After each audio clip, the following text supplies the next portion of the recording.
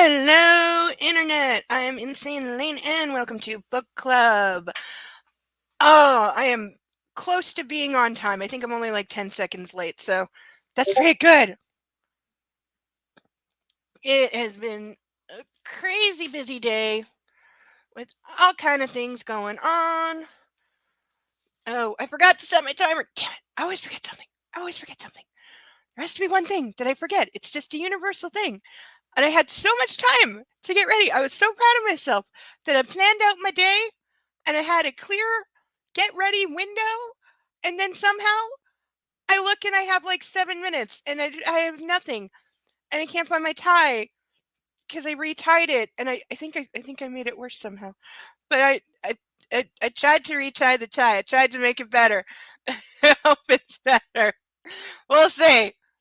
I'm trying to think what happened last week. We only got through one chapter. It was a great time though. I genuinely had a wonderful time. So hopefully we'll get through 2 chapters. We'll see. That seems to be coming out about the average. But last week we had after we had the world's worst way to deflower a virgin, we had the morning after with about 27 instances of Christian demanding that she eat, and her not wanting to eat, and him insisting, and it got really old. And he's an absolute monster. He's a complete jerk. He takes controlling to a whole other very dangerous level. And then they got in the bathtub, and even though he acknowledged that she is like sore and not in the mood, he still decided to use her as a play toy in the bathtub and then deny her because he's a jerk like that. And she had to put her hair in pigtails because but pigtails happened, and then he used them as handlebars while he drowned her while she was going down, and she definitely would have, gone down in not the good way.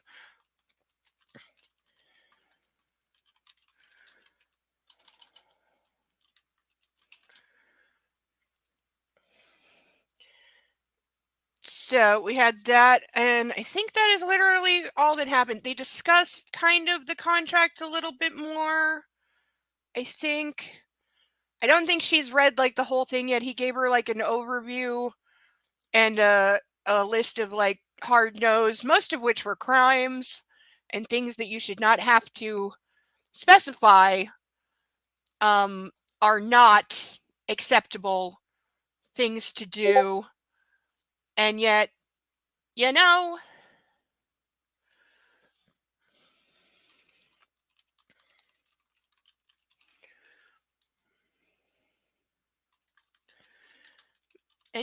has them in writing.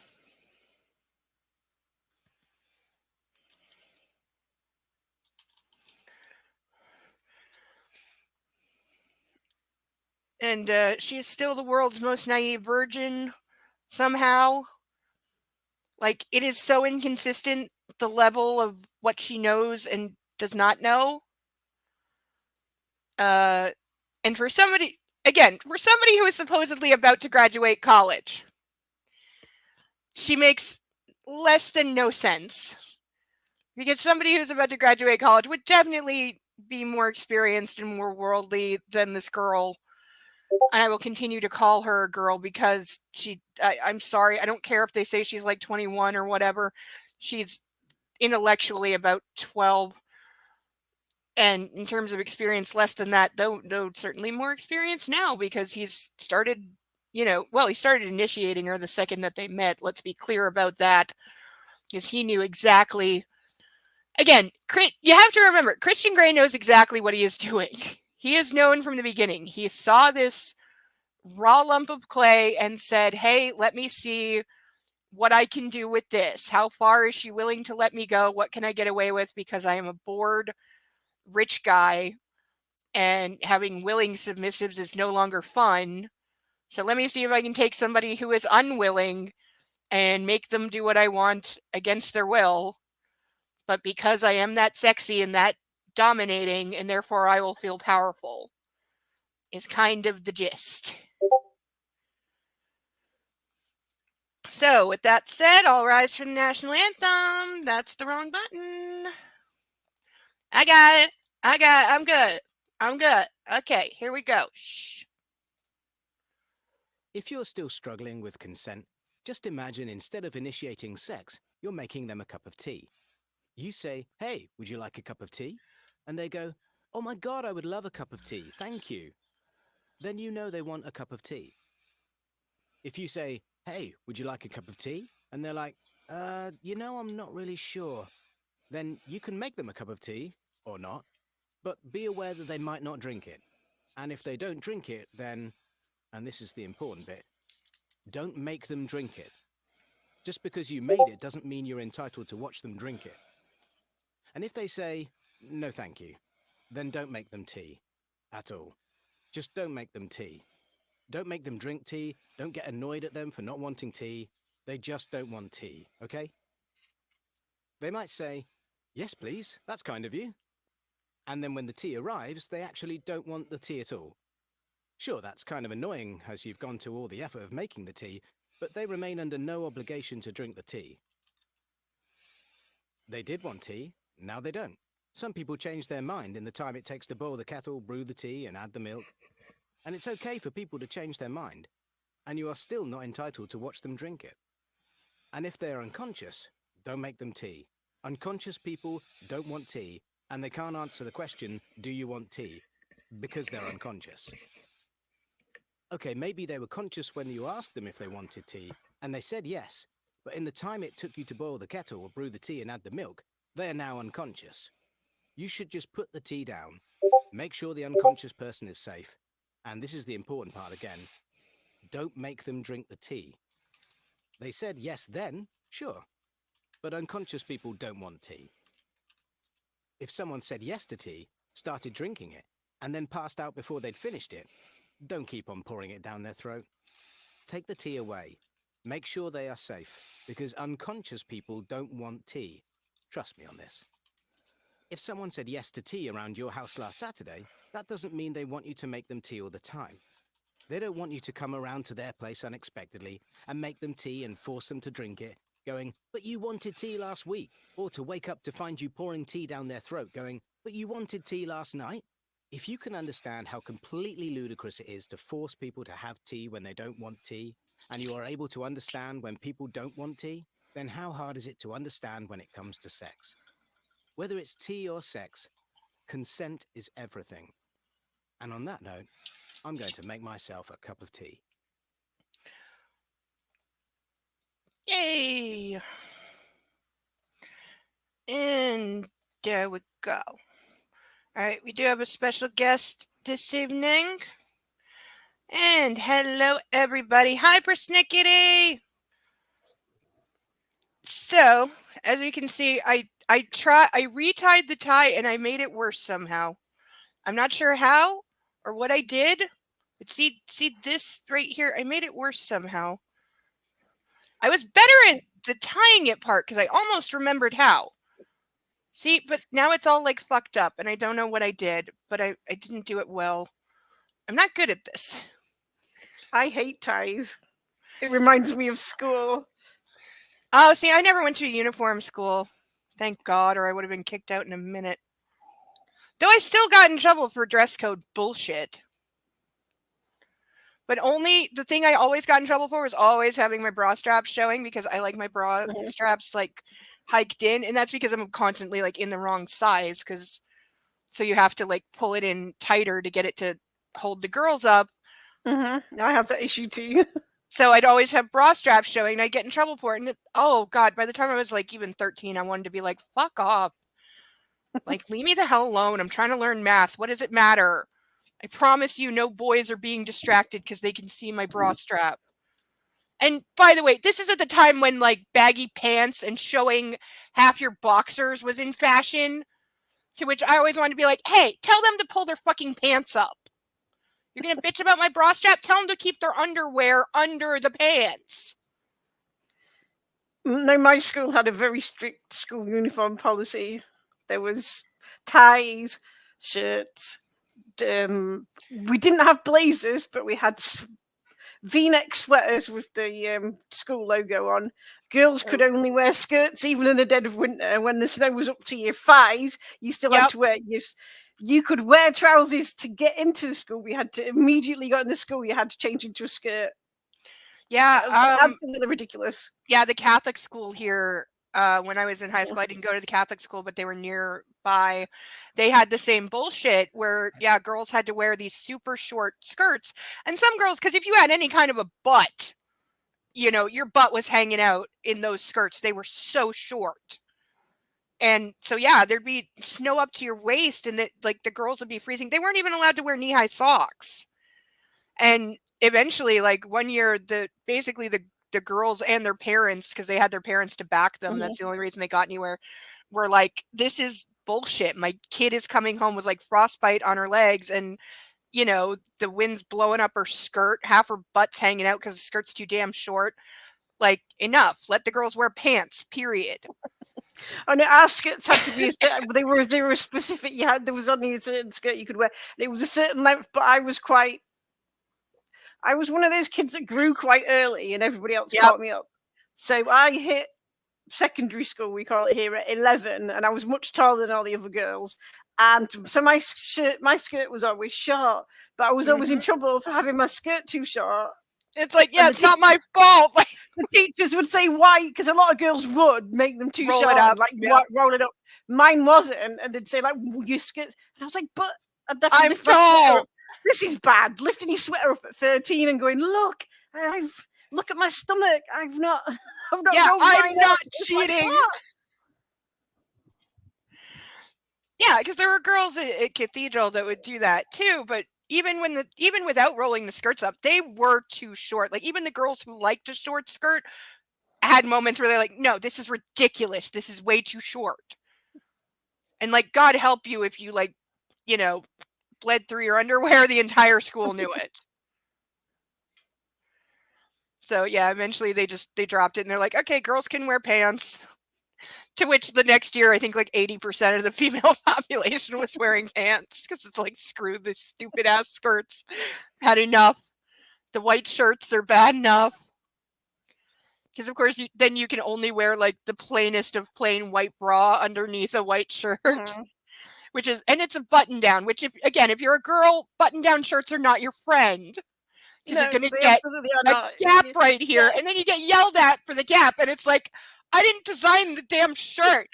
I'm sorry that the people who design shirts forget that girls have boobs, but it's not my fault. The only time I ever objected to getting in trouble at school was either if I didn't do it, I genuinely didn't do what I was being accused of, or if it was something that was not my fault. Like, I got in trouble once because my bus I was taking a city bus. And there was me and like 5 other kids who went to the same school, because we were all on the same bus route. And we got stuck behind a car accident. And so we were like 40 minutes late, all of us. And the rule is if you're more than like a couple minutes late, you have to go to the office and get a late slip, which we did. And they asked us like why we were late. And we're like, because our bus got stuck behind an accident. And so the office was cool. They gave us late slips. But then 3 of us went to the same class and we got yelled at by the teacher for being late, even though we said like our bus got stuck. There's nothing we could have done. And it was like way too far. We weren't like 1 or 2 stops away where we could have just gotten off and walked. We were still like way uptown. So all we could do was just wait. Actually, the worst part of our school uniform was the gym, you know, like the phys ed class. Because we had the old-fashioned wraparound kilt skirts with the big, huge pants underneath. No. Honestly, it was... Yeah, even at Cathedral, the girls got shorts for gym class. This is why I don't have a school. I don't have a thing for school. I definitely don't have a thing for school uniforms at all.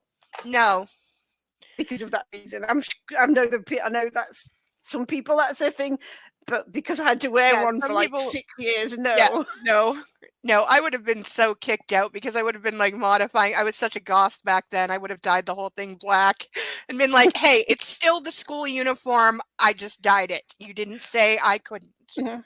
Unless was it lucky says in ours this was- student handbook, no dyeing the uniform, shut up. I was lucky ours was navy blue, but some of the schools in the area had like bottle green and Ew. yeah, Colors that mine look was at good least on literally navy. no one. At least Yeah. navy was close to black. Cathedrals were white button-down shirt and then gray with red plaid skirts. Pleated I did- skirts too. No, we had it was really strict, and then because I had blonde hair, I decided one summer to dye my hair pillar box red because again, goth stage, Yeah. It was supposed to come out after 6 washes. It didn't come out It for a didn't. year and a half, and I Because just you're get so blondie. many uniform code violations for having bright red hair. I was like, It was supposed to wash out. it was supposed to wash out, but it didn't. I've always thought that the no hair dyeing thing is such bullshit because I started dyeing my hair all kinds of colors when I was like 13. My mom let me, and I only got told about it a couple of times, and even the people telling me off knew they really couldn't because I went to a public school without uniforms, so I can make my hair any damn color I please, and you can shut your mouth. But the other thing we would get in trouble for, and a couple of girls I felt so bad, is you weren't, I don't know why or what stupid ass rule this was, but you weren't allowed to have fake nails. Mhm. And a couple of girls, because it's kind of like one of those rites of passage things as a girl the first time you go to like an actual like nail salon and get like really nice nails done. And a couple of girls had like their first time getting their nails done all pretty because they were in a wedding. And so they were all like showing off their acrylics with the French tips, and they were so proud of themselves. And then they got hauled in the office and told off for it. And it just like ruined such like a special moment, where you're really like starting to feel like a woman. It's one of those first things that gives you a little bit of feeling like a grown up. And to just be told off for it when it's like, it's for a wedding, like let them be. They're not hurting anything. What's to you? Oh, the other stupid thing was I was staying with someone who was a very petite person, and I was on the larger size. So for a while, we wore like the same size clothes, and I was getting ready in a hurry, and we did laundry, but we hadn't like put it away properly. So I just grabbed a t-shirt out of the laundry basket and I didn't look at it. And I was at school all day. And get this, we get out of school at 3:30, and at like 2:00, I got pulled into the principal's office and told that the person I was staying with needed to come and bring me a different shirt because I had she went to a religious college called Redeemer, and I had grabbed one of her t-shirts, one of her Redeemer College t-shirts.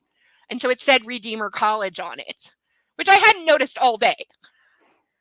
And apparently because I was wearing a quote religious shirt, even though there was like an hour and a half left in the day, they made her come like a long way. I did not live close to the school. She had to like call up somebody and get a ride to come and bring me a different freaking shirt. And by the time she got there was like 20 minutes left in the day. And I just remember thinking, this is the most pointless. I was like 8 years old. And I was like, this is the dumbest thing ever. Because like, what does it matter? This is so ridiculous. But, it's about that age where I realized adults don't always know what they're doing. They absolutely do not. No, I am an adult. I know that we don't know what the fuck we're doing most of the time. Yep. Hi, Epiphanies. Good to see ya. All right. On with the horror show. I do have all my accoutrements. I did sort out parts of my desk. So let me see. Where is it? We have my little spiky whip because I need that. I got my silicone. Got a paddle. That's always handy. I have the writing crop for when I need to smack the book for being bad. I'm going to keep that right front and center. Thing I wish I could use on Christian Grey. Proper leather flogger. This'll smart. I have my baton, of course, modified. And we still have the official 50 Shades handcuffs. Which, if my offer still stands, that if the PayPal Survival Fund gets a total of $25 at any point throughout the live stream, I will put these on and wear them for the rest of the live stream. For those watching, these are safety cuffs. I can get out of them at any time, and this is being done in a safe and not crazy way. Why does it kind of surprise me that they are actually safety cuffs? Because right? I thought it's so in conflict with the actual book. It is. Yeah, I know. I was surprised too, because I really forgot that I had them until a couple weeks ago, and I'd never opened them. And so I was like, there's no way. I'm like, there's no way these are going to be safety. I'm going to wind up like throwing these out or something because I won't use cuffs that aren't safety. So I was very surprised. They do come with actual keys that are the usual standard handcuff keys. I think I've thrown out like 1 billion sets of these because they come with everything. But so yeah, we've got all our good stuff handy. As we go into chapter 10. Oh God, I forgot where we left off. I think I fell asleep. No, because and it's not because I don't enjoy listening to you. It's because it got to like 6 a.m. or something. And yeah. No, because after he drowned her with the blowjob and using her pigtails to control her head, that made me want to vomit and scream. They got out of the bathtub and started having sex again, and then his mother showed up. I remember that part. So we're having coitus interruptus. He pulls out of me suddenly. I wince. He sits up on the bed and throws the used condom in the wastebasket. Notice how he has like no concern or consideration for like easing out of her slowly, especially because it's only her second time. But no, he doesn't care at all. Also, he has the world's worst staff if they can't stop his mother from barging into like the main part of the house and possibly walking in on them. Also, if he's got loads of stuff, wouldn't you think that he'd lock him? I don't know. Don't see staff out. Maybe he likes it. Maybe that's his thing. Maybe he to be interrupted. He kind of has like a getting caught in public fetish because the number of times that he starts doing things to her in an elevator is high. So, and he makes her do things in public. So I kind of think that he is on some level, like, he's definitely getting off on the fact that he is doing something like inappropriate in public and that nobody knows kind of thing. He definitely has that going on. Yeah, and elevators as well. Even back in 2011, there would have been the cameras in elevators. Yeah. So he knows people are watching. Yeah.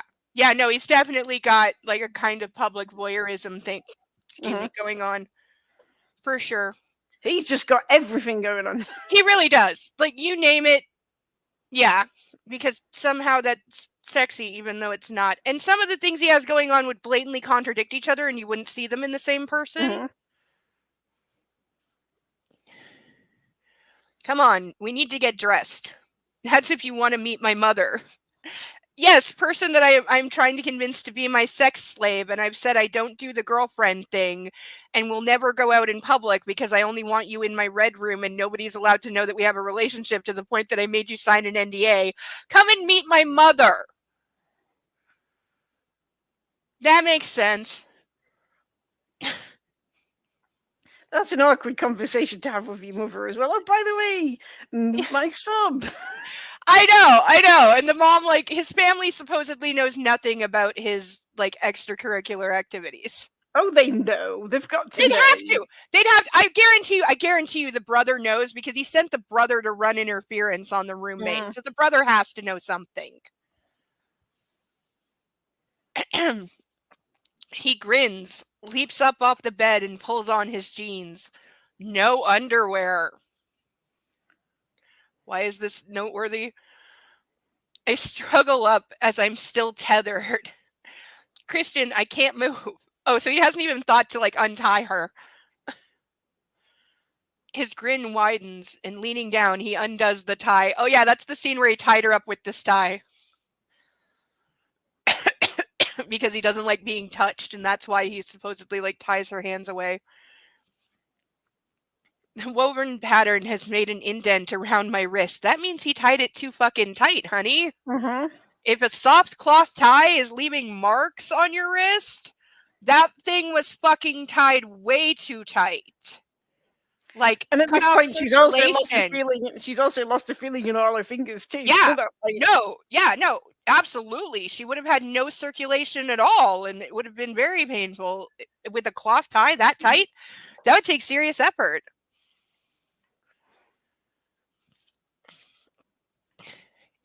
The woven pattern has made an indentation around my wrists. It's sexy. No, it's not. He gazes at me. He's amused, his eyes dancing with mirth. He kisses my forehead quickly and beams at me.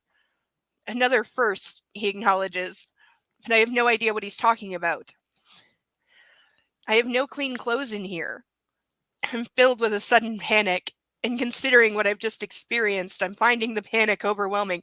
So she is, like, feeling what you should be feeling, she's just not acknowledging it. His mother, holy crap. I have no clean clothes, and she's practically walking in on us in flagrante delicto. Perhaps I should stay here. Oh, no, you don't. Christian threatens, because that's the tone you want.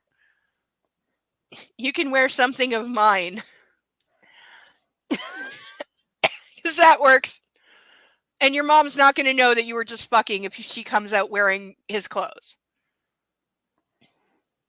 He slipped on a white t-shirt and runs his hand through his just fucked hair. In spite of my anxiety, I lose my train of thought. His beauty is derailing. I will.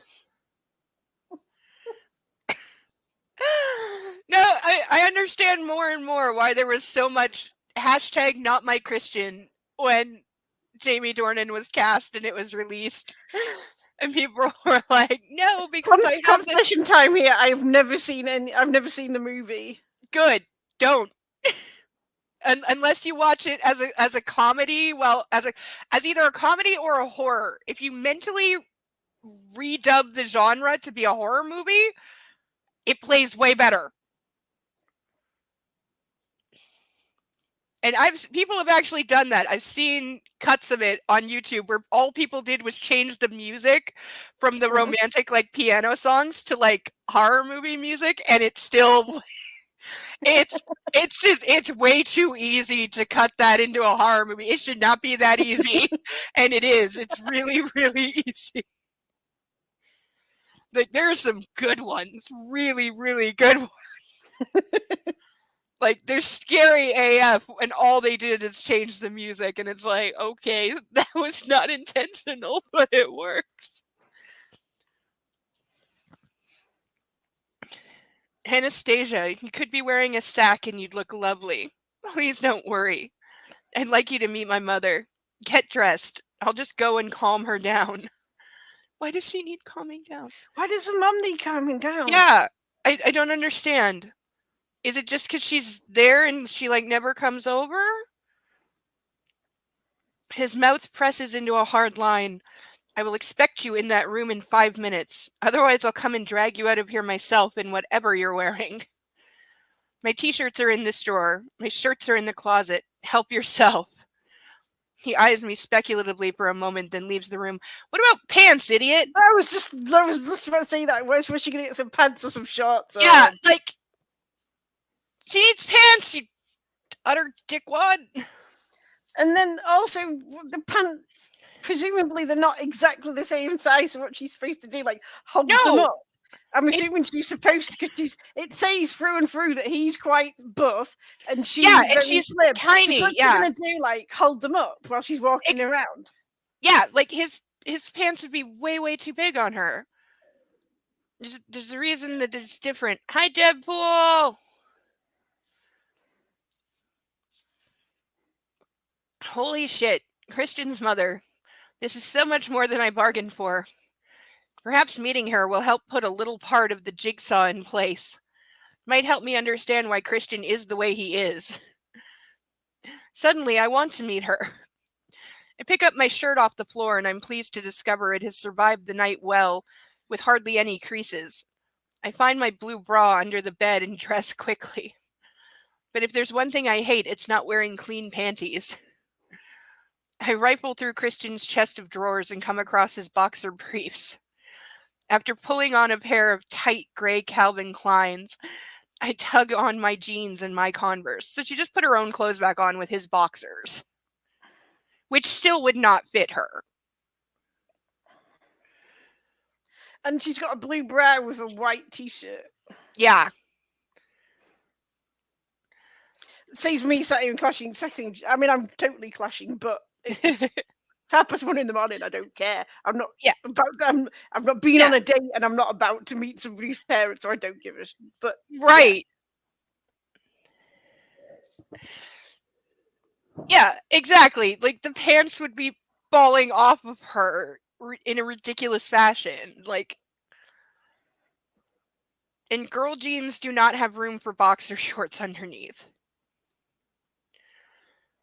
Grabbing my jacket, I dash into the bathroom and stare at my two bright eyes, my flushed face, and my hair. Holy crap. Just fucked pigtails do not suit me either. You're a grown woman. You should not have pigtails. I hunt in the vanity for a brush and find a comb. It will have to do. I quickly tie back my hair while I despair at my clothes. Maybe I should take Christian up on his offer of clothes.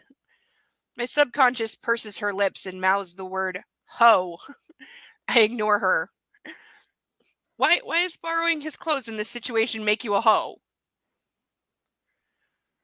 What's happened to the t-shirt that she had on previously?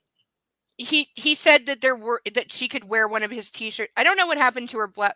She said she found her blouse and it's not that wrinkled. So why wouldn't you just put the blouse back on? It's for like 5 minutes. Then you can go get changed. Yes, girl pants do not have real pockets. This is true. We do not get real pockets. I've never been able to fit fuck all in my pockets because they don't like putting pockets on girl clothes because we have to look as slim and curvy as possible, and God forbid if we don't have pockets, we have to buy bags. Then we have to have giant bags to carry all our crap. Yes. Giant overpriced bags.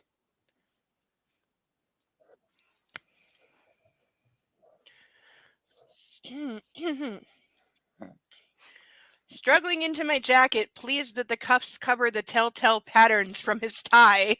Yeah, I would think you'd have, there's a thought. She'd have to cover her wrists. Or else, like, that would be obvious. I take a last anxious glance at myself in the mirror. This will have to do. I make my way into the main living room. Here she is. Christian stands from where he's lounging on the couch, his expression warm and appreciative. The sandy-haired woman beside him turns and beams at me, a full megawatt smile. She stands too. She's impeccably attired in a camel-colored fine knit sweater dress with matching shoes. That's a hell of a description. She looks groomed, elegant, beautiful, and inside I die a little, knowing I look such a mess. Mother, This is Anastasia Steele. Anastasia, this is Grace Trevelyan Gray. And there it is. There's the Easter egg of all Easter eggs. And my theory, I'm going to remind everybody of my theory for the first 2 books that we read, the other book series, which is set in England, the Mr. and the Mrs., as we read them. Yes, it is. But that is everybody's little Easter egg, because his last name, the other one, the guy in the other books, his last name is Trevelyan, and that is Christian Grey's adopted mother's maiden name. So I have a theory that the mother in this book is actually also the mother in the other book. And that Christian Grey and other asshole are half-brothers. And it makes a kind of sense, because I can really push this, because in the other books, the mom is American, and she got divorced and left and moved to America like 15 years before the events of that book. And her kids in that book know nothing about her life in America. So she well could have had a whole other family there that they would know nothing about.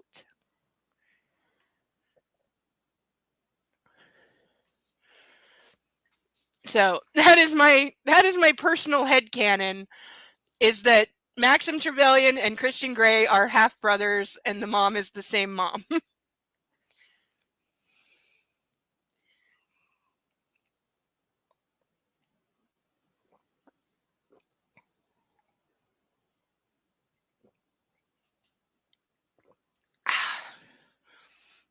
Oh, I know, right?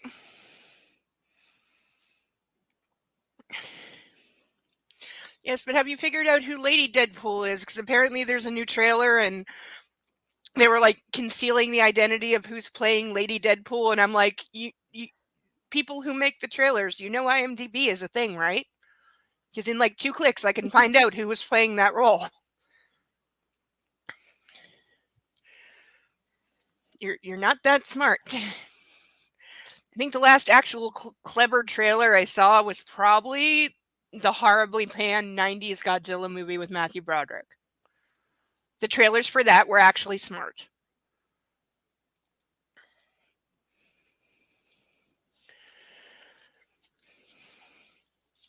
Dr. Trevelyan Gray, because somebody always has to be a doctor because these were copied after Twilight, holds her hand out to me. T for Trevelyan, his initial. Oh yeah, is his middle initial T? Did we know this? Do I care? No. What a pleasure to meet you, she murmurs. If I'm not mistaken, there's wonder and maybe stunned relief in her voice, and a warm glow in her hazel eyes. I grasp her hand and I can't help but smile, returning her warmth. Dr. Trevelyan Gray, I murmur. He didn't tell her that she's a doctor. He introduced her just as Grace. He didn't say that she's doctor. Nobody knew this. He psychically like intuited this to her or something. Call me Grace. She grins and Christian frowns. I am usually Dr. Trevelyan, and Mrs. Gray is my mother, and Mrs. Gray is my mother-in-law. She winks. How did you 2 meet? She looks questioningly at Christian, unable to hide her curiosity, because it's been established that he's never had a girlfriend and has like never appeared in public with a woman, to the point where a lot of people thought he was gay. So I'm sure the mom was wondering if he was gay. So she's like, oh, a girl, really? Okay. Anastasia interviewed me for the student paper at WSU because I'm conferring the degrees there this week. Double crap. I'd forgotten that. So you're graduating this week, Grace adds. Yes. My cell phone starts ringing. Kate, I bet. Excuse me. It's in the kitchen. I wander over and lean across the breakfast bar, not checking the number. Kate. Dios mio, Anna. Holy crap, it's Jose. He sounds desperate. Where are you? I've been trying to contact you. I need to see you. To apologize for my behavior on Friday. Why haven't you returned my calls? Because you're still acting like this, you fucking ass! Like, he Maybe drunkenly because you were sexually... trying to say her. Yes! Maybe that's why she's not returning your calls. Yeah, she hasn't returned your calls for 2 days, and when you finally get to talk to her, only because she answered by accident, why haven't you returned my calls? Fuck you is why. Fuck you. That's why. Fuck you all the way. Never, ever, ever, like, is there really a dog pool, or are you making that up? Because if there's a dog, I have to see this now.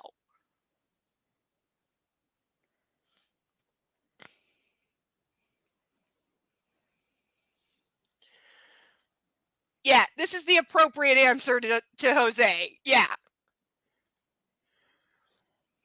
Is there really a dog?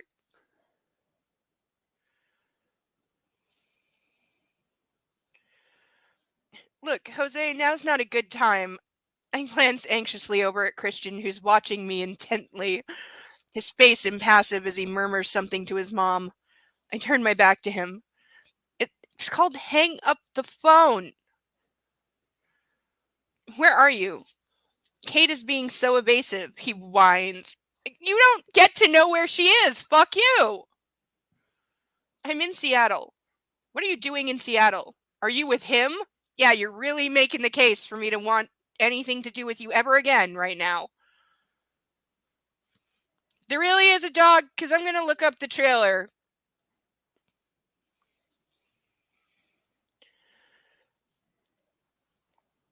Jose, I'll call you later. I can't talk now. I hang up. Yeah, that's about 3 minutes too late. I walk nonchalantly back to Christian and his mother. Grace is in full flow. And Elliot called to say you were around. I haven't seen you for 2 weeks, darling. Did he now? Christian murmurs, gazing at me, his expression unreadable. He only has 2 states of being, angry or horny. Or both. I thought we might have lunch together, but I can see you have other plans, and I don't want to interrupt your day. After I showed up unannounced and uninvited and barged my way into your apartment. She gathers up her long cream coat and turns to him, offering him her cheek. He kisses her briefly, sweetly. She doesn't touch him, so his family's aware that he has, don't touch me issues. Mm-hmm. I have to drive Anastasia back to Portland. Why are you driving back? You took a helicopter here. Can you not fly during the daytime? Is it not romantic enough? It's not dangerous enough. Yeah, there you go. There's a reason you don't see helicopters flying at night, because they don't have any lights. The only time you'd ever get a helicopter flying here is if it's, a medevac or a police search. Same. Yeah, there's a reason helicopters don't fly at night. Of course, darling Anastasia, it's been such a pleasure. I do hope we meet again. She holds her hand out to me, her eyes glowing, and we shake. Taylor appears from where? Mrs. Gray, he asks. Thank you, Taylor. He escorts her from the room and through the double doors to the foyer. Taylor's been here the whole time? How long has he been here? Where has he been? Christian glares at me. So the photographer called. Crap. Yes. What did he want? Just to apologize, for Friday, and to be a demanding asshole and further prove that you should never speak to him again. Christian narrows his eyes. I see, he says simply. Somewhere in the back of his head he's contemplating having the guy whacked. Absolutely. Yes. I mean, he kind of deserves it, but, Yeah. But not. But not by Christian. She needs to take him out. Yeah. No.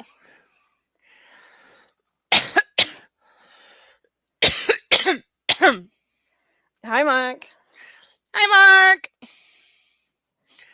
I hope you feel better. I retied the tie and I fucked it up. I'll work on it.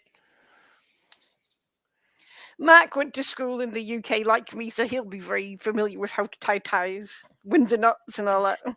Yes, I went to him for advice on this first trying to. Because I'm like, yeah, one, he's in the UK, 2, he's studying to be a lawyer. He'll know how to put on a tie. Definitely true. Taylor reappears. Mr. Gray, there's an issue with the Darfur shipment. Christian nods curtly at him. Charlie Tango back at Boeing Field? Yes, sir. Why is the helicopter not on the roof where he left it? Can they not leave it there overnight or something when it's parked? And more importantly, who moved it? Yeah, that's my other question. Who the fuck? If he's the pilot, who's moved it? Whom? I don't. Why? I don't understand. Okay, I don't know if in the UK they're all called barristers. He's lucky I didn't call him a crown attorney, okay? Because that's what we got here. Don't ask lawyer questions to Mac. You'll lose him for about the next hour because he'll be. That's okay. he'll be typing in the side chat about his lawyer stuff with him.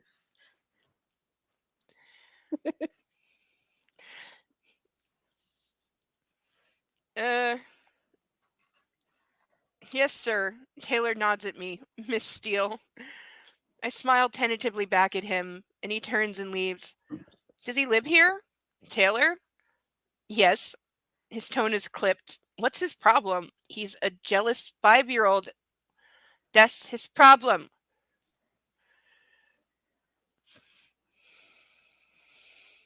Yeah, okay. You said you only did half of it before you turned it in. I think he's meaning in the side chat. Oh, probably. Yes. We love you, Mac, for that. We do. We do. It's a Mac thing. Yeah, it's definitely with love. Christian heads over to the kitchen and picks up his BlackBerry. Nothing dates this more than the fact that he has a Crackberry. Scrolling through some emails, I assume. His mouth presses in a hard line. That's twice in 2 pages. He makes a call. Ross? What's the issue? He snaps. He listens, watching me, eyes speculative, as I stand in the middle of the huge room wondering what to do with myself. How about you go put on clothes? Feeling extraordinarily self-conscious and out of place. I'm not having either crew put at risk. No, cancel. We'll airdrop instead. Good. He hangs up. The warmth in his eyes has disappeared. He looks forbidding, and with one quick glance at me, he heads into the study and returns a moment later. This is the contract. Read it and we'll discuss it next weekend. May I suggest you do some research so you know what's involved. Maybe have her do that before you pop her cherry, make her go down in a bathtub while drowning, and then have sex again in a really unsatisfying way. He pauses. That's if you agree, and I really hope you do. He adds, his tone softer, anxious. No, it's not. Research? You'll be amazed what you can find on the internet, he murmurs. That also dates it, because you would not have to tell anybody that.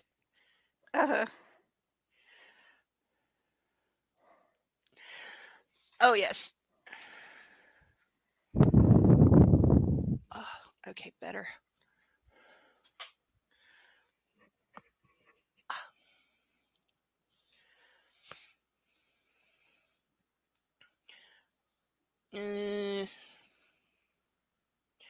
Internet.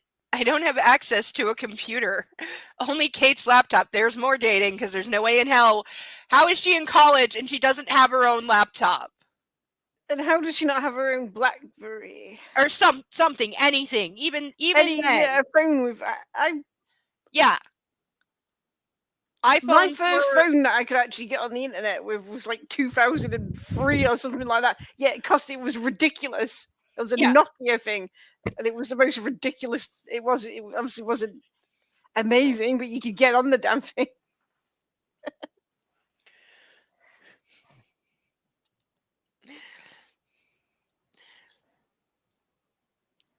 And I couldn't use the one at Clayton's. Not for this research, surely. What is it? He asks, cocking his head to one side. I don't have a computer. I usually use the computers at school. I'll see if I can use Kate's laptop. He hands me a manila envelope. I'm sure I can lend you one. Get your things. We'll drive back to Portland and grab some lunch on the way. I need to dress. I'll just make a call, I murmur. I just want to hear Kate's voice. He frowns. The photographer? His jaw clenches and his eyes burn. I blink at him. I don't like to share, Miss Steele. Remember that. 'Cause he's a child. His quiet, chilling tone is a warning, and with one long, cold look at me, he heads back into the bedroom. Just all of the red flags. All of the red flags.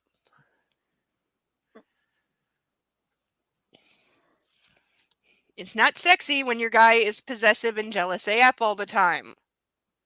That does not mean he cares, it just means he's an immature jerk. Holy crap, I just wanted to call Kate. I want to call after him, but his sudden aloofness has left me paralyzed. What happened to the gracious, relaxed, smiling man who was making love to me not half an hour ago? See, this is He's a not making warning. love to you anymore. Yes, and he only has 2 states of being. Because he's a teenage boy.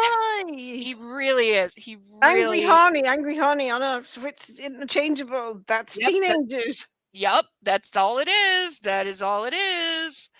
He never grew up. Now he's just rich and thinks everyone is a toy. Excuse me. Ready? Christian asks as we stand by the double doors to the foyer. I nod uncertainly. He resumes his distant, polite, uptight persona, his mask back up and on show. He's carrying a leather messenger bag. Why does he need that? Perhaps he's staying in Portland. Then I remember graduation. Oh yes, he'll be there on Thursday. He's wearing a black leather jacket.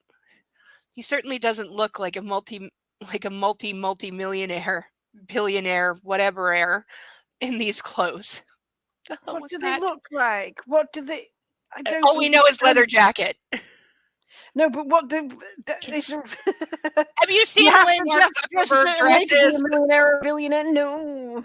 Like, both Mark Zuckerberg and Elon Musk dress like teenage boys. T-shirts, jeans, and sweatpants.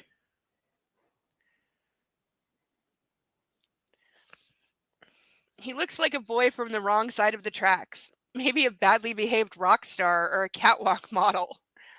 I sigh inwardly, wishing I had 1/10 of his poise. He's so calm and controlled. No, he's not. Like, we keep being told he has so much self-control, and yet he never shows it. Because he's always petulant. I frown, recalling his outburst about Jose. Well, he seems to be. Taylor is hovering in the background. Tomorrow, then, he says to Taylor, who nods. Yes, sir. Which car are you taking, sir? He looks down at me briefly. The R8. Safe trip, Mr. Gray, Miss Steele. Taylor looks kindly at me, though perhaps there's a hint of pity hidden in the depths of his eyes. Yeah, because he's seen other girls come through this before and he knows what state they're in when they leave. Also, an R8. It's not very. If he's a I don't even know what that is. billionaire, an R8 is not the most. I can think of if literally money was no object, I can think of a hell of a lot nicer cars that I would like to have than an R8. Just say.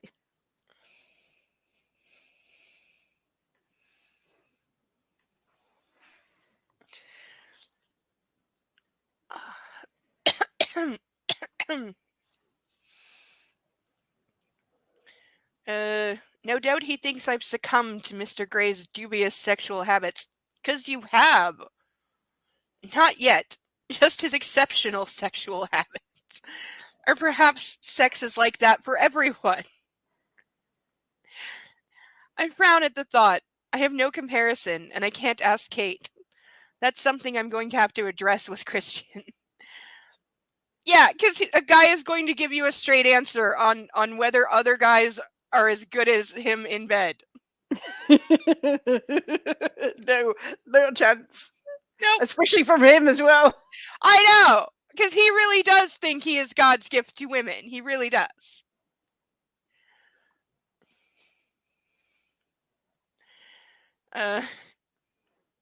It's perfectly natural that I should talk to someone, and I can't talk to him if he's open 1 minute and standoffish the next. Taylor holds the door open for us and ushers us through.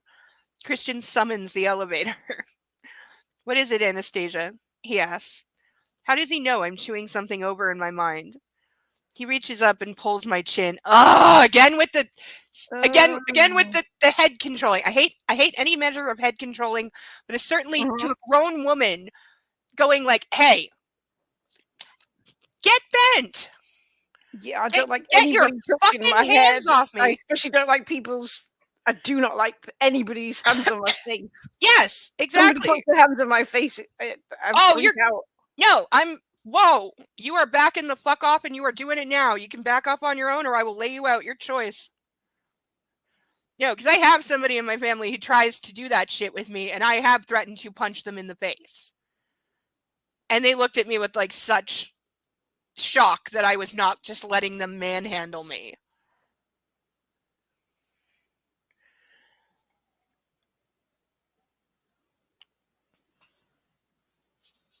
Because I was like grown as well. I was in my 20s. I was like, you don't fucking just grab my face.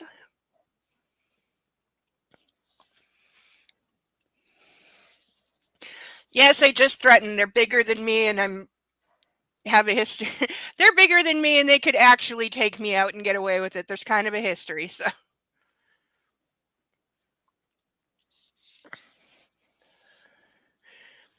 But I would have done it had they not let go. I absolutely would have popped them one. Like, you know, I may have wound up dead in a ditch like 3 days later, but I would have done it.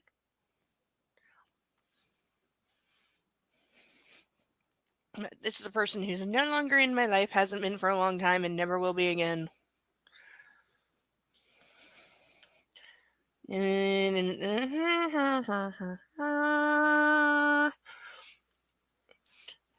Stop biting your lip or I will fuck you in the elevator, and I don't care who gets in with us. See, there's my point. Yeah, back to the elevators with the cameras where he knows somebody somewhere is watching him.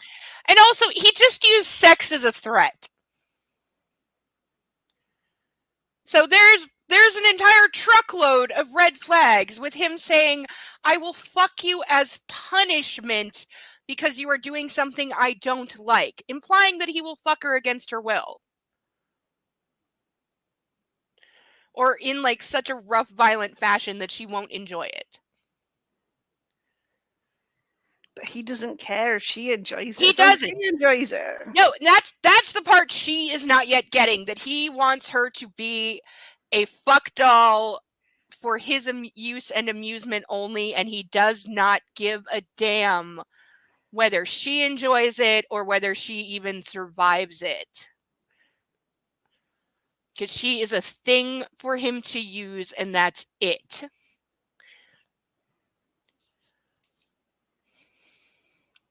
And as we'll see later, the predictable result has happened to his prior submissives. Well, when they get why he's gone through so many, because he's... Yeah, he plays with his toys until they break, and then he throws them away. But he also likes the ones that don't actually have never been in that world before, so they've got no idea what it is, so he can literally... She's his first, though. She's his first clueless victim. The other ones, we're told later, he met either at BDSM clubs or at BDSM classes that he supposedly took, even though he clearly wasn't paying any attention. So his past submissives all had been in the lifestyle for a while and at least knew something about it. She is his first one that is utterly clueless. Like, that's what I mean about he cannot get off having a willing submissive anymore. He needs an unwilling submissive. He's crossed that line. Because the willing submissives, it's too easy. It's not enough of a challenge. They're boring now because he's been through so many. Because they figure out what he's like and what he's doing to them is like, right, I'm going, bye. The implication is always that he's the one to break it off because they just fall so head over heels in love with him because he's so dreamy and so good looking and so good in bed that even though he treats them like garbage, they're willing to put up with it. Which, again, my one thing that she should have added to this is that, say he's paying these women $100,000 a month. That makes it much more believable that anyone puts up with his bullshit for more than one weekend. Plus, he's supposed to be, like, so rich. Of course he would naturally use his money to get what he wants. So why is there no mention of him paying these women like there should be? It's the perfect... It fixes so many things.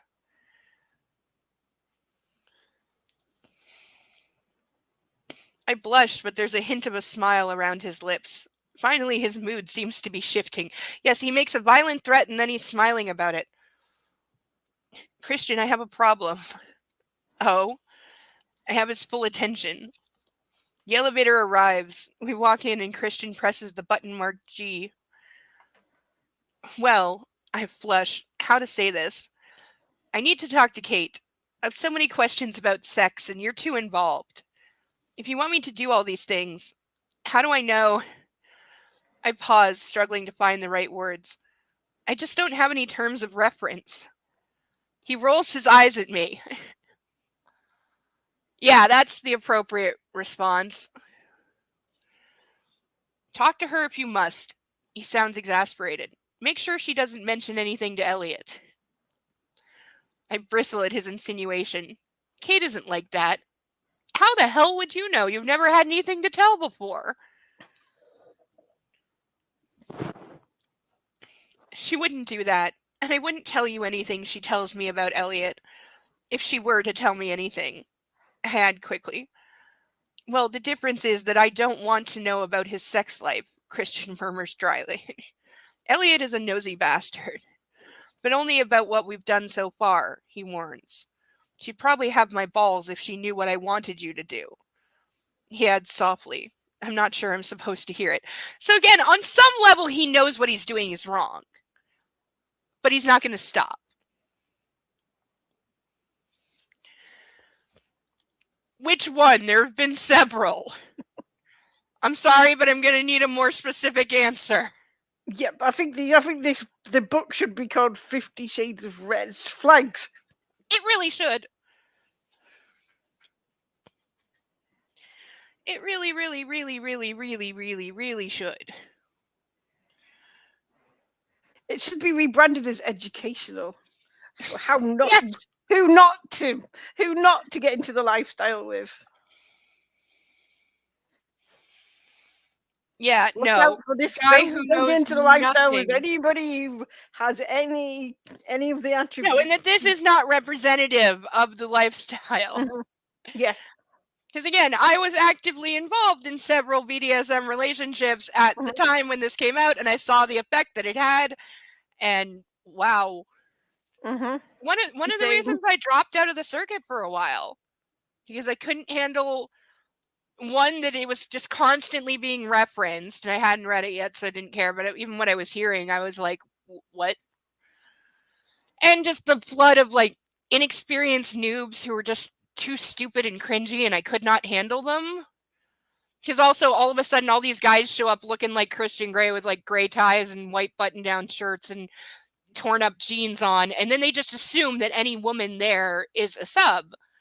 And they come up and start talking to me like that, and it's like, I am wearing a leather bustier, a leather skirt, and I'm holding a riding crop and a whip. What part of that says sub to you? Back the fuck off. Do not look at me. Do not talk to me. You don't have permission to look at me or talk to me. Get away from me. Just the level of disrespect, because you don't. In a BDSM club, you do not walk up to someone who is clearly a dom and start speaking to them at all. If you want to speak to me, then you need somebody who knows me and has permission to ask if I wish to be introduced to you. You do not walk up to me and start talking to me. And if you don't know the most basic of like etiquette rules, because that's like incredibly basic, then you have no business being here.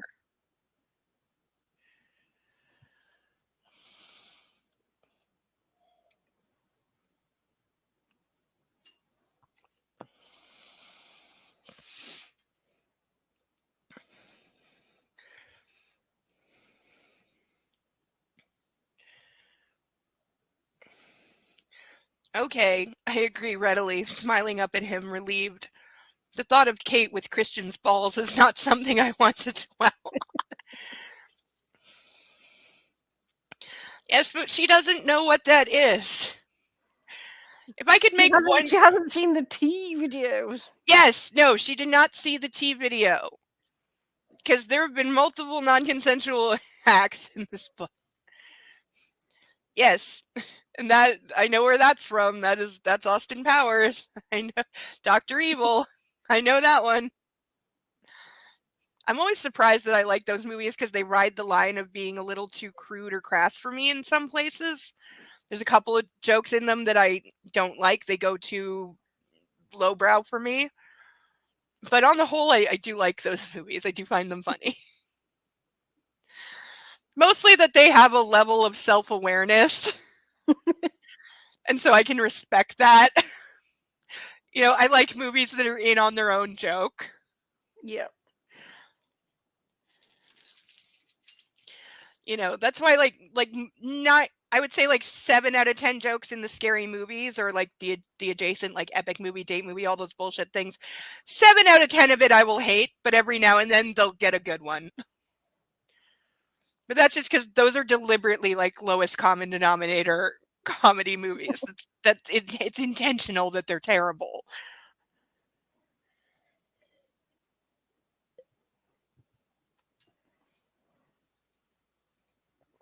Yeah.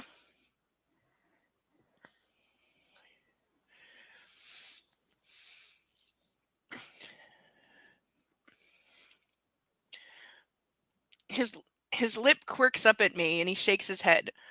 The sooner I have your submission, the better, and we can stop all this, he murmurs. Stop all what? You. Defying me. Freaking help me. Because what, Christian, what? The second she signs the contract, you think that she's just going to magically obey your every whim, wish, desire, and bullshit thing? I mean, I know that's what it says in writing, but are you not aware of how people work? And also, since he gets off on punishing them, that requires her to defy him. Mm-hmm. And that's part of the game. Like, because if you truly are submissive and you are dealing with a set of rules and you intentionally break one in front of your dom, you are asking to be punished. That's the way it works. But E.L. James doesn't have a clue. But she doesn't know that. No, she means no. She that's why he said the thing about fucking her as punishment, because a real dom would never do that. You never use sex as a punishment. Other things, yes, but if you are in the level of a BDSM relationship where you are actually having sex, meaning you are in an actual relationship outside of BDSM, you never, ever, ever, ever, ever, ever, ever use sex as a punishment, because that comes from a real relationship and you are going to destroy that by bringing it into that world. That's why there are limits.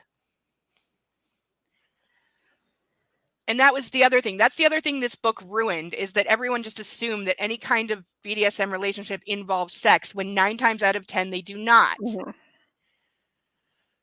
Nor should they.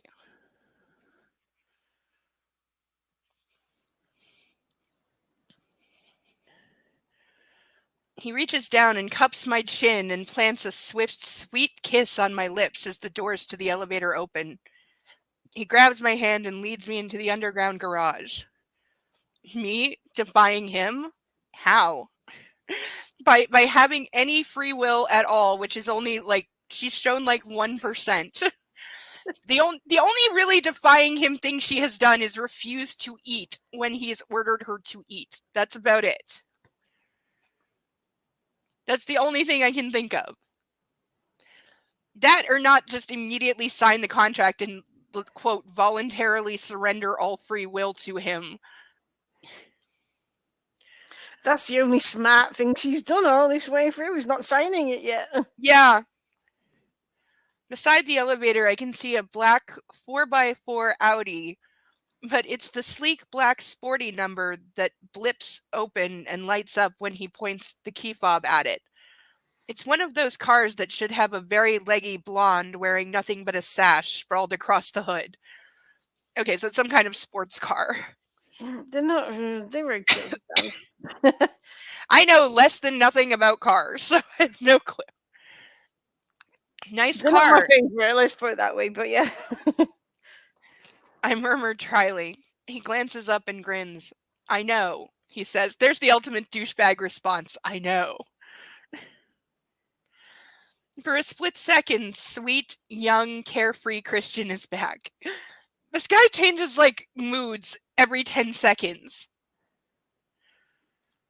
It warms my heart. He's so excited. Boys and their toys. You're the toy, bitch. I roll my eyes back at him, but can't stifle my smile. He opens the door for me and I climb in. Whoa, it's low.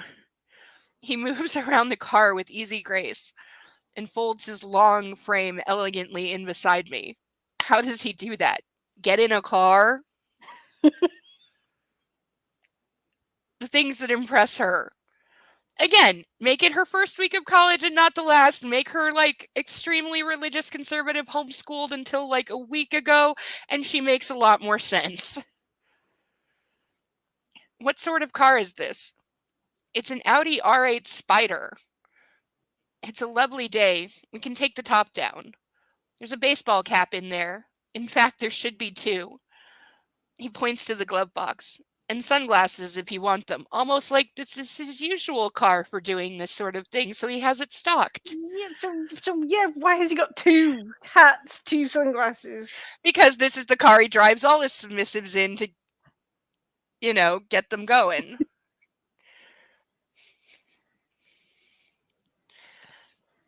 Well, that would put you on the other side then, wouldn't it?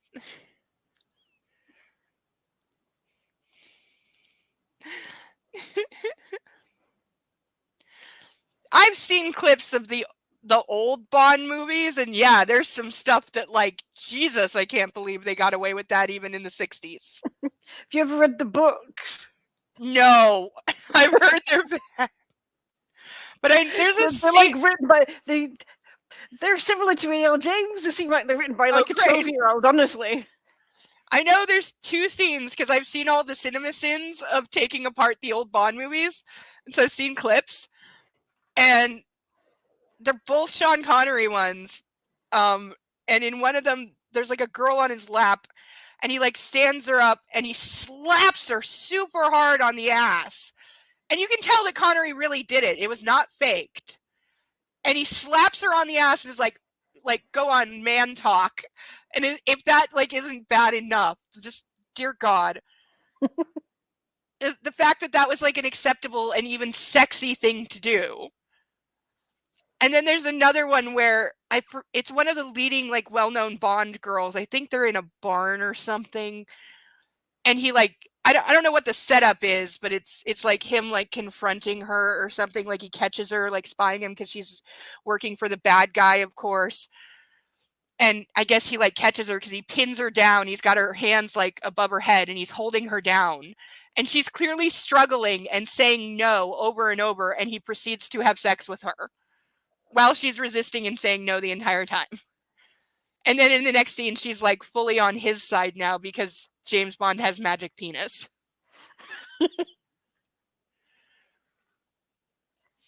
And it was just like, okay, they got away with that on film. Really? This got passed when? I'm like, wait a minute. When did they start rating movies? Because if a censorship board watched this and said it was okay, I have questions. I could be so wrong about this because again, I don't know the movies, but I think the girl in that scene is Pussy Galore, and I'm not making that up. That is her actual name in the movie. Was Pussy Galore? Was it Anna Blackman who played? I don't know. She's blonde, but a lot of the Bond girls are blonde. I don't know. I think it's out. I think they're like in a barn. I remember her like Sean Connery one of the. It was one of the Sean Connery ones. Yeah, it's definitely Sean Connery. It's one of the super early ones. It definitely has to be from like the 60s for sure. I'm sure Pussy Galore was on a black. I'm not going to Google it because I don't know. I don't know any of them. I hate like ending a debate by going, "Oh, let's Google it," because you don't have a debate. No, somebody will find it. It's in the cinema sins. I know it from the Cinema Sins. I don't remember which one. It was like, I think it was like GoldenEye or Goldfinger, one of those two maybe. GoldenEye was much later on. That Okay, was so maybe 90s, Goldfinger. I don't know. 2000s, maybe. But yeah, her GoldenEye name was is one of the Pierce Brosnan ones, I think. okay. No, it was not Pierce Brosnan. It was way earlier than that. But here's an interesting, fun movie fact, because the Austin Powers movies are patterned after the James Bond Yeah. movies. They were making fun of them. So when Mike Myers and his writing partner, I forget his name, when they were making a list of names for the female henchmen, because they were trying to imitate the really bad names from James Bond, but trying to be worse, they came up with about 30 names. And so then you have, whenever you have a name in a movie, you have to submit it to make sure nobody else has copyrighted it. And when they submitted their list of like 30 names, they got back that 15 of them had already, the names that they came up with as making fun of James Bond, then 15 of the names they already came up with had already been copyrighted by MGM for use in future Bond movies.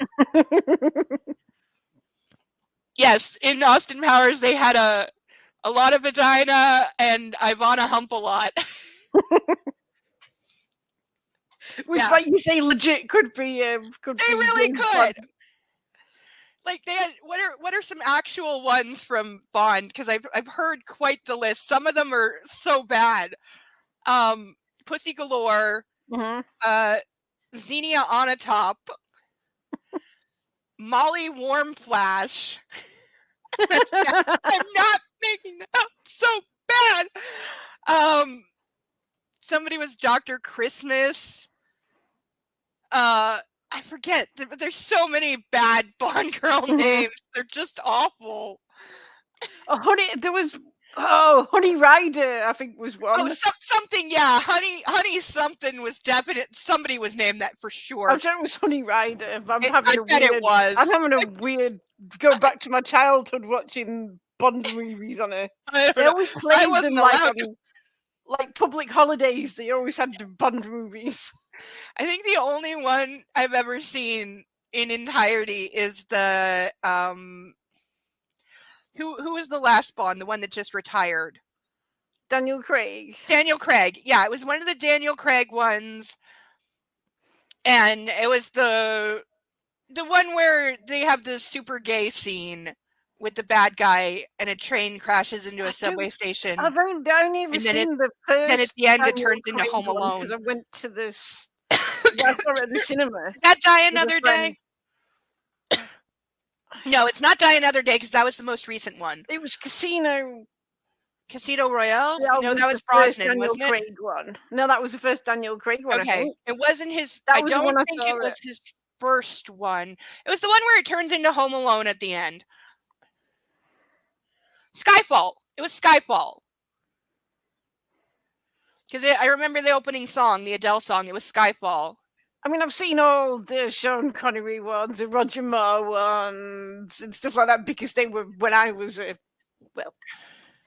should, like, say they showed them on the TV all the time.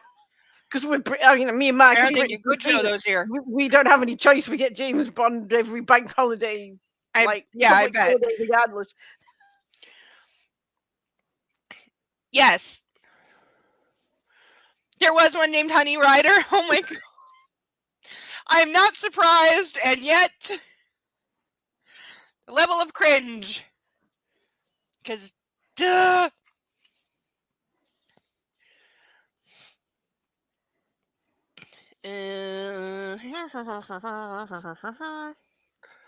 He starts the ignition and the engine roars behind us. He places his bag in the space between our seats, presses a button, and the roof slowly retracts. With a flick of a switch, Bruce Springsteen surrounds us. Gotta love Bruce. He grins at me and eases the car out of the parking space and up the steep ramp where we pause for the gate to lift. Then we're going out into the bright Seattle May morning. I reach into the glove box and retrieve... Excuse me, don't gulp wine. Retrieve the baseball caps. The Mariners. He likes baseball? I pass him a cap and he puts it on. I pull my hair through the back of mine and pull the peak down low. Excuse me. Why am I like? Yeah, I know Halle Berry was in one of them. I haven't seen that one. Though I liked her in Swordfish.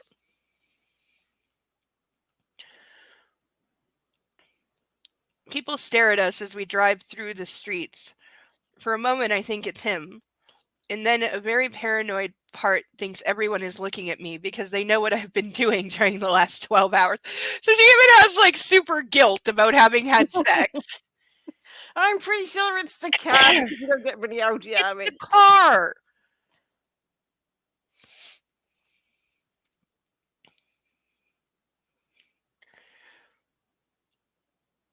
I realize it's the car. Yeah, it's the car. Christian seems oblivious, lost in thought. That's who I want driving, somebody who's lost in thought. Mm-hmm. The traffic is light and we're soon on Interstate 5 heading south, the wind sweeping over our heads. Bruce is singing about being on fire and his desire. How apt. I flush as I listen to the words. Christian glances at me. He's got his Ray-Bans on, so I can't see what he's feeling. His mouth twitches slightly and he reaches across and places his hand on my knee, squeezing gently. That's what he's thinking! My breath hitches. He's thinking, can I finger her and drive at the same time? Hungry? He asks. Not for food. Not particularly. See, he's only got two feelings. See, Yeah, that's this really is true. differs from most because most teenage boys would also have hungry in there as well. They'd have angry, hungry, honey. Yeah. I want a blowjob and a sandwich. A lot of teenage girls the same. Yeah.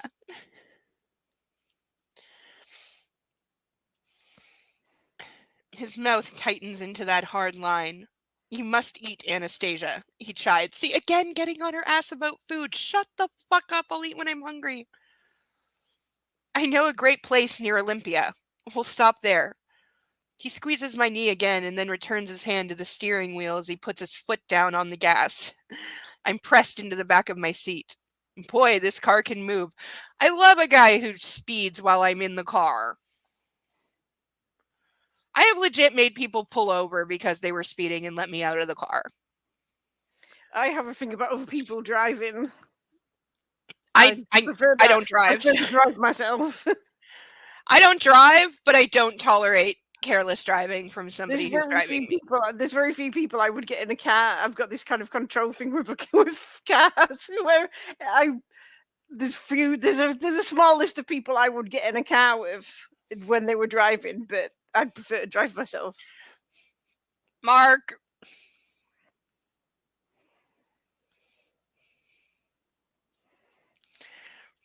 Am I gonna have to sick your girlfriend on you? Or your wife? Sorry.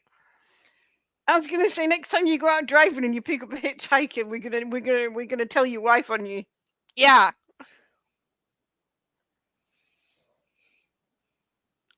The restaurant is small and intimate. A wood chalet in the middle of the forest. I bet they get a lot of business. The decor is rustic. Random chairs and tables with gingham tablecloths, wild flowers and little vases. Cuisine sauvage, it boasts above the door. I've not been here for a while. We don't get a choice. They cook whatever they've caught or gathered. This is a place that would be out of business before they opened. He raises his eyebrows in mock horror, and I have to laugh. The waitress takes our drinks order. She flushes when she sees Christian, avoiding eye contact with him, hiding under her long blonde bangs. She likes him. It's not just me. What? Again, E.L. James has this thing where every around person has to be infatuated with one of the main leads, either the guy or the girl. If it's a girl, she's going to be attracted to him. If it's a guy, he's going to be attracted to her. And it goes for absolutely everyone that they encounter, no matter how it happens.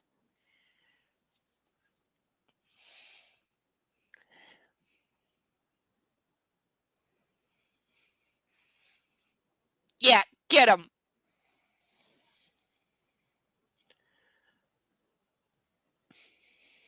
Are we going to need to break out the Mark spray? The Uh-huh. bad Mark spray. Yes. Oh yeah, I forget This we've is got the this crop. is for you. This is for you, Mark. Bad Mark. Bad. Sit in the corner and think about what you said. Mark doesn't live far away from me, and I've always one of these days I will carry through my threat that if he doesn't behave himself, I'm gonna... Yes. If you spank him, I demand video.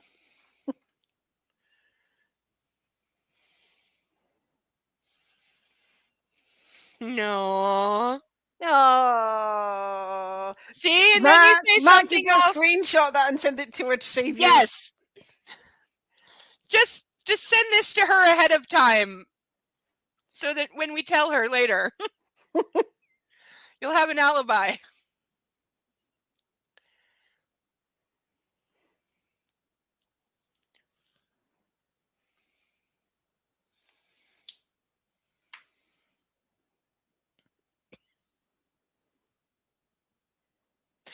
Play nice, you two.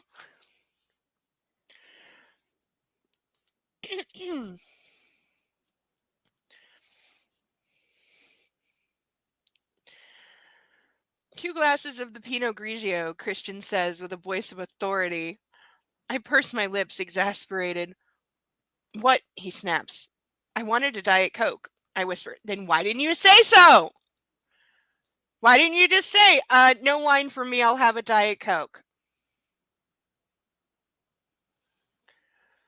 You didn't sign the thing yet, you can still say that. But she's like, she already knows that she's not allowed to order. She does. She does, because we've already had 3 or 4 instances where in her own mind, she has wanted something other than what he was demanding. And she, in her head, he's already broken her down. Because again, he started using like psyops tactics and domination tactics on her the second that they met. And so in her own head, she's already said like 3 or 4 times that she doesn't want something that he's told her to do, but she knows there's no point in trying to argue with him or trying to assert her free will because she'll just wind up doing what he wants anyway. So she just gives in without arguing already. Like, he's already broken her down that much. In like what? Like 36 hours? Yeah, roughly, yeah. Yeah, like legitimately about 36 hours, yeah. And he's not left her alone for more than 12 hours since they met. Deliberately so. Like, he's been stalking her every second since they met.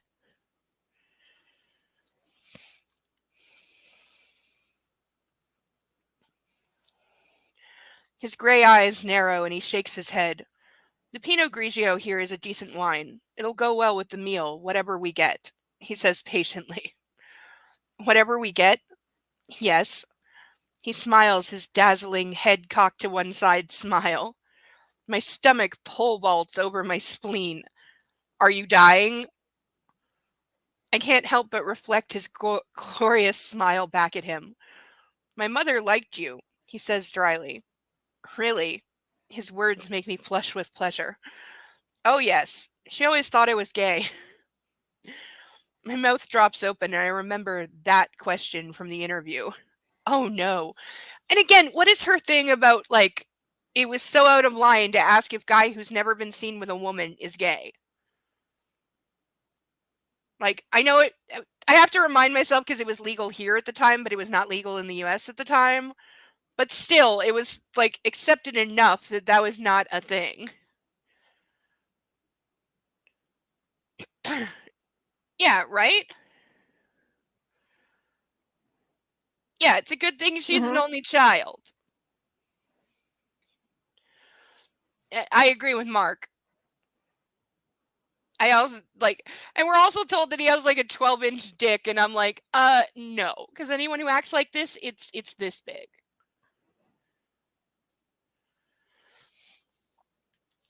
But I am not drunk enough yet, and I should be.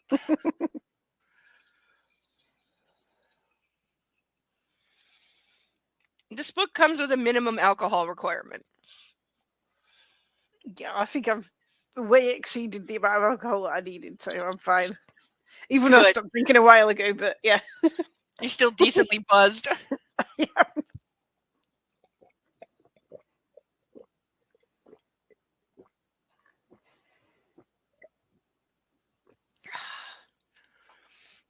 Okay, that should help. Right? This is what I'm thinking. Where the hell did that come from?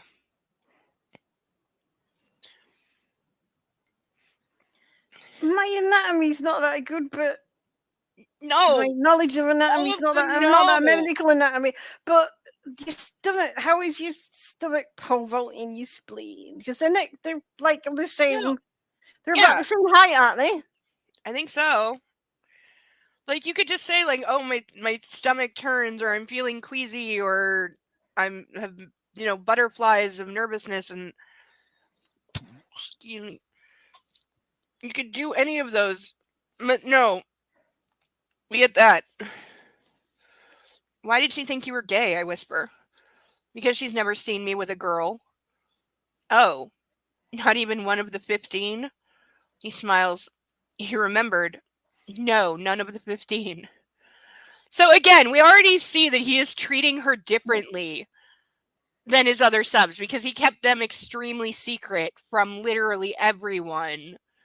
And yet her, he has taken out in public repeatedly and introduced to his mother already. So we can already see he is treating her very, very differently than he does his usual submissives. But she doesn't know that yet.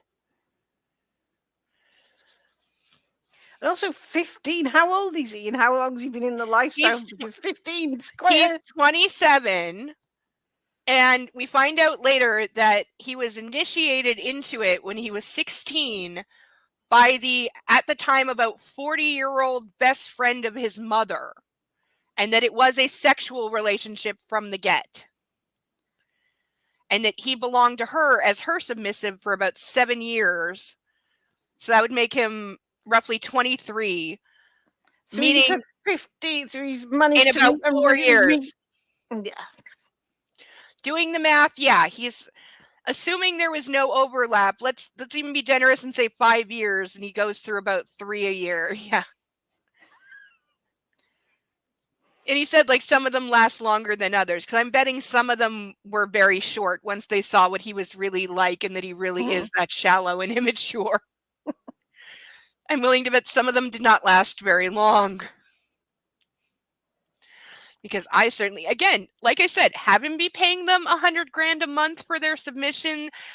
He makes a lot more sense. There's ways to make this make sense. Not saying it makes it good or consensual, but it would make more sense with just a couple little tweaks. You know, Anastasia, it's been a weekend of firsts for me too, he says quietly. It has? I've never slept with anyone. Never had sex in my bed. Never flown a girl in Charlie Tango. Never introduced a woman to my mother. What are you doing to me? His eyes burn. Their intensity takes my breath away. See, this is painting the fantasy that she has, like, some mysterious she's got a mysterious on him. allure about her. Yeah, she's so different from all the other girls that he just can't, that he's doing all these first-time things that he never thought he would, and the waitress. I'm guessing the only difference between her and the other girls is that she was a virgin. Yes, because he was very surprised that she was a virgin. It didn't even occur to him. And then upon finding out, he immediately dragged her to bed and in the most brutal way possible, quote, took care of the problem.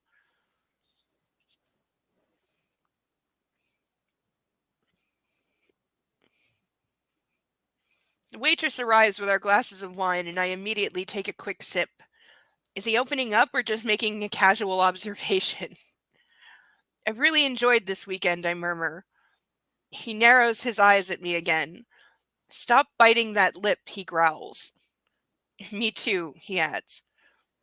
What's vanilla sex? I ask, if anything to distract myself from the intense, burning, sexy look he's giving me. He laughs. Just straightforward sex, Anastasia. No toys, no add-ons. He shrugs. You know. Well, actually you don't, but that's what it means. Oh. I thought it was chocolate fudge brownie sex that we had, with a cherry on top. But hey, what do I know? Absolutely nothing.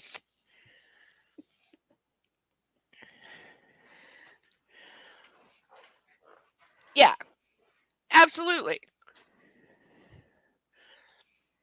I don't know, like, I have no idea how old he actually is. I think he is like roughly the same age when he played the character. I think he was in his like late 20s, so he'd be like late 30s now.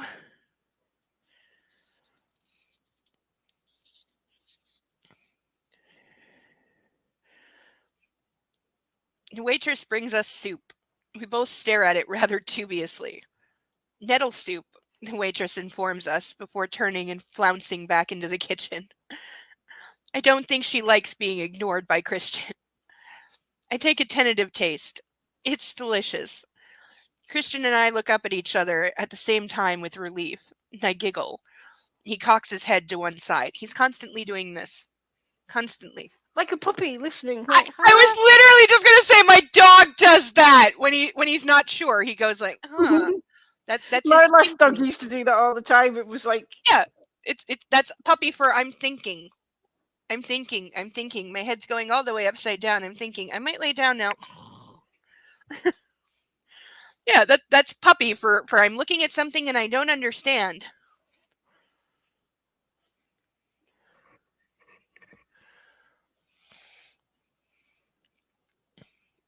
What a lovely sound, he murmurs. Why have you never had vanilla sex before? Have you always done what you've done? I ask, intrigued.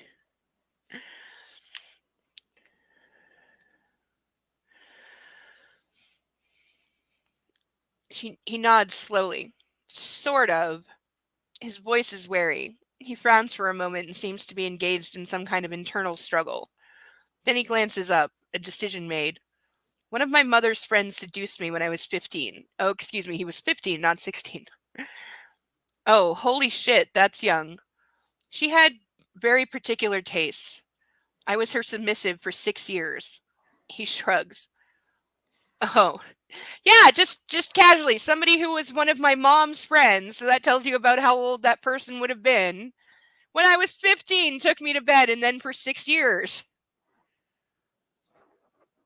That's not creepy at all. By the way, he will never find anything wrong with this relationship and gets offended that anyone else does.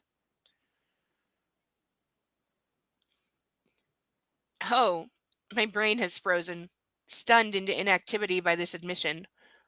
So I do know what it involves, Anastasia. No, actually, you don't. His eyes glow with insight.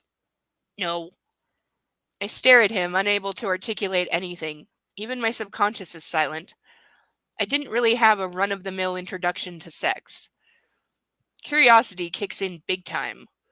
So you never dated anyone at college? No. He shakes his head to emphasize the point.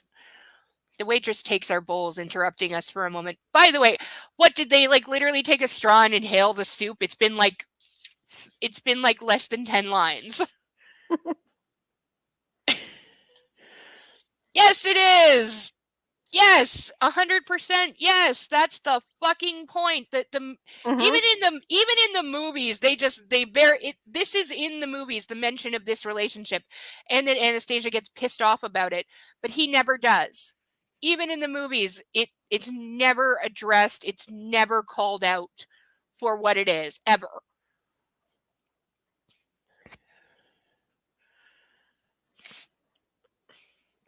And like I said, the books treat it like it's perfectly okay. They really do. All right, the tie being fucked up is starting to get to me more because I'm starting to be a little buzzed and therefore things annoy me more.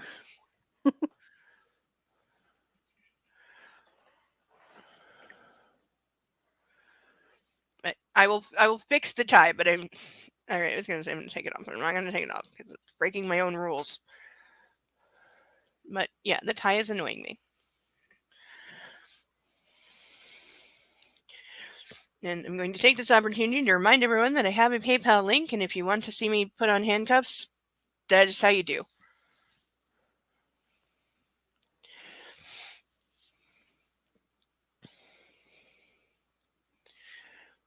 Why? I ask when she's gone. He smiles sardonically. She doesn't know what that word means, and she keeps using it. Do you really want to know? Yes. I didn't want to. She was all I wanted. Needed. And besides, she'd have beaten the shit out of me. He smiles fondly at the memory. That is not two things that should go together. No. Oh, this is way too much information, but I want more. So they're both terrible people right now. Yeah. So if she was a friend of your mother's, how old was she? He smirks. Old enough to know better. There it is! There it is! Old enough to know better. Do you still see her? Yes. Do you still... I flush. No. He shakes his head and smiles indulgently at me. She's a very good friend. Oh. Does your mother know? He gives me a don't be stupid stare. Of course not. The waitress returns with venison, and my appetite has vanished. What a revelation. Christian the submissive? Holy shit. I take a large slug of the Pinot Grigio. He's right, of course. It's delicious. Jeez. It's not though. It's not. Not with venison. I thought you were supposed to be this cultured, sophisticated person who has Pinot Grigio with venison. Sorry. No, I'm go ahead. obsessing on the small details here. Sorry. I'm drinking Chard, but I've never had it with venison. venison. You'd never have white wine with venison. I do know that red meat equals red wine. I know the rule. I mean, it's not. It's not hard and fast, but no. But someone who supposedly, supposedly he knows about wine and all the finer things of life because he's studied. Blah blah blah. So yeah, for him, and I know Pinot Grigio is considered like a lesser wine in general. Doesn't mean to say it's not tasty, but no, I'm sure it's perfectly lovely with a great deal of things.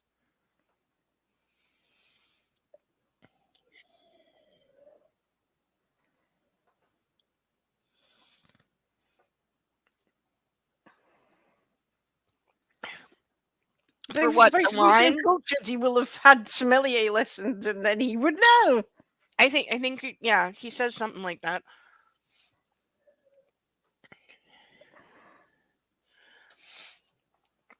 Geez, all these revelations. It's so much to think about. I need time to process this when I'm on my own, not when I'm distracted by his presence. He's so overwhelming, so alpha male. Again, no, he's not. No, he's not. No, he's not. No, he's not. And now he's thrown this bombshell into the equation. He knows what it's like. Again, no, he doesn't, because he was not a true submissive. He was an abused teenager. Yeah. Not a true submissive, so no, he doesn't, and it's nowhere near the level of what he is asking her to do, or what he has inflicted on other women, as we'll find out. Yeah. And again, Book will act like there is nothing wrong with this.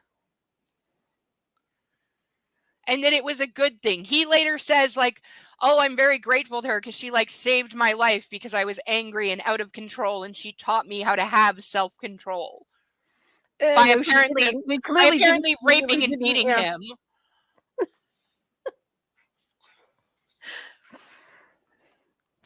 You know, if you have to beat someone into submission, that's not really submission, is it?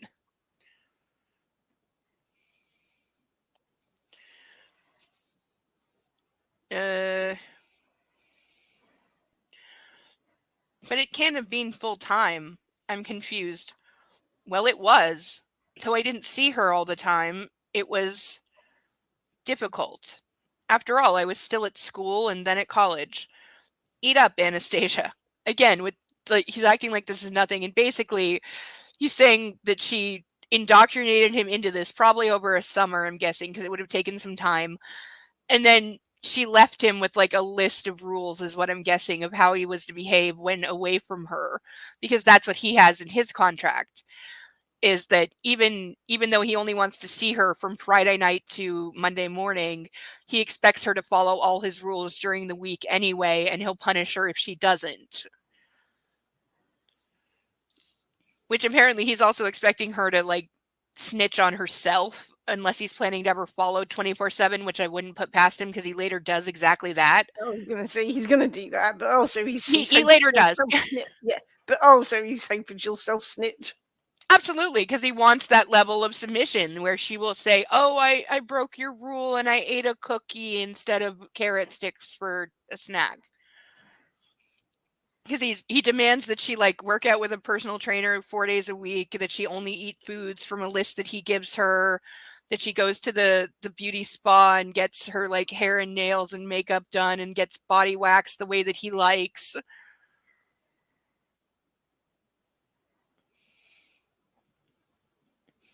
Like, yeah, he wants just, like, literally total control over every second and every thought in her head. Not that she really has any thoughts.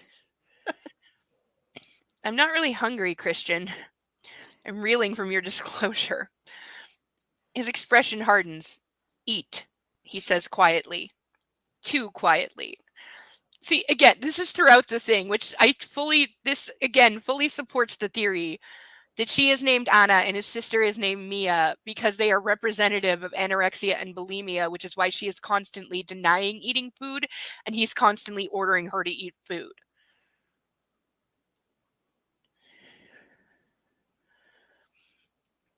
I stare at him, this man, sexually abused as an adolescent. His tone is so threatening. And again, she's not walking away. She recognizes that he is threatening, and yet it doesn't register that this is a bad thing.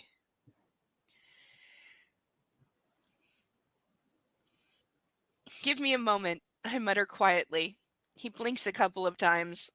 Okay, he murmurs, and he continues with his meal. This is what it will be like if I sign. Him ordering me around. He's already doing that! I frown. Do I want this? Reaching for my knife and fork, I tentatively cut into the venison. It's very tasty. Is this what our relationship will be like? I whisper. You ordering me around? I can't quite bring myself to look at him. Yes, he murmurs. I see. And what's more, you'll want me to. He adds, his voice low, because I will have so completely brainwashed you that you will be literally incapable of making any decisions for yourself. And that's the intention. And as we see, he has done that to other women and then thrown them away, leaving them in a terrible state.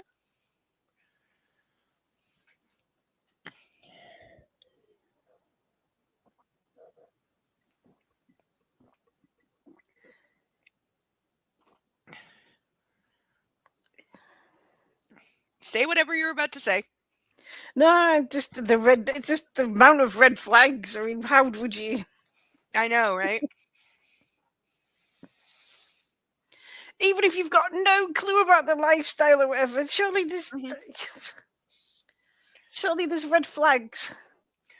Oh, there is. There absolutely is. She's just not picking up on the red flags. She's so it's a level of naivety. Yes.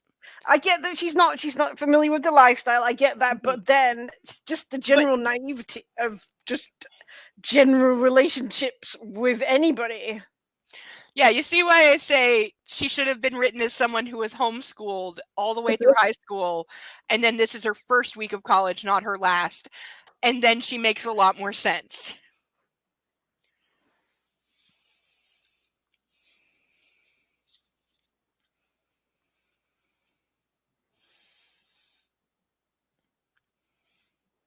I sincerely doubt that. I slice another piece of venison, holding it against my mouth. Notice she has started doing what he said, even though she didn't want to. It's a big step, I murmur, and eat. It is. He closes his eyes briefly. When he opens them, they're wide and grave. Anastasia, you have to go with your gut. Do the research, read the contract. I'm happy to discuss any aspect. I'll be in Portland until Friday if you want to talk about it before then. Because cell phones don't exist if you leave Portland? His words are coming at me in a rush. Call me. Maybe we can have dinner, say Wednesday. I really want to make this work. In fact, I've never wanted anything as much as I want this to work. His burning sincerity, his longing, is reflected in his eyes. This is fundamentally what I don't grasp. Why me? Why not one of the 15? Oh no.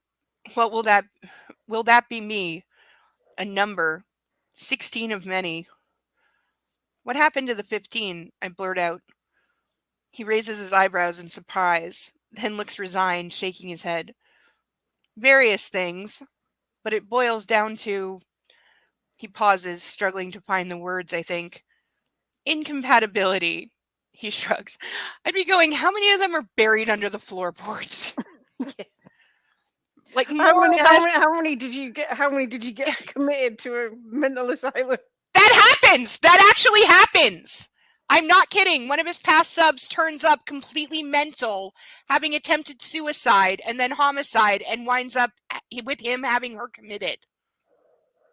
That actually happens in a later book.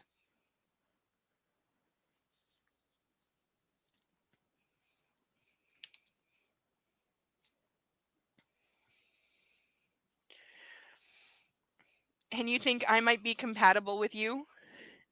Yes. So you're not seeing any of them anymore? No, Anastasia, I'm not. I'm monogamous in my relationships.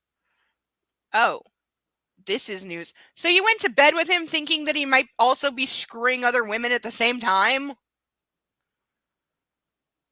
What? Do the research, Anastasia. I put my knife and fork down. I cannot eat anymore. That's it? That's all you're going to eat? Shut up! I'd be yelling at him in public at this point. Me too. I nod. He scowls at me but chooses to say nothing. I breathe a small sigh of relief, my stomach churning with all this new information, and I'm feeling a little lightheaded from the wine. Which, by the way, if she's lightheaded, he's also drinking and he's driving. I watch as he devours everything on his plate. He eats like a horse. He must work out to stay in such great shape. The memory of the way his pajamas hung from his hips comes unbidden to my mind. The image is totally distracting. I squirm uncomfortably. He glances up at me and I blush. I'd give anything to know what you're thinking right in this moment. He murmurs. I blush further. He smiles a wicked smile at me. I can guess. Right. Right? Seriously, I really wish more men would read this and post their, what if my sister got involved with Christian Grey? Yeah. What would I Mhm. do? Because that would be so entertaining. She is indeed a moron. This is true. No, she is genuinely stupid. Many people have made this point.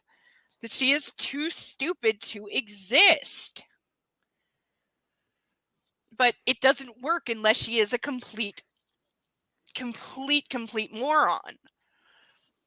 And again, this is me rewriting headcanon because we get very little background on her actually in the book, but the little that we do get is that her mother has been married 3 or 4 times. I can't remember. She's on husband currently 3 or 4.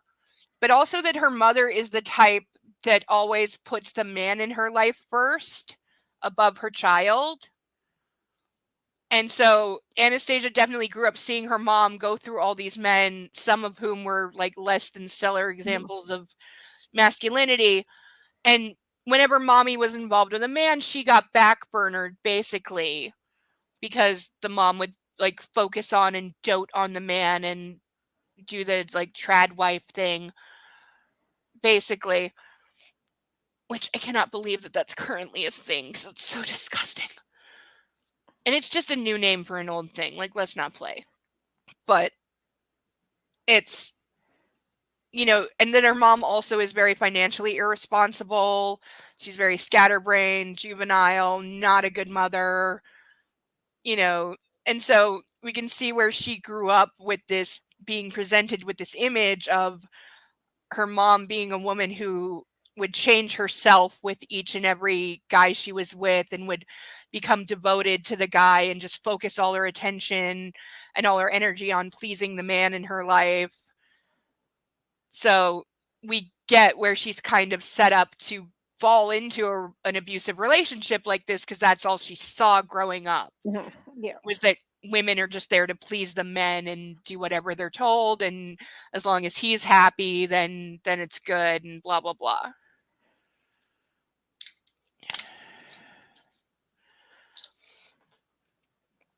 Not basically. He is a psychopath. He's not. He may be a sociopath as well. You can be both, but he definitely shows psychopathic tendencies as well as sociopathic. But I would say psychopathic more. And yeah, she is a brain dead bimbo. Yeah.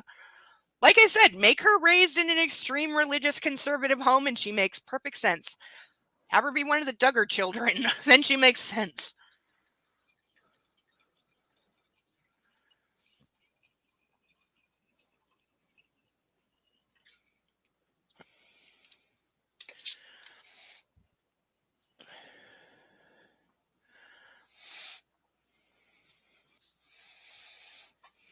Yeah, you know what I mean.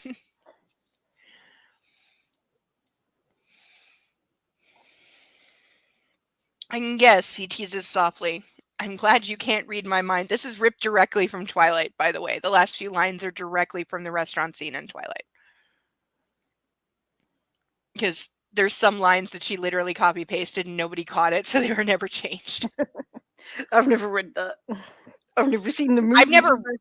I've seen the movies a couple of times, but like I've only seen them legitly one time, and then if I was watching them again, it was like with the riff tracks. Making fun of them. Because they are horrifically bad in their own right.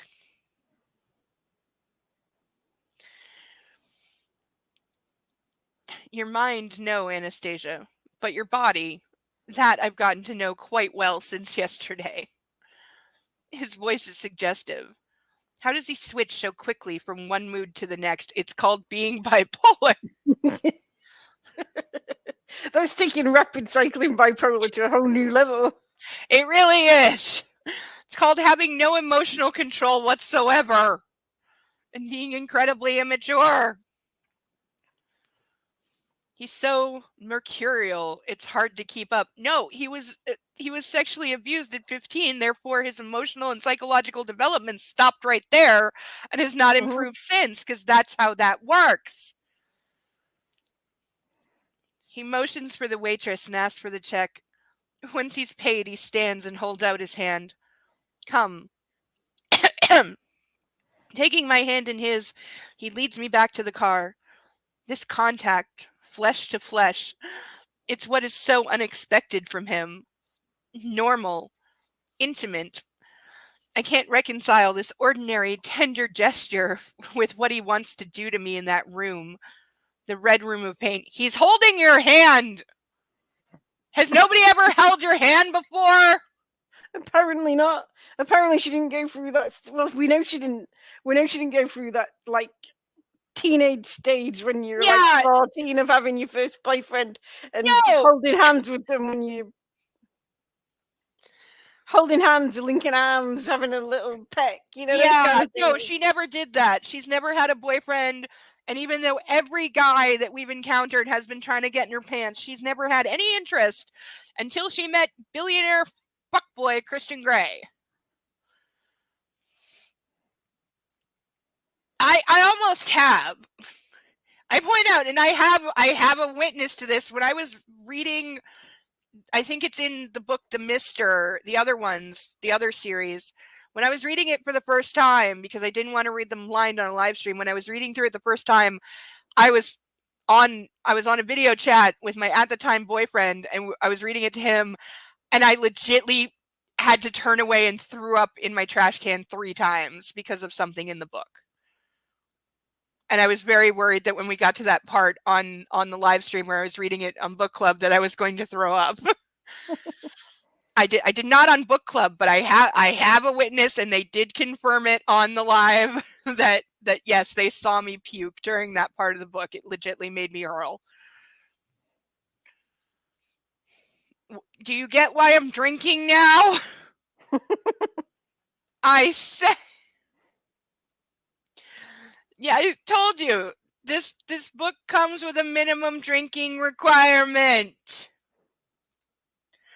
And you know what it was? It was something in the book that was exactly how somebody sexually assaulted me. And I wasn't expecting it. And to see it in the book, and it was literally identical. It just hit me too hard and I puked. And it's one of only 2 times in my entire life I've ever PTSD thrown up from something.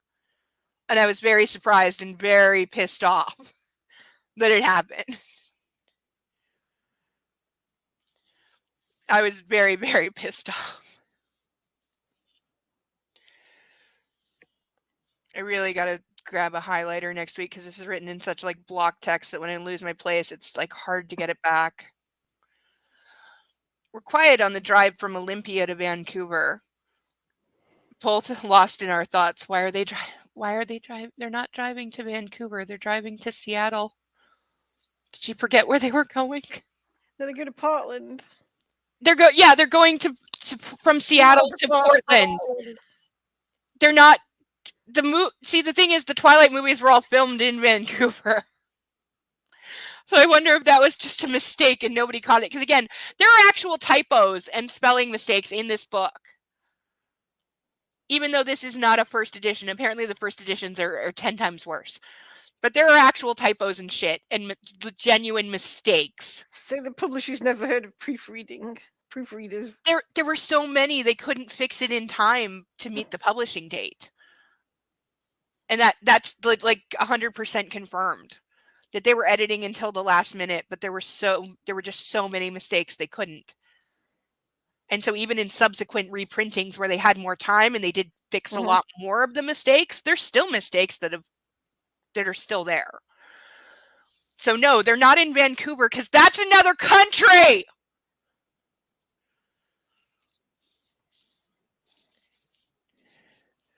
Both lost in our own thoughts. When he parks outside my apartment, it's 5 p.m. The lights are on. Kate is at home. Packing, no doubt, unless Elliot is still there. He switches off the engine, and I realize I'm going to have to leave him. You should be running away at this point. Do you want to come in? I ask. I don't want him to go. I want to prolong our time together. No, I have work to do, he says simply, gazing at me, his expression unfathomable. I stare down at my hands as I knot my fingers together. Suddenly I feel emotional. He's leaving. Reaching over, he takes one of my hands and slowly pulls it to his mouth, tenderly kissing the back of my hand. Such an old-fashioned, sweet gesture. My heart leaps into my mouth. Thank you for this weekend, Anastasia. It's been the best. Wednesday? I'll pick you up from work, from wherever, he says softly. Wednesday, I whisper, because God forbid he leaves her alone for a whole week. There is a Vancouver in Washington State, is that true? Wait, I'm checking the spelling. It is spelled the same way. Okay, if there is, I retract the statement, but still, he doesn't live in Vancouver. Like 5 pages that it's Portland. Yeah, no, they're driving to Portland, not Vancouver. She lives in Portland.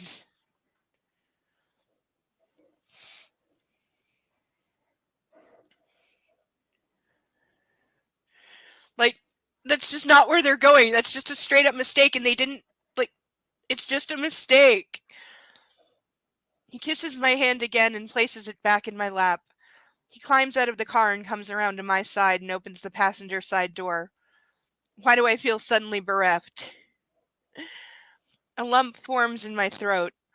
I must not let him see me like this. Why not? Because you know that he won't tolerate your having any kind of emotion because that ruins his fantasy that you are a literal fuck doll. Fixing a smile on my face, I clamber out of the car and head up the path, knowing I have to face Kate. Dreading facing Kate. I turn and gaze at him midway. Chin up, Steele, I chide myself. So she's like in tears at the thought of leaving him, but is hiding it from him because she knows he won't like it. And also, she's dreading telling her friend about this blossoming relationship. Because she knows. Most people, if it was your best friend and you were in the start of a relationship, you'd be like, "Oh, I've met this person." Yeah, I'd be like, grab the ice cream and a couple of spoons, park it on the couch. Let me dish. Yep. Get a bottle of wine. We're having a conversation. I've got some news. We're having girls' night. Come on. Yeah, you totally, especially if it was your first time. And it was like 3 times. You'd be going over every detail of everything. And then he did this, and then he said this, and it was just the sweetest thing. And he was so nice and romantic. And then he did this thing that I don't know if that's a thing, but he did this thing, and I really liked it. You'd be endlessly talking. You'd be up all night, very drunk. But instead, she's afraid to tell the friend anything because she knows the friend is more experienced because it's implied the friend is kind of a slut, which, hey, more power to her. She's in college. Sleep around all you want. That's the point in college. Well, it's not quite the point, but, you're out there exploring the world for the first time. Go for it. Do what you want. As long as it's not illegal, go for it.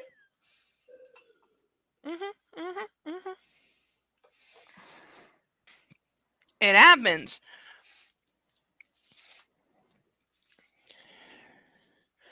But instead, she's crying at the thought of leaving him. She's hiding her emotions from him because she knows he won't approve. And she's dreading telling the roommate. Like, all of these are reasons to run the hell away.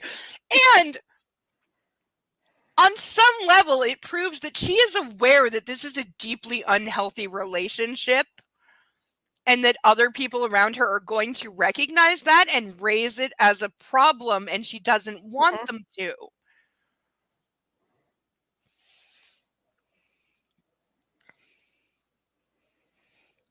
Oh, by the way, I'm wearing your underwear. I give him a small smile and pull up the waistband of the boxer briefs I'm wearing so he can see. Christian's mouth drops open, shocked. What a great reaction. My mood shifts immediately and I sashay into the house, part of me wanting to jump and punch the air. Yes, my inner goddess is thrilled. Oh, yeah. She really does. I didn't get anything for shots, so I'm all right. But yeah, we've only had it once so far today. Inner goddess. No, don't say that. Don't. Say no, there's been like 2 or 3 because her subconscious is her inner goddess.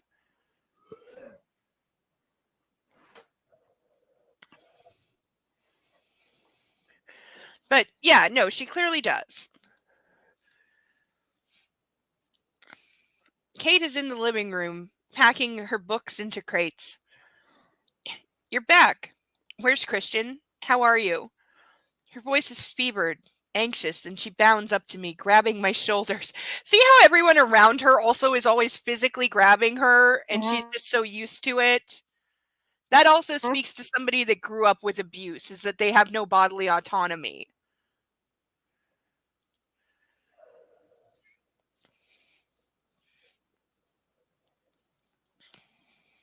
Grabbing my shoulders, minutely analyzing my face before I've even said hello. Crap. I have to deal with Kate's persistence and tenacity. And I'm in possession of a signed legal document saying I can't talk. It's not a healthy mix. There you go. Also, he said that she could talk to Kate. Let's say that, yeah. Yeah, no, it's definitely unhealthy. But also, he said that she could talk to Kate about the sex they'd already had, but not about the BDSM stuff or the contract. And again, she shouldn't be asking his permission for any of this, and I wouldn't be abiding by any of it anyway, because let's see you take that NDA into a courtroom, Mr. Gray. Let's see you make that public. I fucking dare you.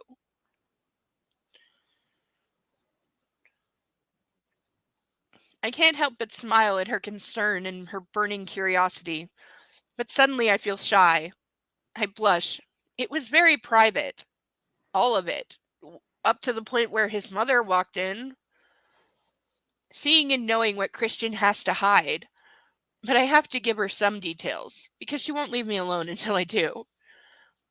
It was good, Kate. Very good, I think. I say quietly, trying to hide my embarrassed tell-all smile. You think? I've got nothing to compare it to, do I? I shrug apologetically. Did he make you come? And again, E.L. James never learned which come is in a book, because she always writes it like this, C-O-M-E, when she is referring to what should be C-U-M. And also, a friend surely aware that it was the first time, so why is she asking him? Yeah. But no, Anastasia did come several times, because that's how virgins work according to E.L. James, and that's in both series. Both series, the deflowering scenes are identical, where he basically plays with her body until she comes, and then that's given as consent, and then just, again, doesn't like, both times the girl has never seen a penis before, and in the second book, girl is not even aware that penis exists or that penetration is part of sex. And the guy just gets on top and just goes all the way in one thrust, and then starts mercilessly pounding the virgin. Yeah.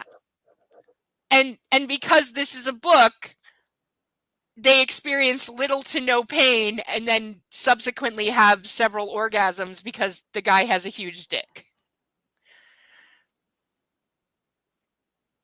Again, author is a woman who does not know how women work. How does this woman have? This woman's clearly never had sex before. She's married and has children. They must be adopted. Surely she's never actually had sex before. There were multiple times in the other series where we were like, okay, if this is what she thinks of sex and marriage, because the other book shows post-married life quite a lot. The second book is entirely post them getting married. And we were like, okay, if this is what she thinks of normal marriages, can somebody please call the authorities and have them check on E.L. James, because she may be in a very bad situation if she thinks that this is okay.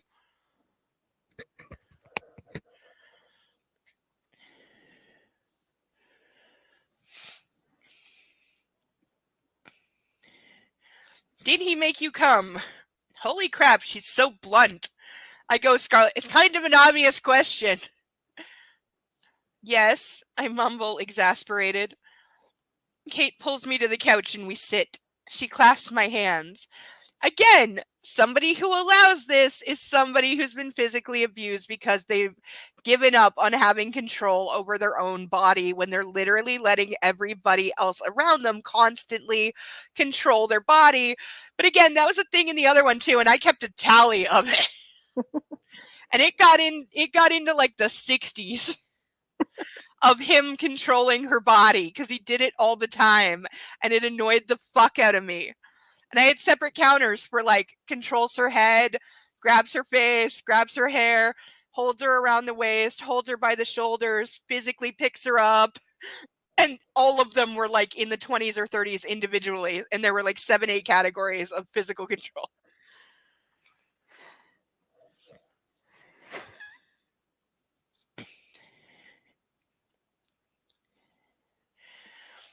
That is good. Kate looks at me in disbelief. It was your first time? Wow, Christian must really know what he's doing. Oh, Kate, if only you knew. My first time was horrid, she continues, making a sad comedy face. Oh, this has me interested. Something she's never divulged before. Yes, Steve Petrone, high school, dickless jock. She shudders. He was rough. I wasn't ready. We were both drunk. You know, typical teenage post-prom disaster. That is...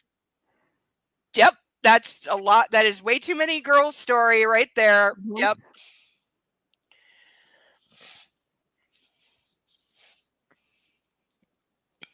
Ugh, it took me months before I decided to have another go. And not with him, the gutless wonder.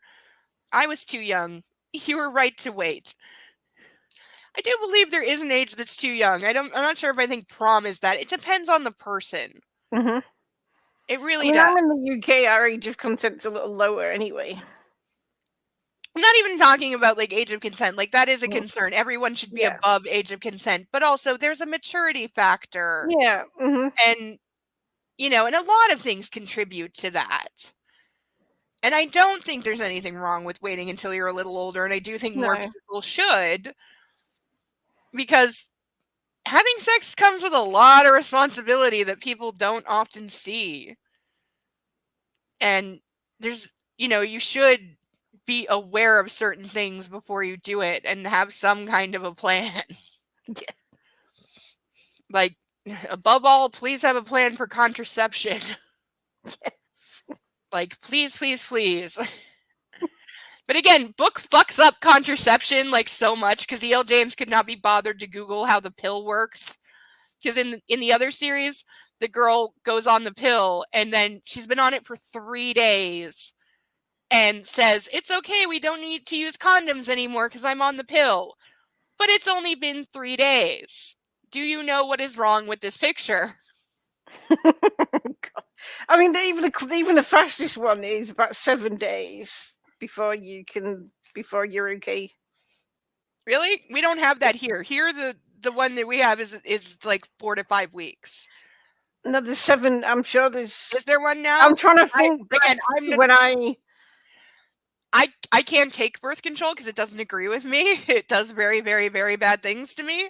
So I haven't taken it for a while. I was like 19, yeah. So it was like 18 years ago that I was on. So there's probably been improvement. Hey, if there's one that's effective within 7 days of taking it, yay for science. But when I was on it, you had to take it for a full month to 5 weeks before it was effective. No, I'm sure I'm sure some of the ones we get here are 7 days, but I can't. Yeah, though there's also things in Europe that are not approved here, or at least not yet. So I'm not sure if whatever one that is approved here. I hope so, because it sounds amazing and that would be great.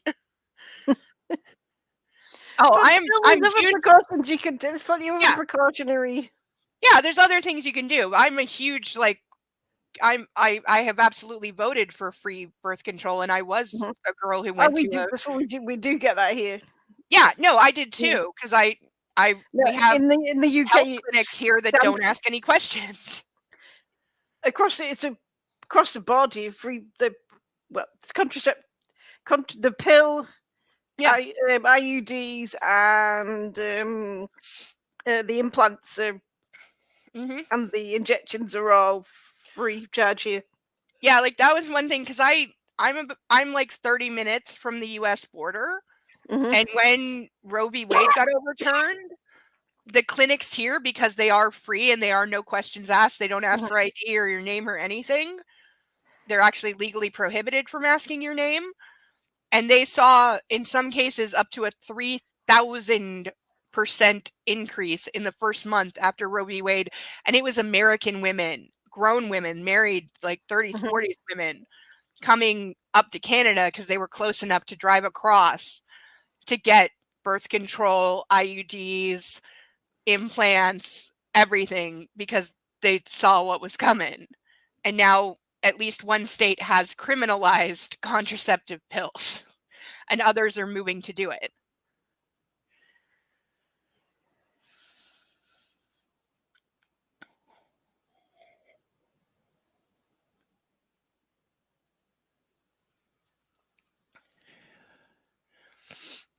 But yeah, that's where me and all my friends in high school went. We went to the no-name asked for clinics. That's where we got birth control or the morning after pill.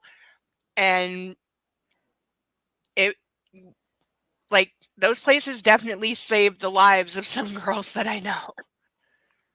Oh, don't get me started. I've had the morning after pill once, and the nurse that I went to see was the most judgmental bitch I have ever met in my life. Oh, that's terrible. Yeah, it was awful. I'm so sorry. how old? I was quite a bit older. I was about 26, and she looked at me like I was a fucking freak. She went, "And why do you need this?" And I went, "Because I None of use your a condom." fucking- And I literally said to her, "Because I used a condom because I'm 26. I'm not it's not like I'm 15. I mean, Yeah, it's not like I'm sick. Here it's 16. It's not like I'm 16."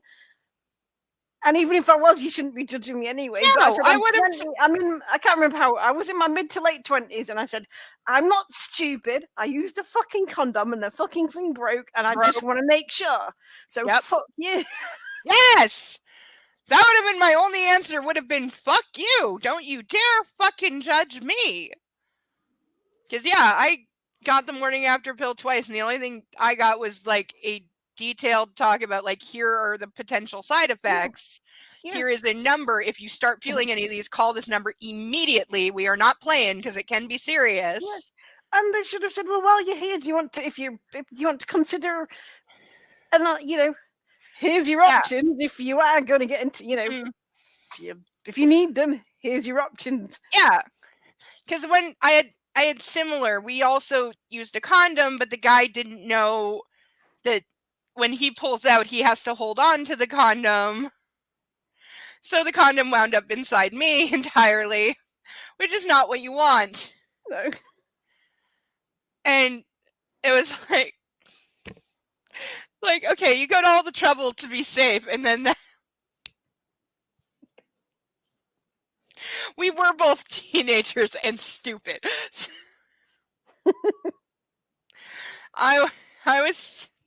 We were both like 16 and dumb, and it was both of our first time. So, and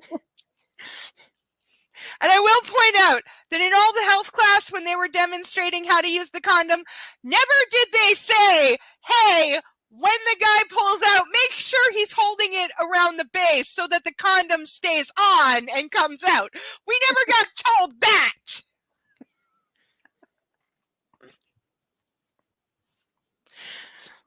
So I blame school.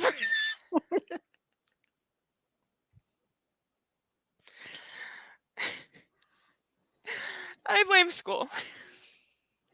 But yeah, no, I did actually try the pill, and it was the only time that I genuinely felt like I was losing my mind. Because when it started working, after about 3.5 weeks, when it really started working, I got the side effect where I would start hysterically crying for no reason. I would just burst out bawling with tears, and I didn't feel sad or even like crying, but I would be crying nonstop, like hysteric level crying. And that it got to the point where that was happening upwards of 30 times a day. It wasn't until I separated from my husband, and I had to I stopped taking a pill when I got separated from my husband because I wasn't planning on having. Well, I didn't. I ended up in a same-sex relationship after that, but that's a different matter. So I didn't need a pill. I didn't need it. But anyway, when I didn't realize how badly it affects your mental state until I stopped taking it. And I was like, wow. Yeah. Also, they say it's good to go off it like every 5 years just to give your body a break. But yeah, I was on it for a total of about 5 weeks because somehow I did not make the connection immediately that it was the birth control making me have the hysterical crying. But yeah, once I went off it, like I was better within about 48 hours and the crying thing stopped. But I was like, okay, never, ever, ever, ever, ever again. And then it became an issue because, and I maybe should have paid more attention because I knew that other women in my family, and it does tend to run in families, that other women in my family had problems with birth control. And then years later, a cousin of mine, younger cousin, was becoming sexually active, and she was considering her birth control options, but she's not the brightest of people, and she hadn't done her homework or her research. And one of her idiot friends, she had a lot of idiot friends and tended to be more of a follower than a leader. And so one of her idiot friends was like, "Oh, and by the way, my cousin never been on any kind of birth control at all, nothing." And we had an extensive family history, including her mother, of having bad reactions. And she was considering getting an IUD, which, putting aside that she has no idea how that is done, and it would have absolutely traumatized the hell out of her, I was also like, that's not a thing that's easily reversed and can have very lasting effects if it goes badly, sometimes devastatingly badly. And so we talked about it for months. Thank God she was at least willing to like talk about it. And I'm the one person that she tended to look up to because I'm older. So she tended to like listen to me when it comes to life stuff. And it took me about 4 months to convince her. And I was like, just go on the pill for 3 months just to see how you react to the hormones. Because the hormones and all the birth control, they're all the same. So just go on the pill for a couple months just to see if you react badly like grandma did, like my mom did, like your mom did, and like I did. Just to see, because the pill, you can just stop taking it and then you're okay in a day or so. An IUD is a whole other level of complications and potential risk. And so then like I didn't hear from her for like 2 months. And then I get a phone call like at midnight from her mother. And her mother is saying that my cousin is bawling her eyes out hysterically. This has been happening for days. It's happening several times a day. She can't stop crying, and she's having panic attacks with the crying. And I said to her, I'm like, did she go on birth control? And the mom's like, I don't know, just talk to her. And I was like, did you go on the birth control and not tell me? And she was like, yes. And I'm like, okay, this is what I was afraid of. Do you remember when I told you that this happened to me? Stop taking it and don't get an IUD. And she stopped and she was fine, but I had to explain to her, I'm like, do you understand now why I made you do that? Because you're going to have to figure out some other options. But thank Christ you didn't do that. But it was one of those, and I was also like, she lived with her mom still at the time. Like, how does the mom not know? And clearly not like have any concern that her daughter is suddenly acting this way. And her daughter was in her 20s, by the way. She was not a teenager. She was like 25. Yeah. Like, I don't understand some people. Most of the ones I'm related to. Where was I?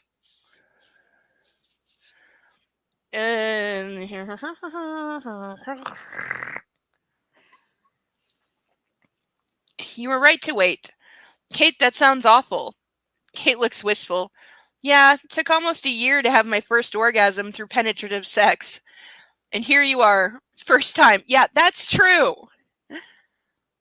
I don't know many women that can go all the way just from penetration. I really don't. Not without. No. Not really a thing. I nod shyly. My inner goddess sits in the lotus position, looking serene except for the sly, self-congratulatory smile on her face. I'm glad you lost it to someone who knows his ass from his elbow. She winks at me. So when are you seeing him again? Wednesday. We're having dinner. So you still like him? Here's Kate's opinion on men. Sleep with them and then ditch them. Yes, but I don't know about the future. Why? He's complicated, Kate. You know, he inhabits a very different world to mine. Great excuse. Believable, too. Much better than he's got a red room of pain and he wants to make me his sex slave.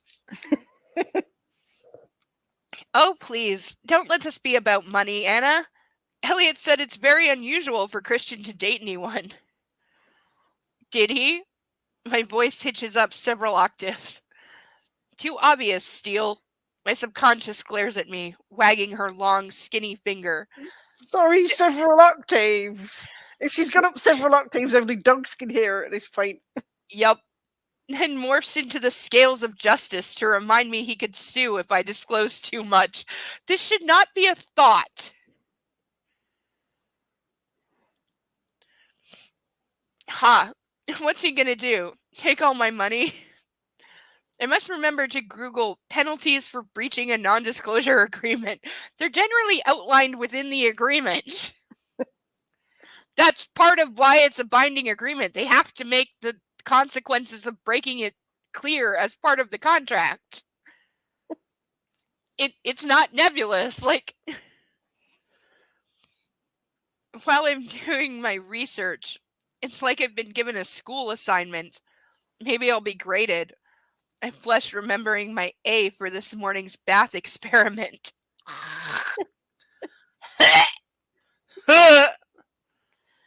Anna, what is it? That's what she's gonna find on 2011 internet. What the hell is she gonna? She doesn't even know what she's searching for at this point. No, she really does not. She does not. I just remember. There's a few good places to start, but she's not going to know of them. No, this girl has never heard of Pornhub. I'm just remembering something Christian said.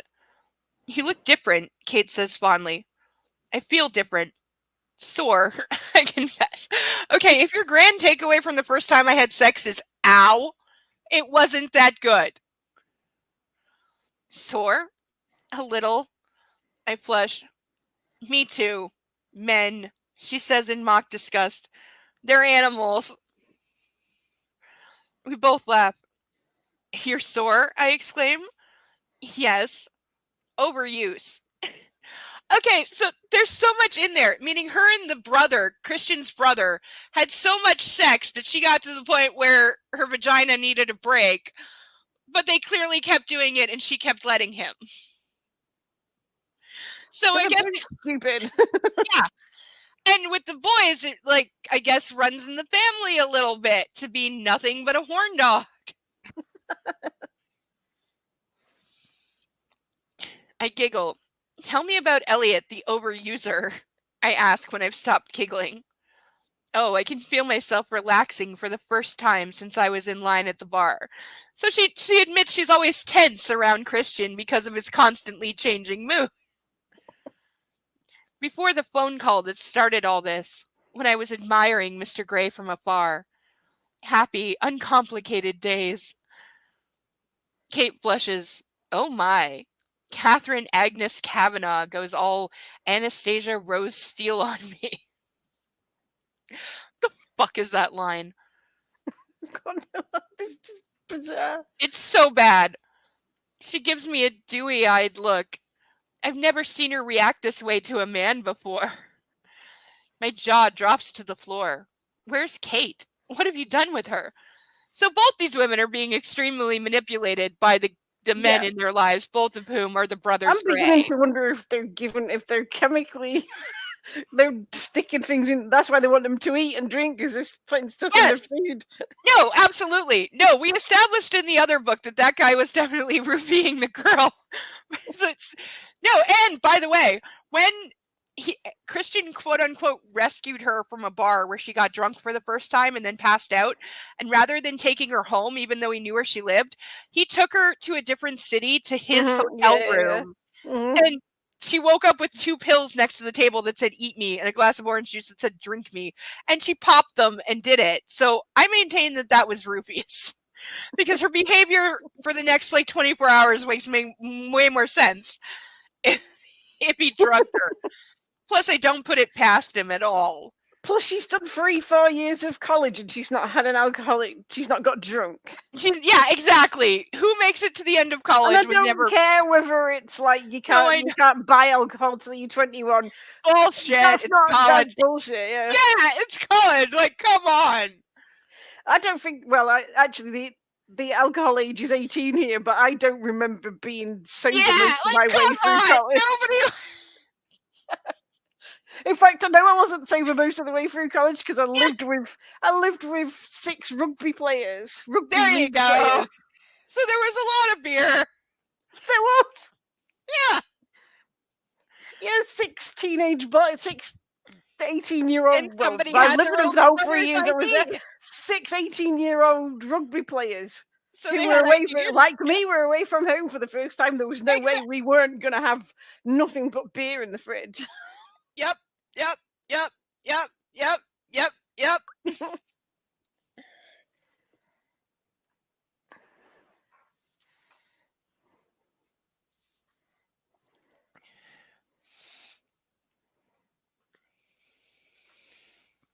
Oh, Anna, she gushes. He's just so everything. And when really good. She can hardly string a sentence together. She's got it so bad. I think you're trying to tell me that you like him. She nods, grinning like a lunatic. And I'm seeing him on Saturday. He's going to help us move. She clasps her hands together, leaps up off the couch, and pirouettes to the window. Moving. Crap. I'd forgotten all about that. Even with the packing cases surrounding us. That's helpful of him, I say appreciatively. I can get to know him too. Perhaps he can give me more insight into his strange, disturbing brother. Sounds like Elliot's quite strange and disturbing in his own right. They definitely sound like the brothers. Yeah. Also, I have this other headcanon theory that Christian's brother is like aware of his lifestyle and that the two of them are working together because they've decided to tag team, like, own these women. It's like, hey, yeah, bro, I found these two dumb college bitches that have absolutely no free will, and we can totally do whatever we want to them because they're so stupid and manipulatable. And yet I'll bring you along. Through those years of college successfully or reasonably successfully, but the like you said, the naivety is very strong with them. Well, and also Kate supposedly comes from money as well. So she should have had a lot more. She supposedly has traveled the world and is a lot more experienced in all things. So she should be on a different level as well. Like, she should be a lot more wary of this crap and probably seen it before.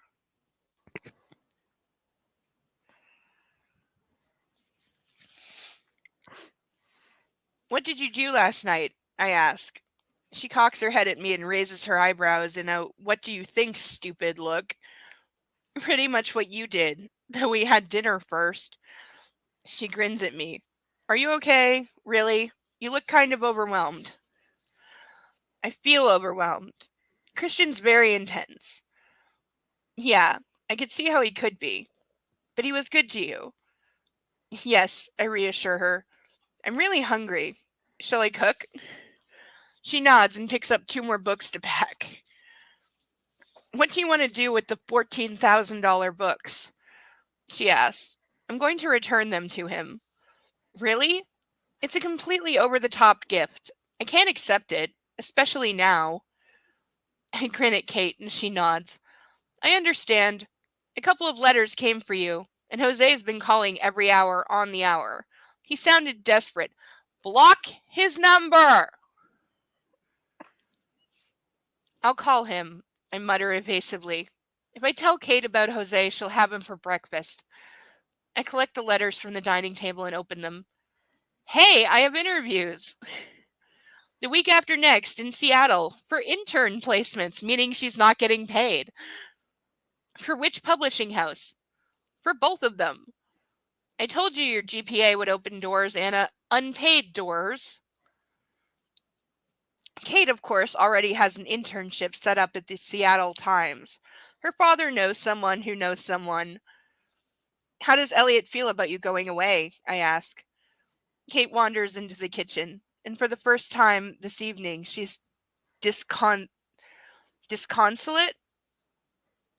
Disconsolate? I don't know. The word is hitting my dyslexia button. Also, I don't think that's a real word. I'm going to Google it. For anyone online, DISCONSOLATE.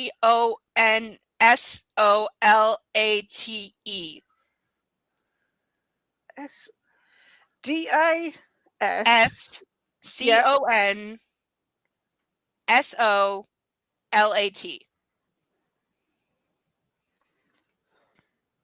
It is a word, disconsolate. So I did say it right. It just sounds stupid. Without consolation or solace, hopelessly unhappy, inconsolable. That's a lot for a guy she just met 2 days ago. Mm-hmm. He's understanding. Part of me doesn't want to go, but it's tempting to lie in the sun for a couple of weeks. Besides, Mom is hanging in there, thinking this will be our last real family holiday before Ethan and I head off into the world of paid employment. Ethan is her brother. Elliot is his brother. And yeah, what? guy you just met, literally, is sad that you're leaving college and taking a job. Like, not in the real world. No. I've never left the continental U.S. Kate is off to Barbados with her parents and her brother Ethan for 2 whole weeks. I'll be Kateless in our new apartment. That will be weird. Ethan has been traveling the world since he graduated last year. I wonder briefly if I'll see him before they go on vacation. He's such a lovely guy. The phone rings, jolting me from my reverie. That'll be Jose. I sigh. I know I have to talk to him. No, actually, you don't. You don't ever have to speak to him ever again. I grab the phone. Hi. Anna, you're back. Jose shouts his relief at me, and I'm hanging up already. Obviously. Sarcasm drips from my voice, and I roll my eyes at the phone. He's silent for a moment. Can I see you? I'm sorry about Friday night. I was drunk. And you... Well, Anna, please forgive me. Of course I forgive you, Jose. Just don't... Oh, of course again. you do. You know I don't feel like that about you, because of course, no, this is bad book. Bad book. Bad book. This is not what you do when a guy sexually assaults you in a parking lot. You do not go, yes, I forgive you, because he was drunk, and that's a fucking excuse, because no, it's not. It's not a goddamn excuse. I don't care if you were drunk. Stay the fuck away from me. Never talk to me or call me again. Fuck you.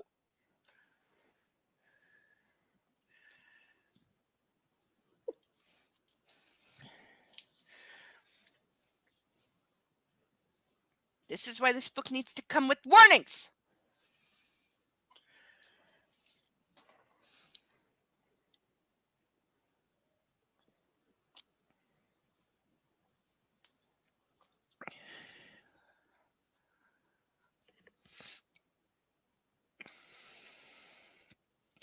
He sighs heavily, sadly. I know, Anna. I just thought if I kissed you, it might change how you feel. Oh.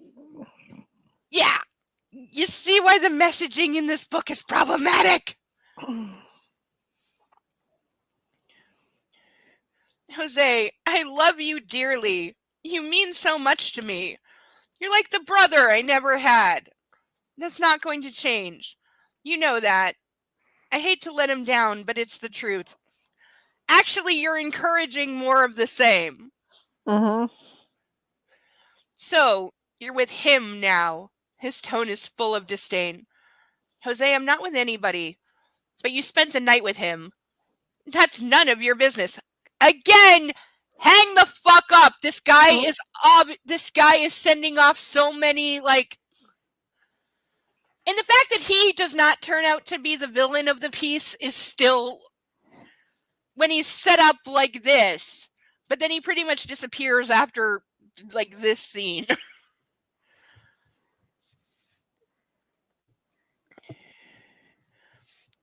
Is it the money?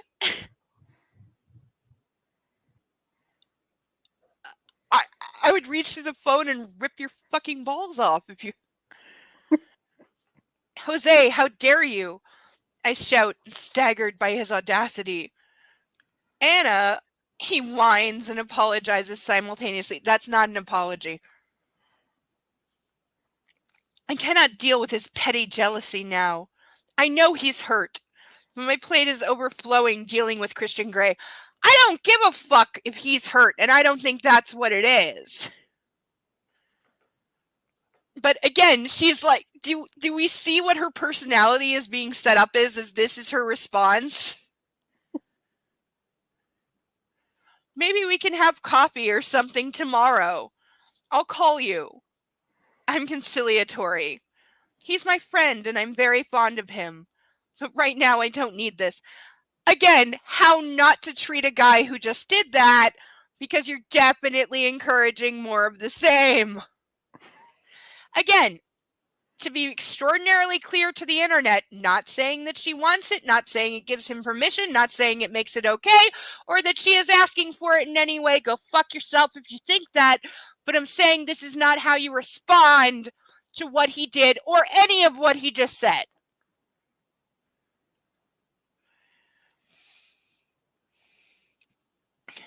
Tomorrow, then, you'll call? The hope in his voice twists my heart. Yes. Good night, Jose. I hang up, not waiting for his response. See, because this is implying that it's up to the woman to, like, maintain a good relationship with a guy no matter what. That you just have to put up with their bullshit.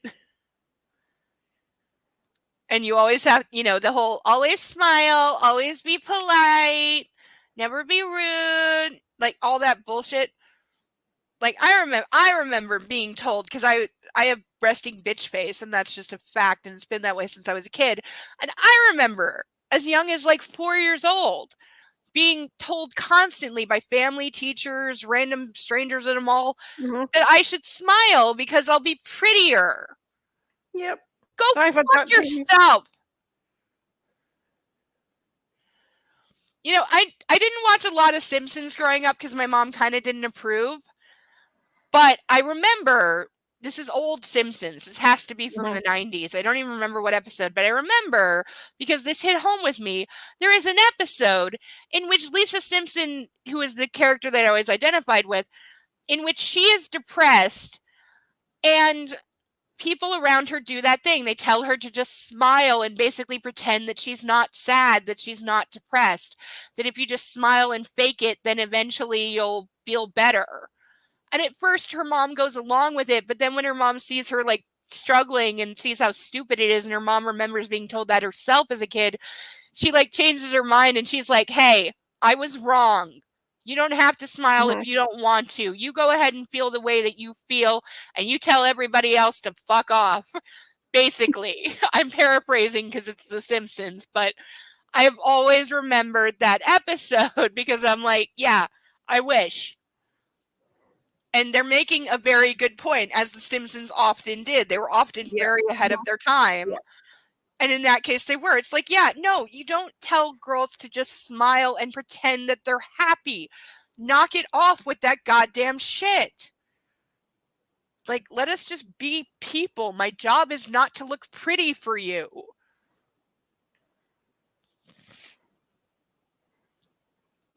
This is why my jeans don't have pockets. What was that all about? Catherine demands, her hands on her hips. I decide honesty is the policy. She's looking more intractable than ever. He made a pass at me on Friday. He did more than make a pass. He got physical, and he was not taking no for an answer. Jose? And Christian Grey? Anna, your pheromones must be working overtime. This is where I slapped the friend. What was the stupid fool thinking? She shakes her head in disgust and returns to packing crates. 45 minutes later, we pause in our packing for the house speciality. My lasagna. Lasagna takes more than 45 minutes to make. Kate opens a bottle of wine, and we sit amongst the boxes eating, quaffing cheap red wine and watching crap TV. This is normality. It's so grounding and welcome after the last 48 hours of madness. I eat my first unhurried, no nagging, peaceful meal in that time. What is it about him and food? Kate clears the dishes, and I finish packing up the living room. We are left with the couch, the TV, and the dining table. What more could we need? Just the kitchen and our bedrooms left to pack, and we have the rest of the week. The phone rings again, and it's Elliot. Kate winks at me and skips off to her bedroom like she's 14. I know that she should be writing her valedictorian speech, but it seems Elliot is more important. What is it about the gray men? What is it that makes them totally distracting, all-consuming, and irresistible? I take another slug of wine. Agreed.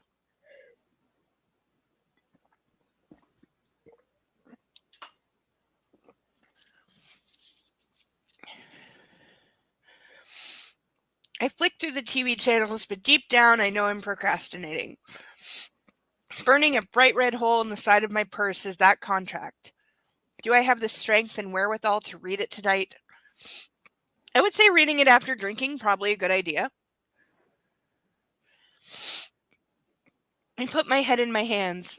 Jose and Christian, they both want something from me.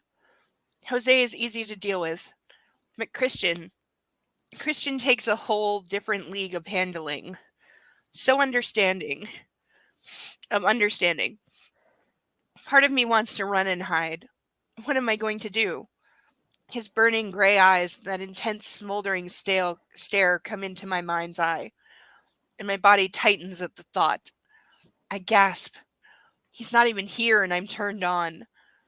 It just can't be about sex, can it? Yes, actually it can. It's your first time. You don't know fuck all. Your body will respond to anything. So yes, it can. He's not actually the world's best lover. He's just the first one to touch you ever.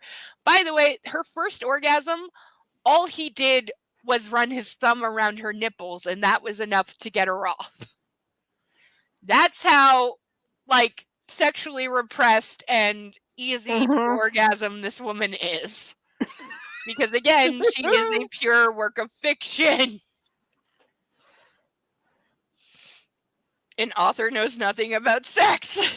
Yes. Part of me wants to run and hide. What am I going to do? Wait, I already read that. And I'm turned on. It can't just be about sex. I recall his gentle banter this morning at breakfast. His joy at my delight with the helicopter ride. Where was that? His playing the piano. The sweet, soulful, oh so sad music. Oh, he's just a hurt puppy and I want to take care of him. He's such a complicated person. No, he's not. Nope, not even a little bit. And now I have an insight as to why. A young man deprived of his adolescence, sexually abused by some evil Mrs. Robinson figure. No wonder he's old before his time. My heart fills with sadness at the thought of what he must have been through. I'm too naive to know exactly what, but the research should shed some light. What are you going to do? Google abused children? Again, author is playing with subjects beyond her ken, and it's not the first time. In the other book, the girl, the one that everyone thinks is a literal child, including the guy who gets her drunk and roofies her and takes her to bed, possibly thinking she's like 13 or 14. She's a victim of human trafficking. Because E.L. James thought that she could weave that in and not have it be gross. And also she's still a naive religious conservative virgin. Because in that book she actually put in a dash of the religious conservative thing. And she's both human trafficked as an intended prostitute, but escaped before being raped. Even though there's several attempted rapes and actual rapes throughout the book. But it's supposed to be romantic because it's the guy she eventually marries who rapes her several times after getting her drunk. And he even in the other book, it's way less subtle. He in his own mind, because he's the one with the internal monologue in that book series. And in his own mind, he admits that he is getting her drunk so that he can take her to bed without her, quote, resisting.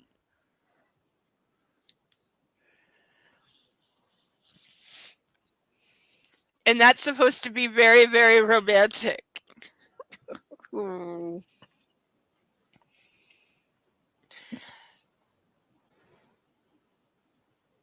do I really want to know? Do I want to explore this world I know nothing about? It's such a big step. Also, the other thing this book does is it conflates abuse and BDSM relationships as being the same thing, which is so offensive on so many levels. Yeah, completely. Yeah. If I'd not met him, I'd still be sweetly and blissfully oblivious.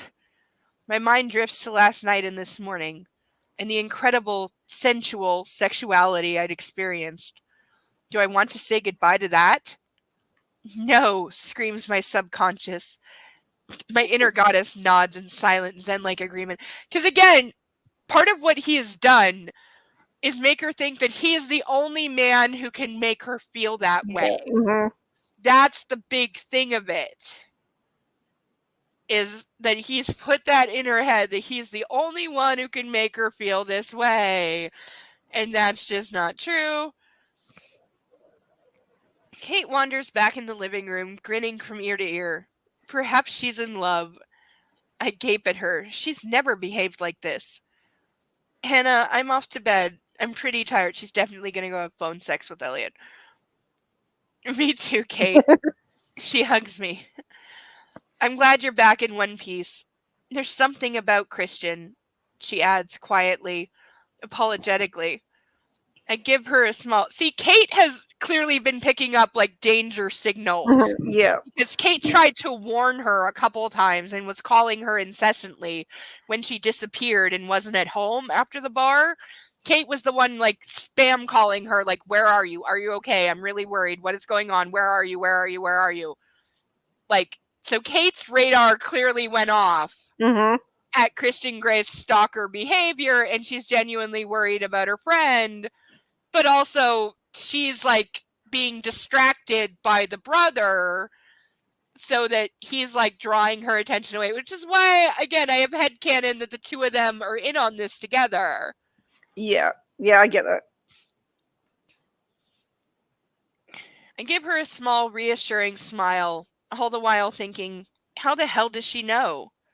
This is what will make her a great journalist, her unflattering intuition, or because the brother is feeding her information, fucking duh.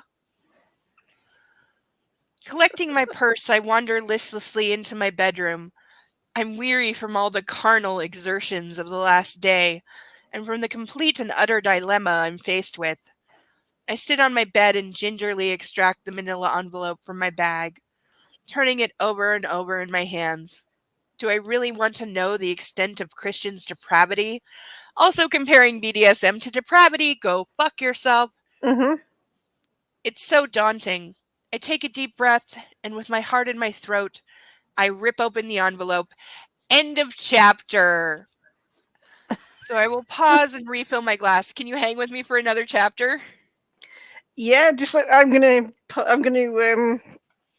mute because I'm gonna have to go get another drink too. Yeah, let's take a 5-minute break. Mm-hmm. And I need a refill too. So 5 Oh minute my break. god, we've been so long; it's getting light here. Okay, 5-minute To be break. Then fair, we'll go. I'm fairly far north. It's 4 in the morning, so it's getting light. Yeah, here. because I know what time it is where you are. Because again, I have several friends in the UK, so I'm aware of the time zone. But thank you for hanging for one more chapter. It is Yeah, I'll be back in it'll be okay. a few minutes. 5-minute break. Yep.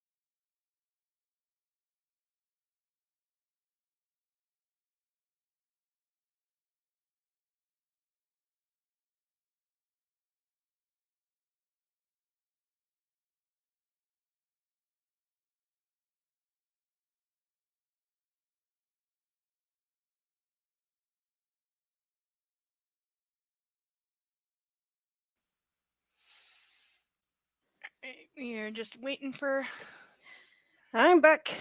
our friend.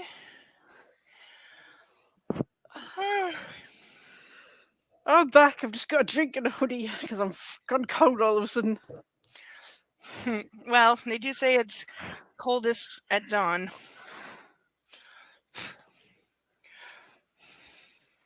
It's not too bad. It's 9. It's really windy, so it's not that much that warm.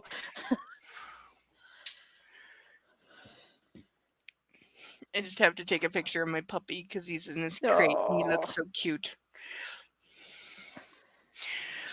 He's looking at me like, you could be paying attention to me. I am in my crate and I'm being a really good boy. Never mind, my butt's in a food container I stole out of the garbage. You'll see. I'm posting it on the Discord right now. Oh, I miss having a dog. I need to get another pet. I have too few pets. In the last 18 months, I've gone from 5 to 2. Also, you got to check out the Twitter video I posted of a cat clearly just claiming a person.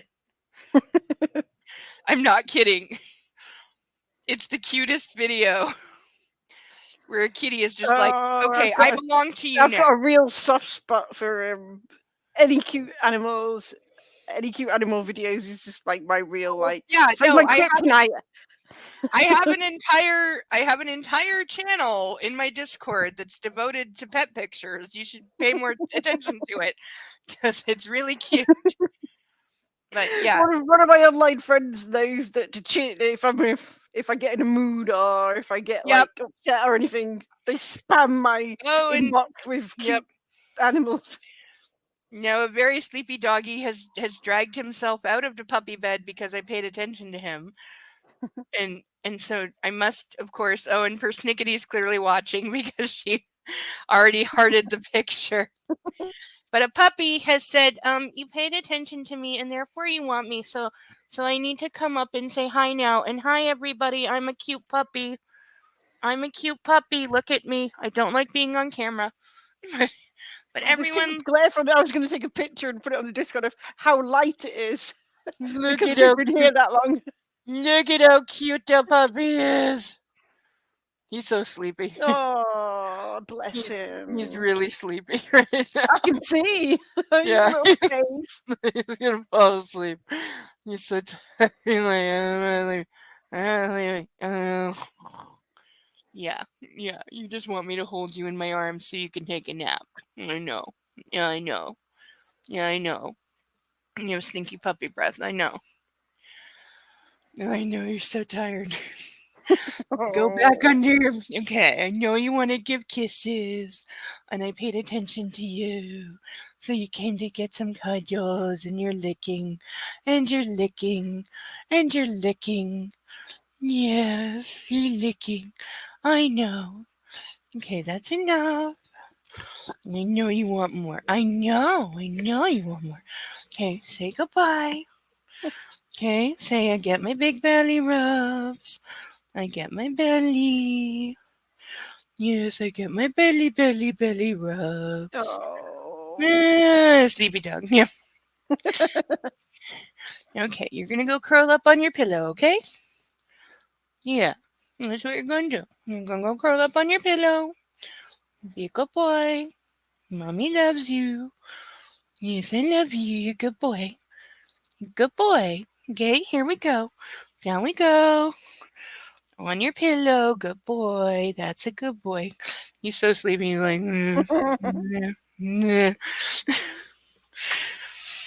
because him and the kitty were at it last night. Like, I woke up to like, oh, okay, so you broke that. You crashed through that. Yeah. Okay, here's my morning cleaning up after my psycho pets last night. Because once I'm asleep, they think the living room turns into the Indy 500. Of course. Yeah, that's how that works. I used to have 2 dogs that would chase them, so I had like a kitchen with a central aisle in it. Central Oh, Island. and round and round and And round. then we go. round and round, and I'd be like, stop it. But I almost got him. Chapter 11. Okay, this is the scene this is the chapter that is like largely this entire chapter is the contract. Oh, this will So, be fun. Here we go. Brace for impact. Here we This go. is going to be potentially a long one then, because we're going to pick this apart. We are. But it's worth it, I assure Fasten you. your seatbelts, make sure you've got refreshments, people. Keep your hands and arms inside and keep all booze within reach and drink generously. Well, I've got a lemonade, but yeah, I can pretend it's got. I don't put anything in it. Although I don't have anything to do tomorrow at all, apart from going to the shop. There you go. But I still, yeah, I do need to quit the alcohol a little bit. Yes, but you can stay up late/early with me. It's already late/early. It's 4 a.m. The sun's coming up because it's the summer. That's midsummer. There are several papers inside the envelope. I fish them out, my heart pounding. I sit back on my bed and begin to read. Contract.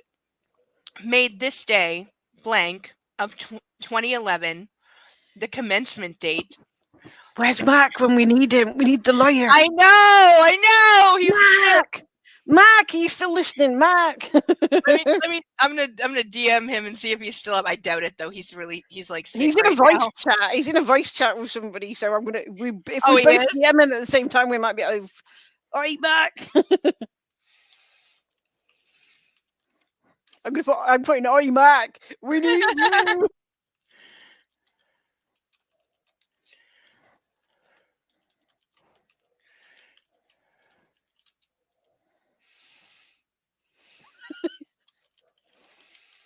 I mean, it's Mark, so he's never going to reply anyway, but we can try.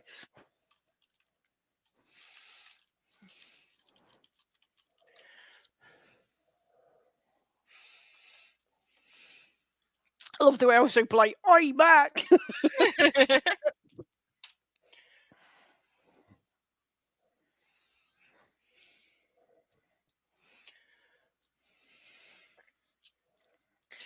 Made this day, blank of 2011, the commencement date, between Mr. Christian Gray of 301 Escala, Seattle, Washington, 98889, the dominant, Miss Anastasia Steele of 1114 Southwest Green Street, Apartment 7, Heaven Heights, Vancouver, Washington.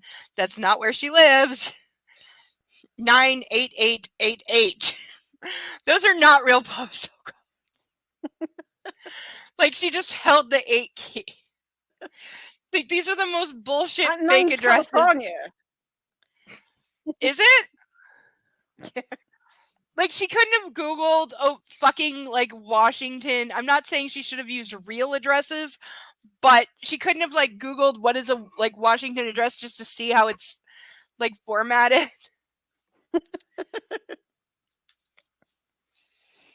Oh, she's British, you know.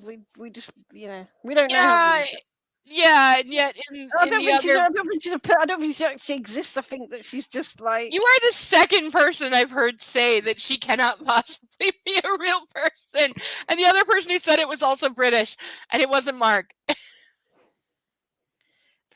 I mean, she kind of looks like. I know she's like 60. I've pulled up her Wikipedia. She looks like she could be not my mom, because my mom's blonde, but she just looks like everyone's mom. Yeah, she really does.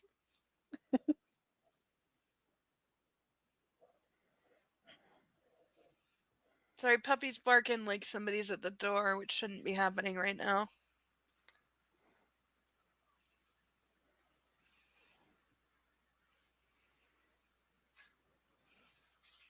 Okay, I think Is he just wanting a potty break? No, I think he's just hearing like somebody coming home and had to, make his presence known. Mm-hmm. See, I'm at the end of my building, so you don't get people around. People don't pass my door very often. They shouldn't be. The submissive. The parties agree as follows. 1. The following are the terms of a binding contract between the dominant and the submissive. Fundamental terms. 2. The fundamental purpose of this contract is to allow the submissive to explore her sensuality and her limits safely. No. He doesn't have much regard for safety, does he? Not at all.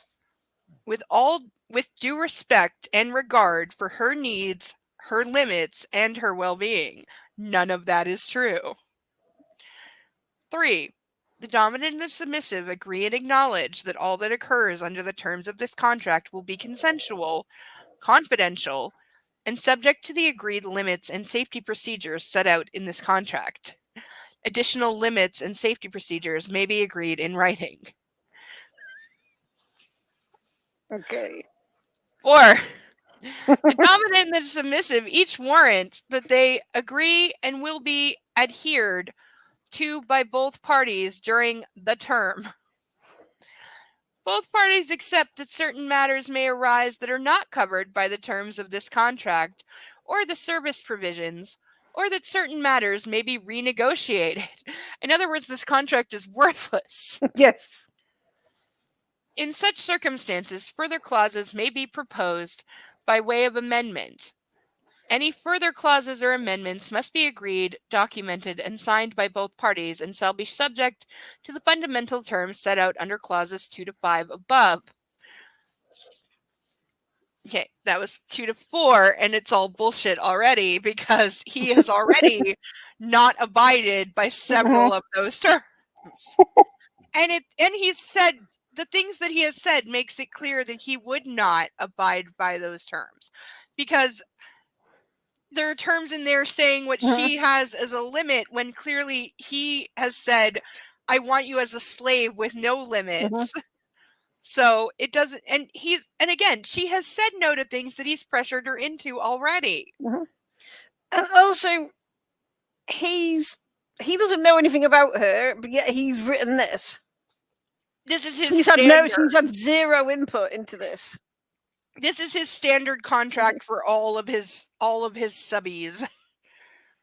Well, in other words, then he should be saying, well, take a read of this and make amend this to your heart's content, and then you do a version, we'll get it together, we'll discuss it, and we'll put one together, but you can't just have, she's having no input, and he's just asking her to sign it, she's having no input.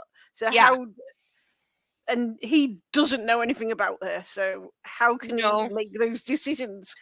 Because he doesn't care what she wants. That's what it is. He doesn't give a flying fuck what she wants or what's good for her. It's all about him. And I want you to X, and therefore you will, because I'm worth it. Somehow.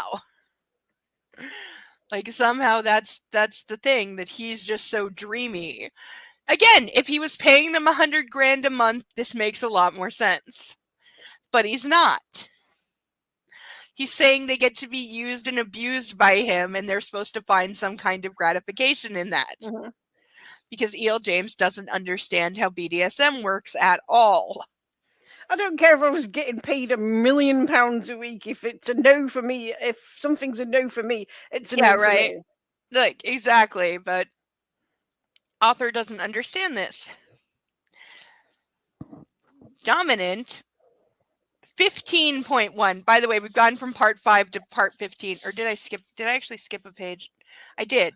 Okay, for once I actually did. Because this is so badly written. Okay, I'm going to go back. 4. The dominant and submissive each word. Can I note I skipped a page and it still made like as much sense as the rest of this crap? 4. The dominant and the submissive each warrant that they suffer from no sexual, serious, infectious, or life-threatening illnesses, including but not limited to HIV, herpes, and hepatitis. If during the term, as defined by below, any extended term of this contract, either party should be diagnosed with or become aware of any such illness, he or she undertakes to inform the other immediately and in any event prior to any form of physical contact between the parties. But they've 5. already had physical If I- contact. yeah, like, this is what I mean. This is the most useless, stupid. And if she's not sexually, she's previously obviously not been sexually active, so chances are she hasn't been tested. Because No. most of those things you're not going to get tested for if you've not been sexually active. Unless you've got a reason to, like a bite Yeah. or a needle stick injury or those kind of Yeah. things. You're not going to be tested for any of those things. 5. Adherence to the above warranties, agreements, and undertakings, and any additional limits, safety procedures agreed to under Clause 3 above, are fundamental to this contract. Any breach shall render it void with immediate effect, and each party agrees to be fully responsible for the other for the consequences of any breach. Even as I've read so many goddamn contracts, and this is horrible contract language because it's incredibly vague and non-specific.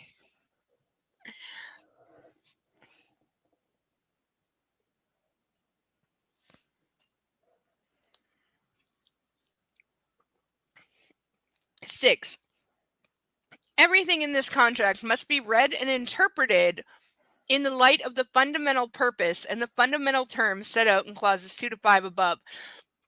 So you just said that like all subsequent language is interpretable. Contracts are not meant to be interpreted. No.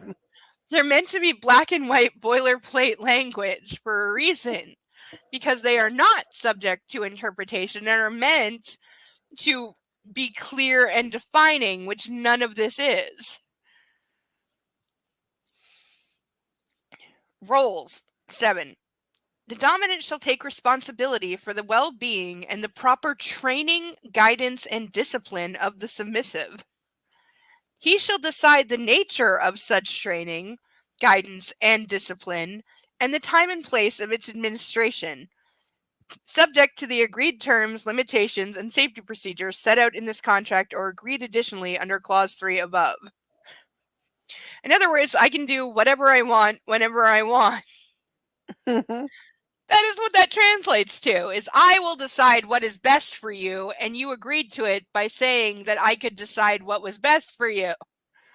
Even if that is something against your wishes that is horribly abusive, which most of it will be. 8.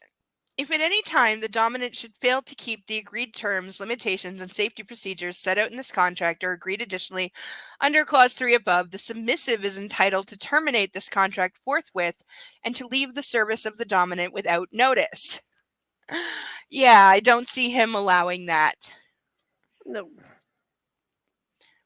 9. Subject to the proviso in clauses 2 to 5 above, the submissive is to serve and obey the dominant in all things, subject to the agreed terms, limitations, and safety procedures set out in this contract and just the agreed under Clause 3. I'm going to start skipping that. She shall, without query or hesitation, offer the dominant such pleasure as he may require, and she shall accept without query or hesitation his training, guidance, and discipline in whatever form it may take.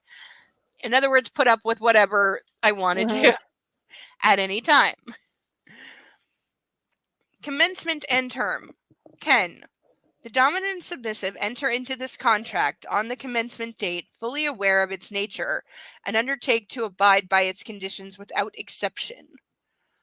11. This contract shall be effective for a period of 3 calendar months from the commencement date. So there we go. We were right that each of his subs lasts about 3 months at best. On the expiry of the term, the parties shall discuss whether this contract and the arrangements they have made under this contract are satisfactory and whether needs of each party have been met. Either party may propose an extension of this contract subject to adjustments to its terms or the arrangement they have made under it. In absence of agreement to such extension, the contract shall terminate and both parties shall be free to resume their separate lives. In other words, I get bored in about 3 months and I'll probably throw you away then. So yeah.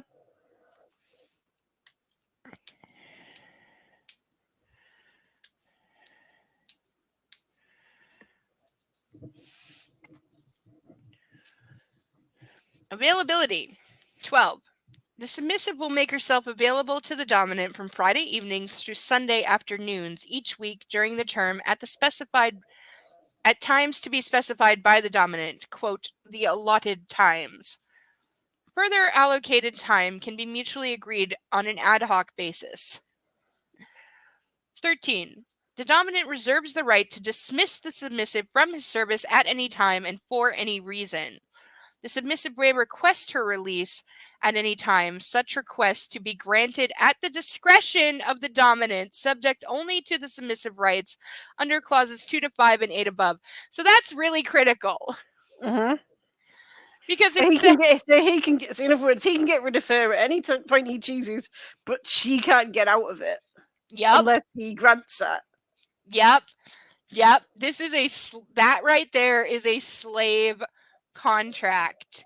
And I don't mean that in the BDSM way. I mean that in the literal 1817 slave way. Because, he can get rid of her at any time because he gets bored or, she's not living up to his fantasy or whatever. But if she wants out, he can say no and demand that she continue. There's words for that. In fact, there's several crimes that would like that would literally be so many crimes. Like rape least among them, but that would be so many crimes. If a woman said, I don't want to see you ever again, and he was like, no, I have a contract that says I get to beat and whip and rape you for another 6 weeks because you signed it.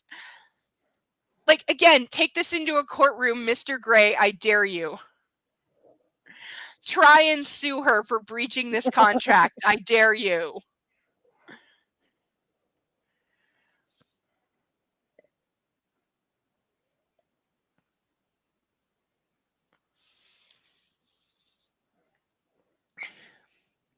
Location. 14. The submissive will make herself available during the allotted times and agreed additional times at locations to be determined by the dominant. The dominant will ensure that all travel costs incurred by the submissive for that purpose are met by the dominant. Dude, just say I'll send a town car for you. Mm-hmm. Service provisions. 15. Following service provisions have been discussed and agreed and will be adhered to by both parties during the term. Both parties accept that certain matters may arise that are not covered in the terms of this contract or the service provisions, or that certain matters may be renegotiated. In such circumstance, further clauses may be proposed by way of amendment. Any further clauses or amendments must be agreed, documented, and signed by both parties and shall be subject to the fundamental terms set out under clauses 2 to 5 above. Dominant. 15.1. Why would you go into point 1? The dominant shall make the submissive's health and safety a priority at all times. No, he fucking won't. No fucking way in hell. The dominant... Hi, Mark! Hi! Mark, we really need you! Mark's thinking away. Yeah, we really, Mark thinks he's on a promise here. Hey, Mark, you can be with 2 women at once right now. Because we are reading some contract language that is sus AF. Oh, in case you weren't listening, let me go back over this particular part. Hold on. Here we go. Yeah. Clause 13. This is the official contract.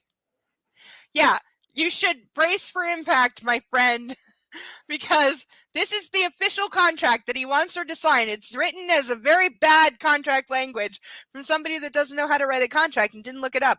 But here is the one that made us both say this is criminal on a number of levels. Clause 13. The dominant reserves the right to dismiss the submissive from his service at any time and for any reason. The submissive may request her release at any time. Such request to be granted at the discretion of the dominant. This is for a 3-month contract where he is asking Anna to be his slave. literally, by every definition of the word, his slave in all things, at all times. Even when she's not with him, he wants to control her every move, food, thought, and everything else. But he can dismiss her at any time for any reason. But if she wants out, he has to let her go. He can say no.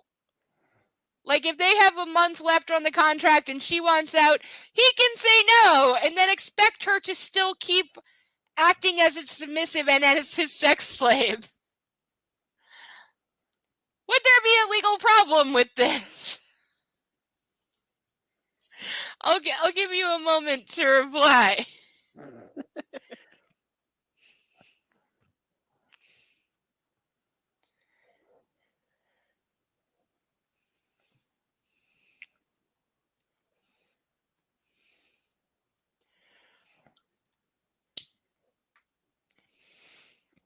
This entire thing. That's what this contract should be called, is unfair terms, because it is. It's entirely one-sided. It's vague as fuck in several critical places. And it already says things that he's already broken.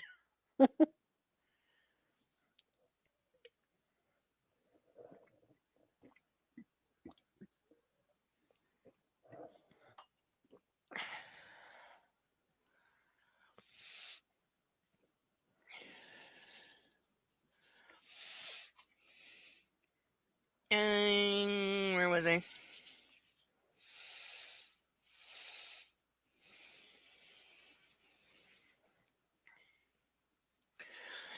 Okay, thank you. That is my goddamn point. Because I've said repeatedly that if E.L. James had just added that his submissives, like I said, get $100,000 a month, this makes way more sense. But no, she doesn't get anything. She gets nothing. And again, this contract is only supposed to last 3 months, which does seem to be the average time of his past submissives, doing the math. So he gets to use and literally abuse her physically and mentally and sexually torture her for 3 months, and he has absolutely no consideration for her afterwards. She gets nothing. Absolutely nothing from doing this.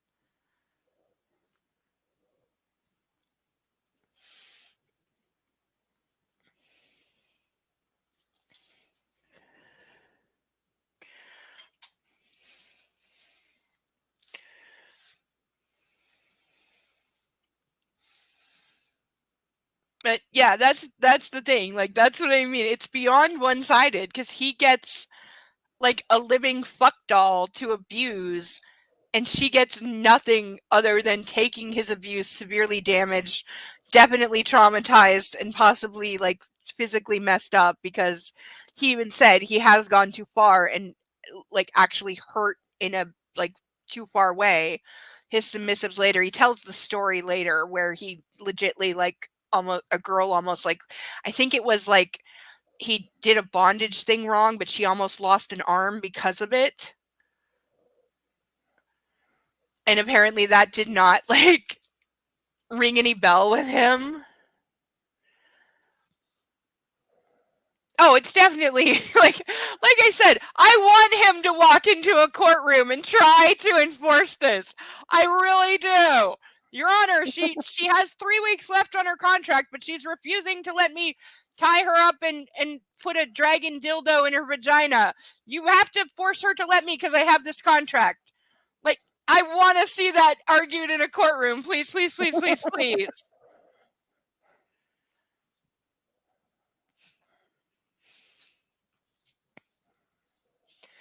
Yeah, no, I want to see him try to argue this utter bullshit, or the NDA, because he's already had her sign an NDA that she didn't read, which there's no way in fucking hell that would be enforceable either, because she didn't know what she was agreeing to, because he hadn't even shown her the red room yet. So she didn't know what she was agreeing to. So there's no way that would be enforceable. 15.2, because we're at the point where instead of just going up in numbers, they're now doing point whatever, because bullshit. The dominant accepts the submissive as his to own, there's language, to own, control, dominate, and discipline during the term. The dominant may use the submissive's body at any time during the allotted times or any agreed additional times in any manner he deems fit, sexually or otherwise. So there it is. There's the blanket. You are my physical, sexual slave. I can do literally anything I want to you. And while he did have some things on his hard limits that surprised me because they were quite vanilla, because E.L. James is a fucking moron who did no research. Some things that were not on that list, and I'm just throwing this out there. Christian Grey never did any of these things, but I'm saying he could have under these terms. Things that he could do under these terms. Tattooing, branding, piercing, physical suspension or corsetry in different ways, and I don't mean the brocade type corset, I mean other things. If you don't know, don't Google. You won't like the pictures or be able to sleep tonight. But I'm very serious. No, right? No, this is literally a slave contract. And it's not even subtle about it. But I'm saying he could literally like pierce, tattoo, brand. He could break their bones under this. He could skin them. He could shave their heads. He could, lock them in a trunk for a week. There's so many things that are not covered under this. And yet, apparently, and in his actual hard limits, he had two things that I was shocked by because they're so basic especially like intro to BDSM. No, he said like no electricity, which is no violet wands, which is such a basic thing. And him being a sadist, a violet wand would be something that he would absolutely use on the regular. And he said like no like med play or gynecology stuff, which also again is incredibly basic. So like, but she thinks that's like also like so extreme, like, and like, no, it's not. Like, honey, do you think having a stirrup chair in the bondage room would have been too far? Instead, you have like 5 couches. And a sadist is not going to have a couch in their bondage room.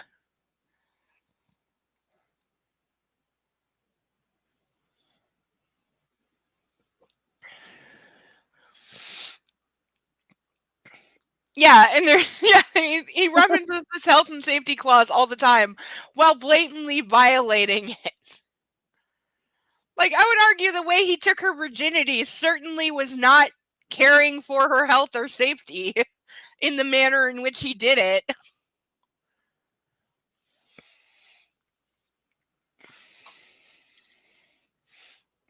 $15.3. By the way, the next like 3 pages are all. Wait, what?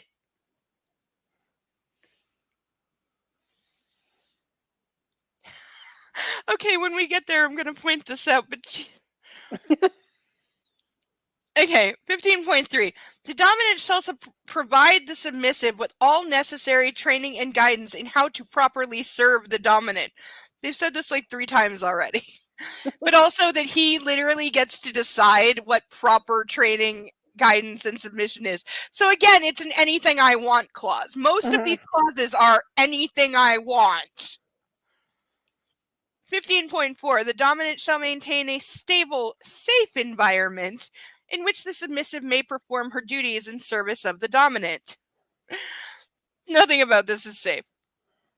15.5. The dominant may discipline the submissive as necessary to ensure the submissive fully appreciates her role of subservience to the dominant and to discourage unacceptable conduct. The dominant may flog, spank, whip, or corporally punish the submissive as he sees fit for the purposes of discipline, for his own personal enjoyment, or for any other reason which he is not obliged to provide. Again, this is the ultimate I can do anything I want. Bad book. Bad book. Bad book. all these pages are getting met in half, and they're going to be the first to burn when we get to the end of the book. Yes, I know I still owe a video burning the other book. I haven't forgotten. It'll get there. Shut up. 15.6, because everything is a point. Everything. She forgot how numbers work. In training and in administration of discipline, the dominant shall ensure that no permanent marks are made upon the submissive's body, nor any injuries incurred that may require medical attention. That is something you so cannot control. Like, I'm sorry, but you cannot control that. The permanent marks thing, to a large degree, you should be able to control that. But I'm going to point this out because this really happened. Do we see this mark on my wrist? Do we see this little scar on my wrist? Okay, here's how this happened. This happened on a live stream because I was wearing evening gloves and I was wearing elastic bracelets, chunky elastic bracelets. And after the live stream ended, I peeled the gloves off with the bracelets. I didn't take the bracelets off first. And when I did that, the bracelet pinched me and caused a hole in my arm. It took a chunk of my flesh off when I did that.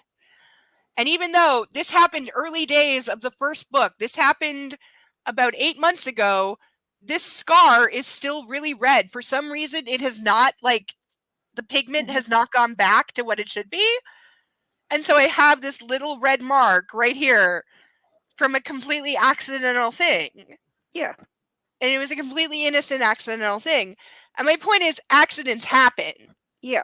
Like, little things, little scars will happen. That's part of BDSM. You know, I've given and received, and I've left permanent marks on other people unintentionally. I didn't mean to. But things happen sometimes. Yeah. Or sometimes, you know, what looks like a little scratch, it just doesn't heal right. And you're left with like a little blemish, just like this. And it just happens. That's life. So you can't, like, say with certainty, and as for saying your injuries that require medical attention, you can't control that. Like what if just from having too much sex, because this can happen, she gets like a yeast infection or a bacterial infection just from having too much sex? Or she gets like PID or vaginismus, which both can occur from having too much sex or having too much rough or painful sex, which seems to be what he wants. Both those things can easily occur. Those are both medical things. So, like, I'm sorry, but you cannot state categorically that you will do nothing that requires medical attention. Also, he's completely hand-waving any psychiatric effect, which counts as medical, that she may have lasting damage because he does not do aftercare. Once he's done, like, using and abusing them, he just carries them to their separate bedroom and leaves them alone. He does not do aftercare. He doesn't do talking at all or conversations or, like, afterwards, like, calming her down or anything, nothing. And so no wonder we find, like, that several of them are damaged and suicidal and homicidal and in a psych ward later because of this. Yeah, exactly. The word safe is so subjective when he clearly doesn't know what it means and is not abiding by that in any fucking way. No, several of these terms are not conducive to safe or healthy at all. There's multiple clauses in here that just say he can beat and abuse and rape them as much as he wants because they agreed to it and because he says it's okay. Like, that's the point. That's why this is awful. I'm wondering, how has he gone through 15 submissives and he's not been sued into oblivion yet? How has this not been front page news? Billionaire Christian Grey sued for sexual whatever. And then I look at the real world. I'm gonna bring the real world in. Then I look at like the P. Diddy shit that's going on right now. Or the R. Kelly or Weinstein, all of which are relevant right now. And all of them got away with it for decades. Shit exactly like this. And they all got away with it for decades and it's only coming out now. And I've seen the hotel video of P. Diddy, and I can't believe that got covered up for like 8 years, but it did. And now it's been so long and statute of limitations, blah, blah, blah, that he might be untouchable even though he did that on video. And it's like, I want to be like, okay, so you can have proof of a violent assault. It's literally on video. And what? Because it's been more than 5 years, somehow it's not a crime anymore? Explain that to me, rest of the world, right now. I dare you. But that's where things stand. That the best she could do was sue him civilly, which he settled immediately. He settled in like less than 12 hours. And if that isn't a major sign of I'm guilty. But still, the fact that he can't be criminally touched when there's video of him literally beating her in a way that could have resulted in her death. But he's on video viciously beating this woman, and there's nothing the authorities can do about it. He can't be criminally charged. Somebody explain that to me, because I don't understand. And it's not that I don't understand. I understand, but I refuse to understand. Because I refuse to accept that is a reality, because how dare you? And I say that to the world. How dare you say that there is a 5-year limit on reporting that kind of abuse, because clearly you don't understand how that works. And she was still under his control for so much longer. But the law has not caught up to how abuse works. A valid contract cannot contain anything that is true. True, that is true. I've heard that. And can't create a blit or commit a crime, and also a person agrees to a contract under coercion isn't considered consent. And all of that is true, but I also gotta believe that has to be one of the hardest things to prove. Not saying it isn't true, and I like that is true, but I'm saying it has to be really hard to prove that somebody signed a contract under duress or coercion in a court of law, or that a contract was used to cover up a crime. That's got to be hard. And I'm equally not saying it shouldn't be, but I'm also saying the bar is probably too high. Or to be the victim of a crime, yes. But that's got to be something that in an actual courtroom, like statistically, it's got to be really hard to prove. Again, not saying it shouldn't be, and I like that is true. I'm just saying reality is reality. So I would imagine that would be very hard to prove. Though in this case, maybe not so much, because it's pretty goddamn blatant.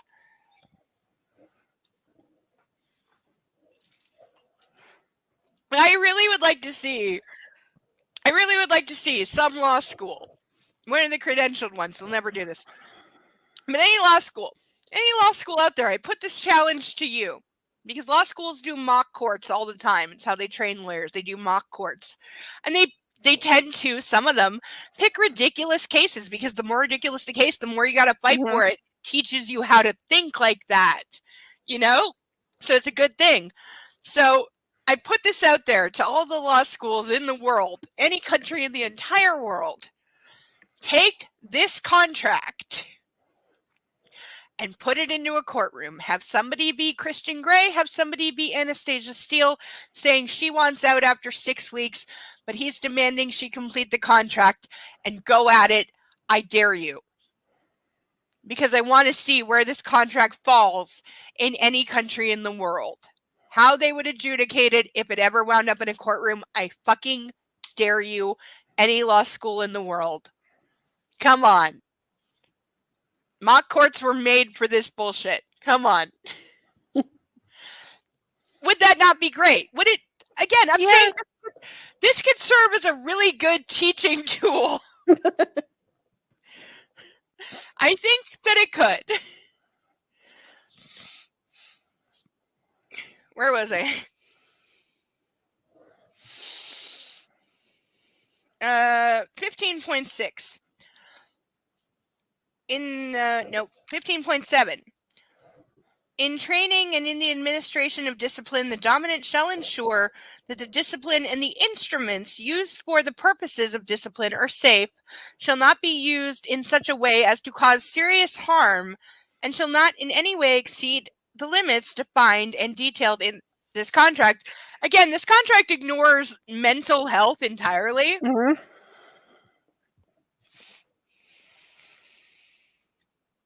As far as a civil case, they just have to convince the judge on balance of probability, 51% plus certainty, that a term is unfair or that she was coerced or pressured to consent. Yeah, he's done that from the beginning.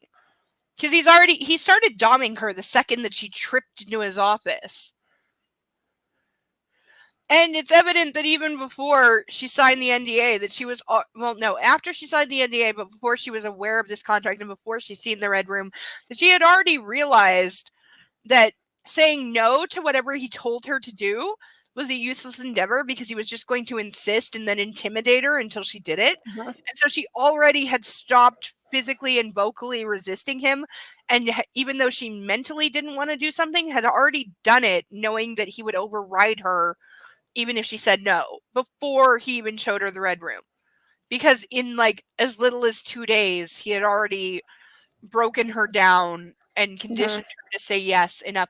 Again, there's a great video. It's from Film Theory on YouTube that literally shows the tactics that Christian Grey uses and how they are identical to how a cult indoctrinates new members. It's a fantastic video. Hats off to them for having the balls to do it. And yeah, it's entirely on the nose, and it explains exactly what he is doing in the early days and why he's doing it and why she responds the way that she does. But again, her background, and again, I'm putting more into it than the author did, is that she was raised in an environment where women are subservient to men.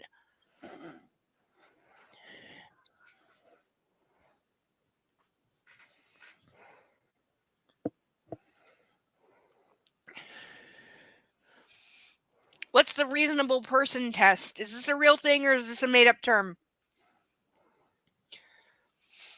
Is there an actual... I understand what you're saying, but is there an actual definition, is what I'm saying, of the reasonable person test? Is this written down somewhere? Can I read it? Or is it just what a particular judge, personally, based on their own experience, et cetera, would consider a reasonable response to a situation? Or are there actual, and I mean hard, factual, written down, legally recognized, defined criteria of reasonable person, is my question.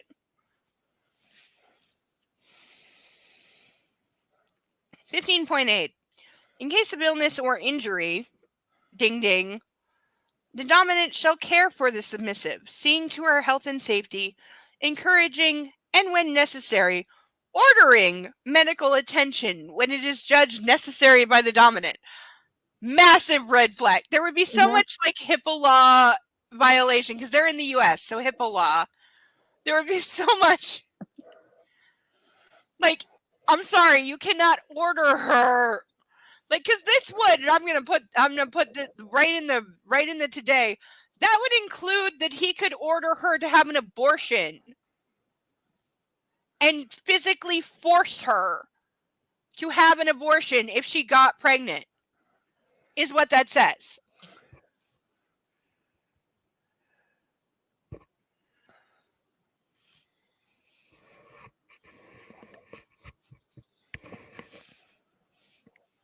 But the fact that he could order medical attention, like, please define.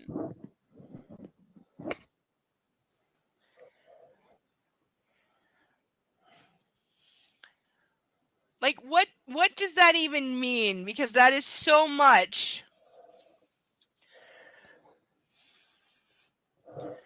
It's not based on the judgment. There are definitions. They're usually defined in case law, but some are legislative.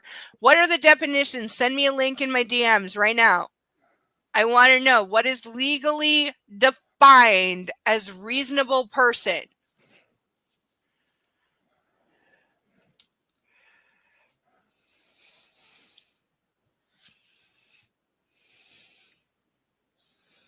Maddie, you okay? Yep.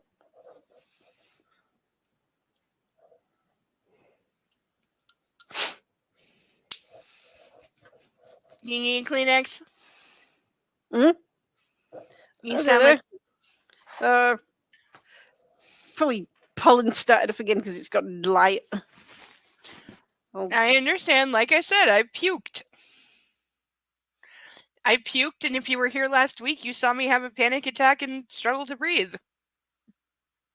which has happened at least a dozen times. And my partially trained emotional support dog is on my leg right now because he knows I'm feeling a certain way, and he's saying, "Hey, you need me, pet me."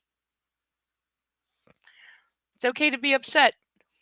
Oh no, it's not that I've got a nosebleed from my hay fever. That's all. I'm fine. Yeah, I'm sure it is. Do you need to like get up or get anything? No, I'm okay. It'll go. It'll stop. But yeah, emotional support puppy is on my leg saying, "You need me. Oh. I feel the way you're feeling and you need me. You need to pet me and calm down and love me because that's what I'm here for." He's not a trained emotional support dog. My other dog was. I lost my emotional support dog very suddenly about 2 years ago. But I had Bo at the time, and so the other dog kind of like, went, "Okay, it's a puppy. I'll teach him some things." So he knows when to come and put his head on my leg and be like, "Okay, pet me. I'll make you feel better." Because that's what I'm here for, because I'm tiny and furry. Oh. He's adorable. No, I didn't ask you to send me an infinite number of definitions. I said what, and I'll specify to UK law. If I'm a judge, okay, here's my specification. If I am a judge in the UK, what am I allowed to refer to and use as my criteria to define a quote reasonable person or reasonable consideration when it comes to consent under a contract such as this? What is that list or that defining document that controls that decision? What is the one decision that rules them all? What is the one ring of that? Is what I'm saying. Because if definitions can vary that much, then there is no definition. Then it's subjective, then it's personal. Then it's one-on-one. Then one judge can say this meets it, and then the same judge can look at a different judge can look at the same thing and say no, it doesn't. Which is no kind of law at all. So either there is a definition or there isn't, but if it's subjective to each of the judges, then there's no meeting of the minds. There's no overall consideration. I'm not going to say am I making sense. I am making sense, but I might not be making legal sense. But I'm definitely making sense, and I hope you understand what I'm saying I get and it. what I'm asking. And I'm talking to Mark as well. That Mark, I hope you understand what I'm saying in terms of legal definition of a thing, that there needs to be an overriding definitive definition to something like that, and that something like that cannot possibly be left up to the individual judge, because you would get wildly different rulings on the same case depending on the personal views of the judge, which is ridiculous. There's no single okay, so this is wildly inconsistent, I'm guessing.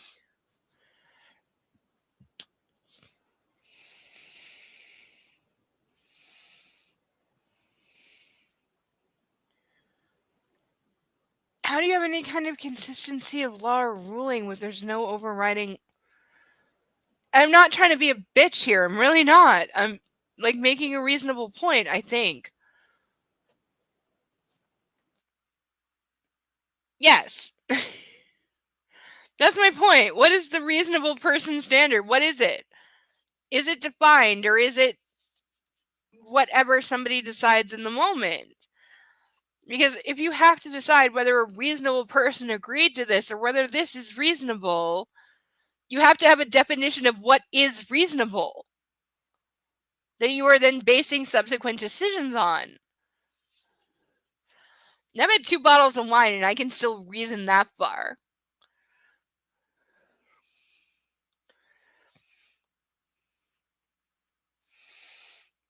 Right, you wouldn't cite a murder case in a contract law case, no. Because you'd sound ridiculous. Okay, I feel like me and Mark need to have like a detailed live stream about case law about this, because I think we could get into some shit for real. And it would probably be very entertaining. Yeah, you should do a separate stream just on the contract. We really should. Mark, are you up for it? Do you want to go line by line through this contract? We'll do it on your channel or mine, your choice. But me and you head to head. And let's go over this contract line by line, and you can legally inform the entire world how much bullshit this contract is. Oh, please.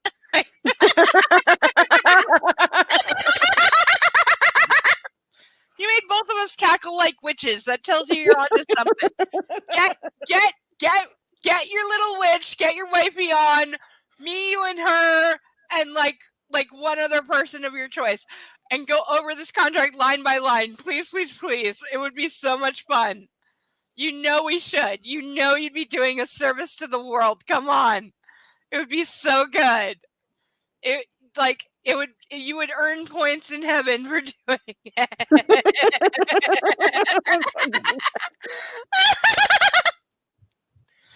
I once scared members of my family by imitating the Wicked Witch of the West with the cackle. Only because my 13-year-old cousin didn't know I could do it, and like my older cousin knew I could, and was like, do the Wicked Witch cackle, and I did, and I was like, because I can match it like perfectly. I have this thing where I can mimic certain sounds like perfectly, and he was just like, boop. And he like went away. I felt bad for scaring him. But not that bad.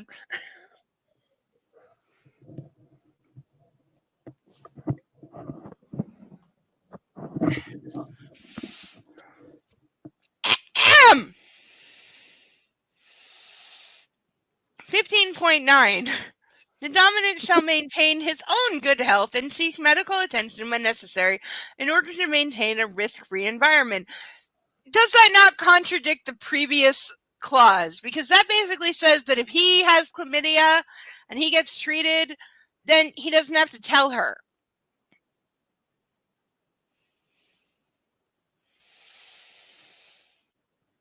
$15.10. Is there a limit on how many freaking dots you can have?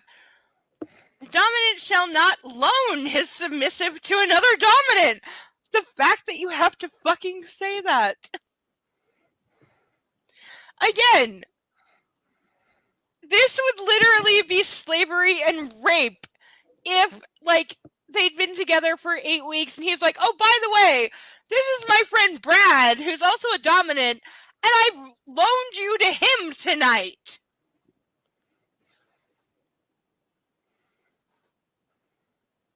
I'm sorry, but there's nothing short of like, dear God, how? And again, the fact that you have to say this also, under his hard limits, one of the lines was, there shall be no involvement of animals or children. That's not a hard limit, that's a fucking law!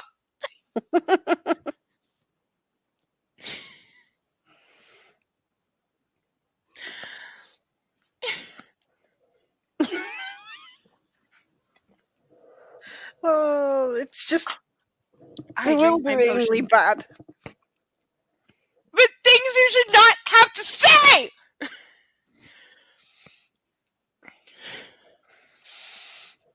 $15.11.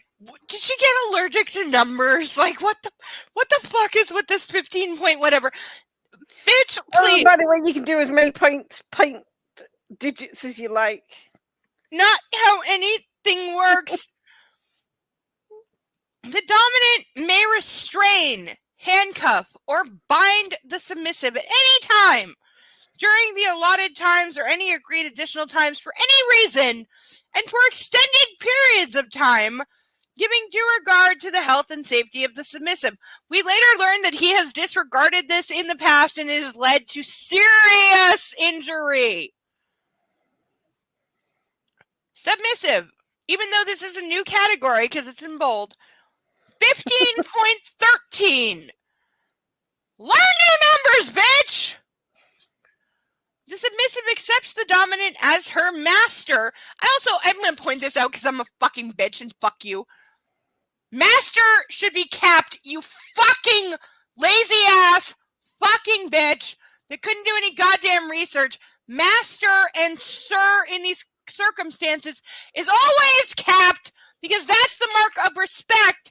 And that's why when I'm in a fucking chat room and I am using one of my mistress names and it's mistress whatever I'm using in that chat room, anyone who addresses me better capitalize the word mistress or I'm going to tell on you to your dom and they're going to smack you for not showing me the proper respect.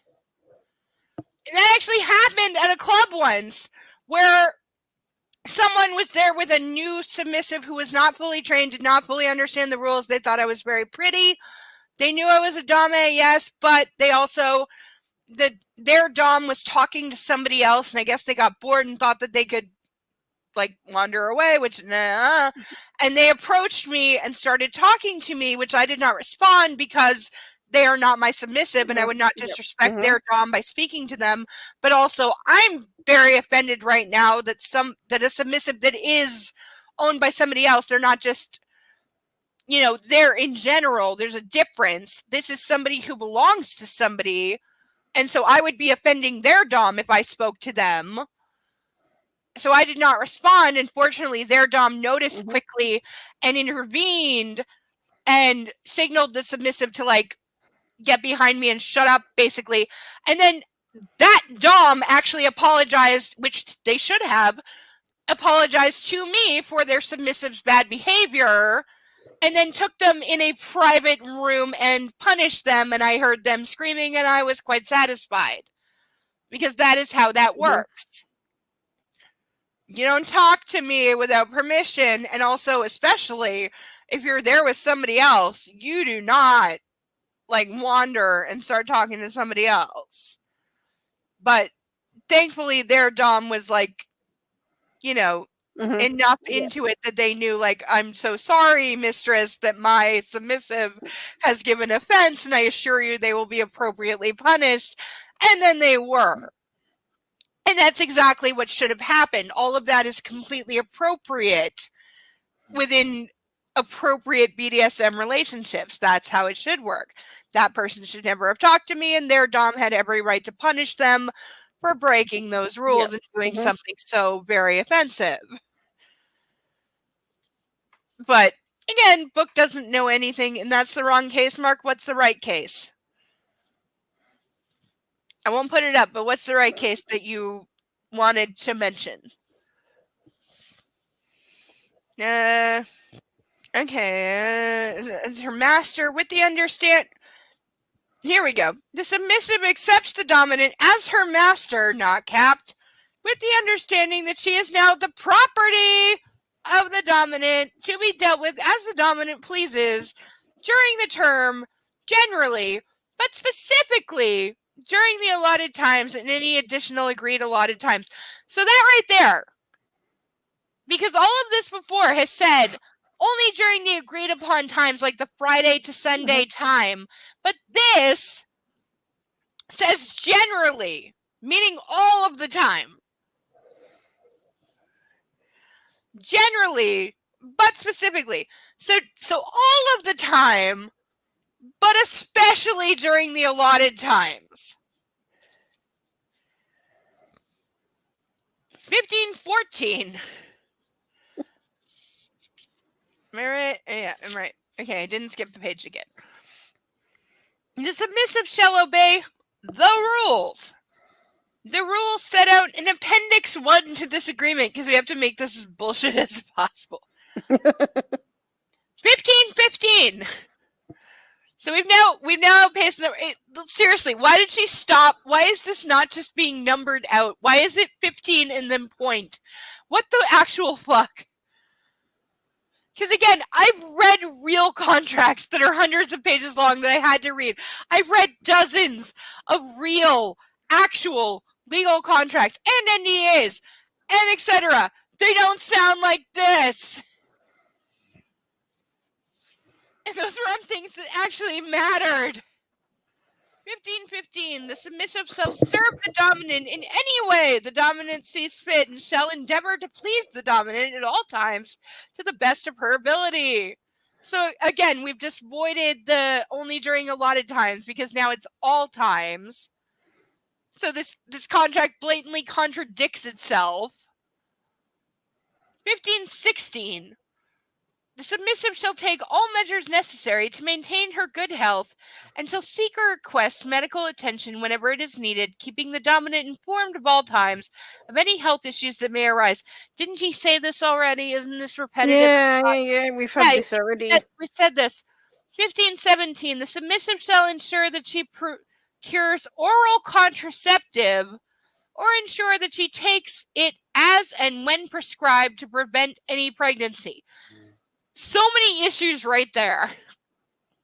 One, he's limited her to taking the pill when maybe that's not the best option for her. And also, being on any contraceptive has risks. They're also not instantaneous. But God forbid he should have to wear a condom. Which, if I was being his submissive, I would certainly insist on, as he said, that this is non-monogamous, so he can be with other women, so I definitely would be insisting on condoms. 1519. Oh, wow, wow, here we go. Lock and load. Brace for impact. 1519. The submissive shall not touch or pleasure herself sexually without permission from the dominant.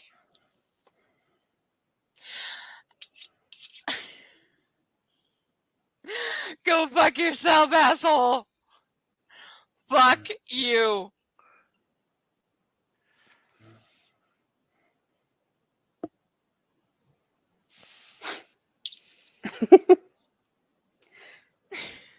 This is getting ridiculous. When was it not? My brain's hurting from all this. I'm like, what? Only now? If your brain is hurting only now, you're drunker than I thought. 1520. The submissive shall submit to any sexual activity demanded by the dominant and shall do so without hesitation or argument. Like, so many levels of bullshit right there.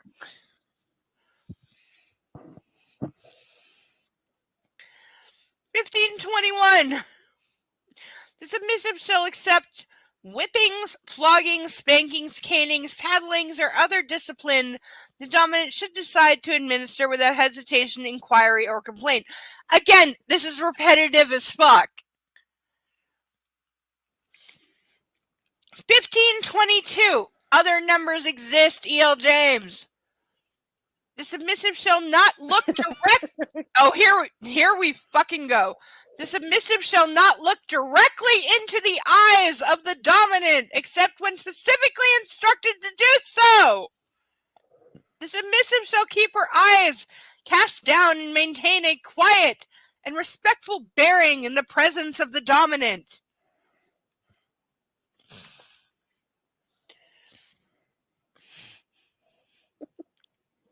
Here's my thumbnail for this video.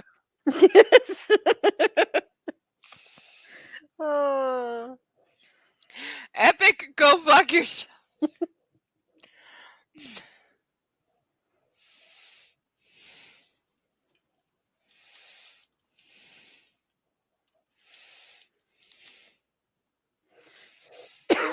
Sorry. That's alright. I keep sliding down in my hand. Yeah, It's really bad idea. I know, because this kind of thing makes you just want to... Well, we had to break. I went and got my footstool, and I keep sliding further. I'm going to end up. I keep having to readjust, otherwise I'm going to end up on the floor.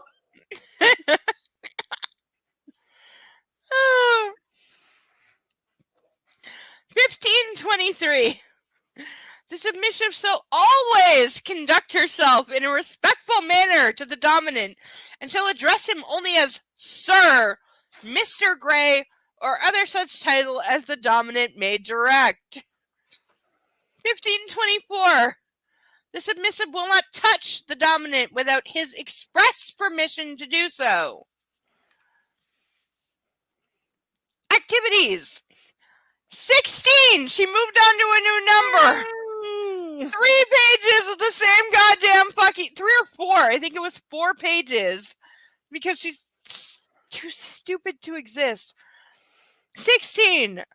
The submissive shall not participate in activities or any sexual acts that either party deems to be unsafe or any activity detailed in Appendix 2. We've not gotten to the appendices yet. 17. The dominant and the submissive have discussed the activities set out in Appendix 3 and recorded in writing on Appendix 3 their agreement in respect of them. Again, we have not read this yet. We've had no discussion. No, we have not discussed this. I don't know what this is, and I don't know if that's included in this book because I haven't read ahead. Safe words. Here's an actual thing. Safe words are an actual thing. Usually you start with traffic lights and then you have an overriding safe word. That means stop immediately right now and get away from me because I'm overwhelmed and I'm in a bad place. And that's where aftercare becomes incredibly important. And as a submissive, because again, watch your CSI, watch the Lady Heather box set, because Grissom understands it's the submissive that's truly in control because they're the one who can say stop. But E.L. James doesn't understand that. She thinks submissive means you are a brainless, mindless, buck-doll slave.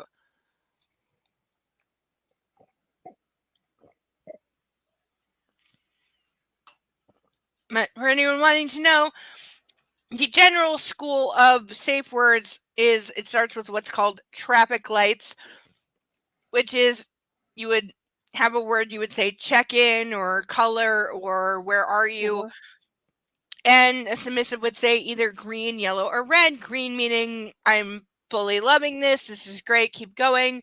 Yellow means I'm a little uncertain. I'm maybe a little getting pushed, and you would stop. Red meaning stop right now. Something has gone too far, and we need to have a conversation. And then you have the ultimate stop, which is a private safe word, which needs to be something ridiculous. It needs to be something you would never say in normal conversation.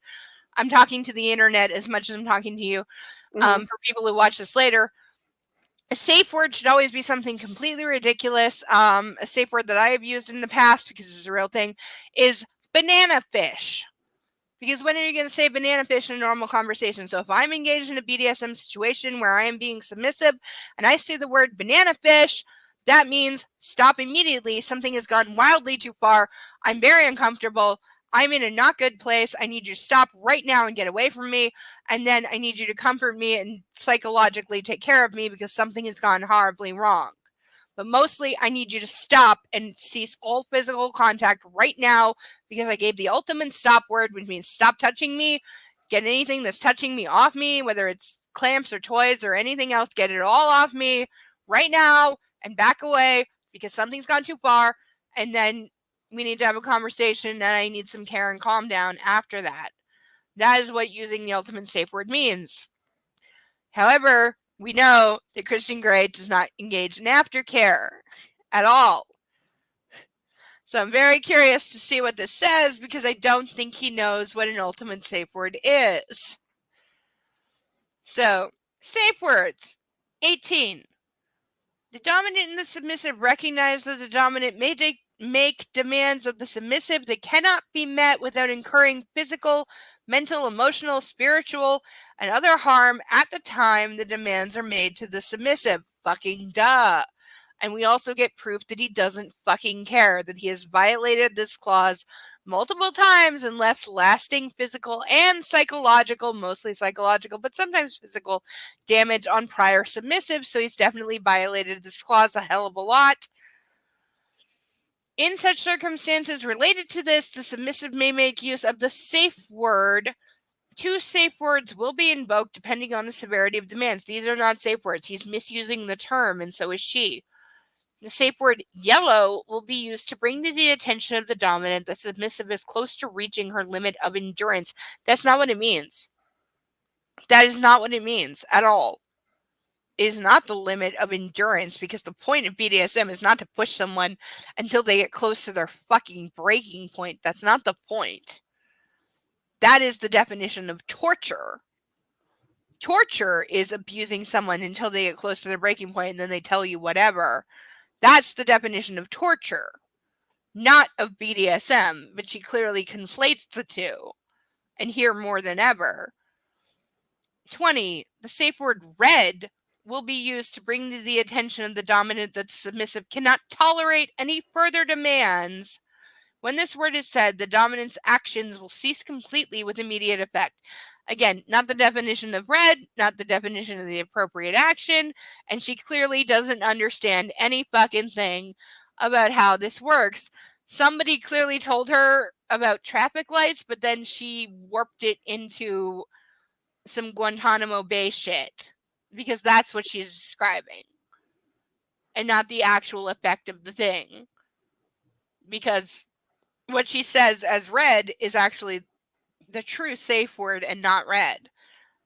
And again, that's not the definition of yellow by any means. Conclusion 21. We, the undersigned, have read and fully understood the provisions of this contract. We freely accept the terms of this contract and have acknowledged by our signatures below. And then it has I'm glad he thinks that I'm glad that he thinks everybody's understood this, because I haven't. Really does. No, he really does. Yeah. And then maybe he understands it, but nobody else does. No, it's not done yet. We have more than 10 pages left. So we have appendices. So this is what was referenced before that I said I hadn't read. So this is the appendices. 1, rules. By the way, this is how this is written. So if I sound stupid reading this, it's because it's written really stupid. Of course it is. It's the old James. Of course it's written stupidly. The block text is fucking... I'm sorry, Kitty just jumped up on his spot to have his dinner, so he's crunching at his food and looking really cool. Yes. Well, the thing is, he has a kitty bowl, but he refuses to eat out of a kitty bowl because he just picked a spot, and he's like, I'm going to sit here and meow, and you will feed me food at this spot. I don't want that kitty bowl full of kibble that's right there that I could eat. No. I'm going to sit on this thing and demand that you put food in front of me right here. So he has a spot where he gets fed, and he's a happy kitty because of it. So he just gets a pile of food. And you know the weird thing is, he eats his food, but when he crunches a piece of kibble, if a piece falls out and then there's a crumb, he refuses to eat his crumbs. He will only eat whole pieces of kibble. So then he gets this buildup of crumbs that I have to sweep up and throw out every now and then because he refuses to eat his fucking crumbs. Yeah, he's a brat. Appendices 1, rules. Obedience. The submissive will obey any instruction given by the dominant immediately, without hesitation or reservation, in an expeditious manner. Submissive will agree to any sexual activity deemed fit and pleasurable by the dominant, excepting those outlined in hard limits. She will do so eagerly and without hesitation. Sleep. This is a thing you have to define. The submissive will ensure she achieves a minimum of 8 hours sleep a night when she is not with the dominant. How do you do? Again, yeah. So he wants complete control all the time, not just... What's this magical 8 hours anyway? I know. I've never, for a long time. Food.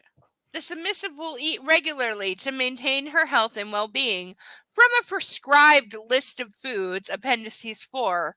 The submissive will not snack between meals with the exception of fruit. Clothes. During the term, the submissive will wear clothing only provided by the dominant. The dominant will provide a clothing budget for the submissive, which the submissive shall utilize.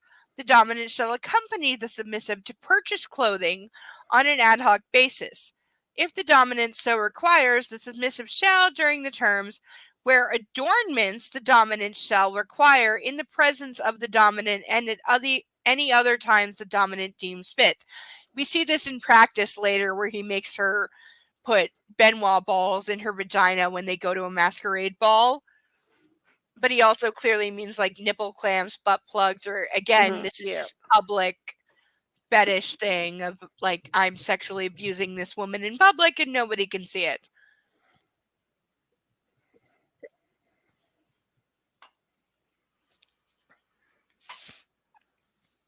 Exercise. The dominant shall provide the submissive with a personal trainer 4 times a week in hour-long sessions, at times to be mutually agreed between the personal trainer and the submissive. The personal trainer will report to the dominant on the submissive's progress. Personal hygiene / beauty. The submissive will keep herself clean and shaved and or waxed at all times. The submissive will visit a beauty salon of the dominant's choosing, at times to be decided by the dominant, and undergo whatever treatments the dominant sees fit. All costs will be met by the dominant. Personal safety. There's a term. The submissive will not drink to excess, smoke, or take recreational drugs, or put herself in unnecessary danger.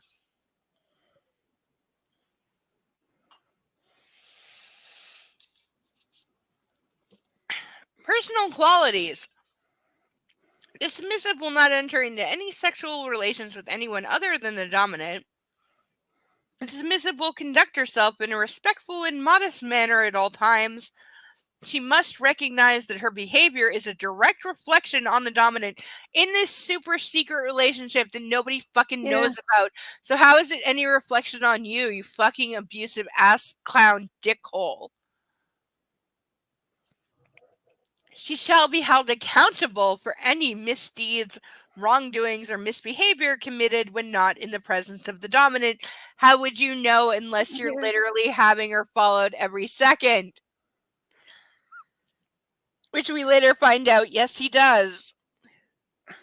Oh my god, I've got visions of like him putting cameras in her apartment and no.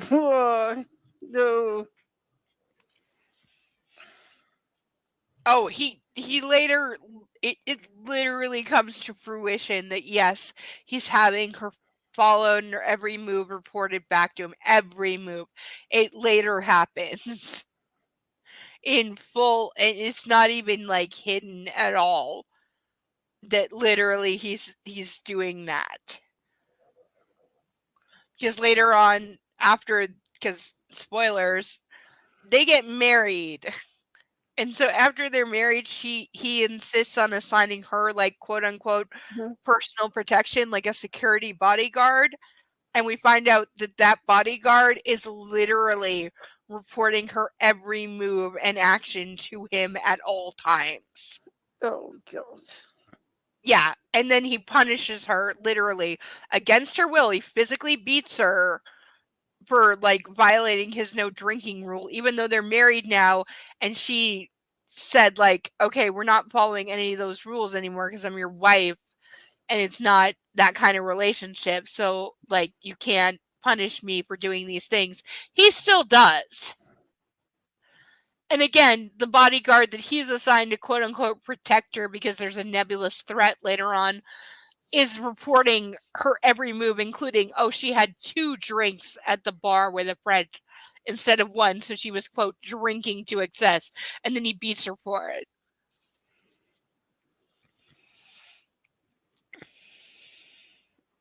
Okay, this is the end of part 1, and it's in caps. Failure to comply with any of the above will result in immediate punishment, the nature of which shall be determined by the dominant. In other words, I can do anything I want to. Mhm.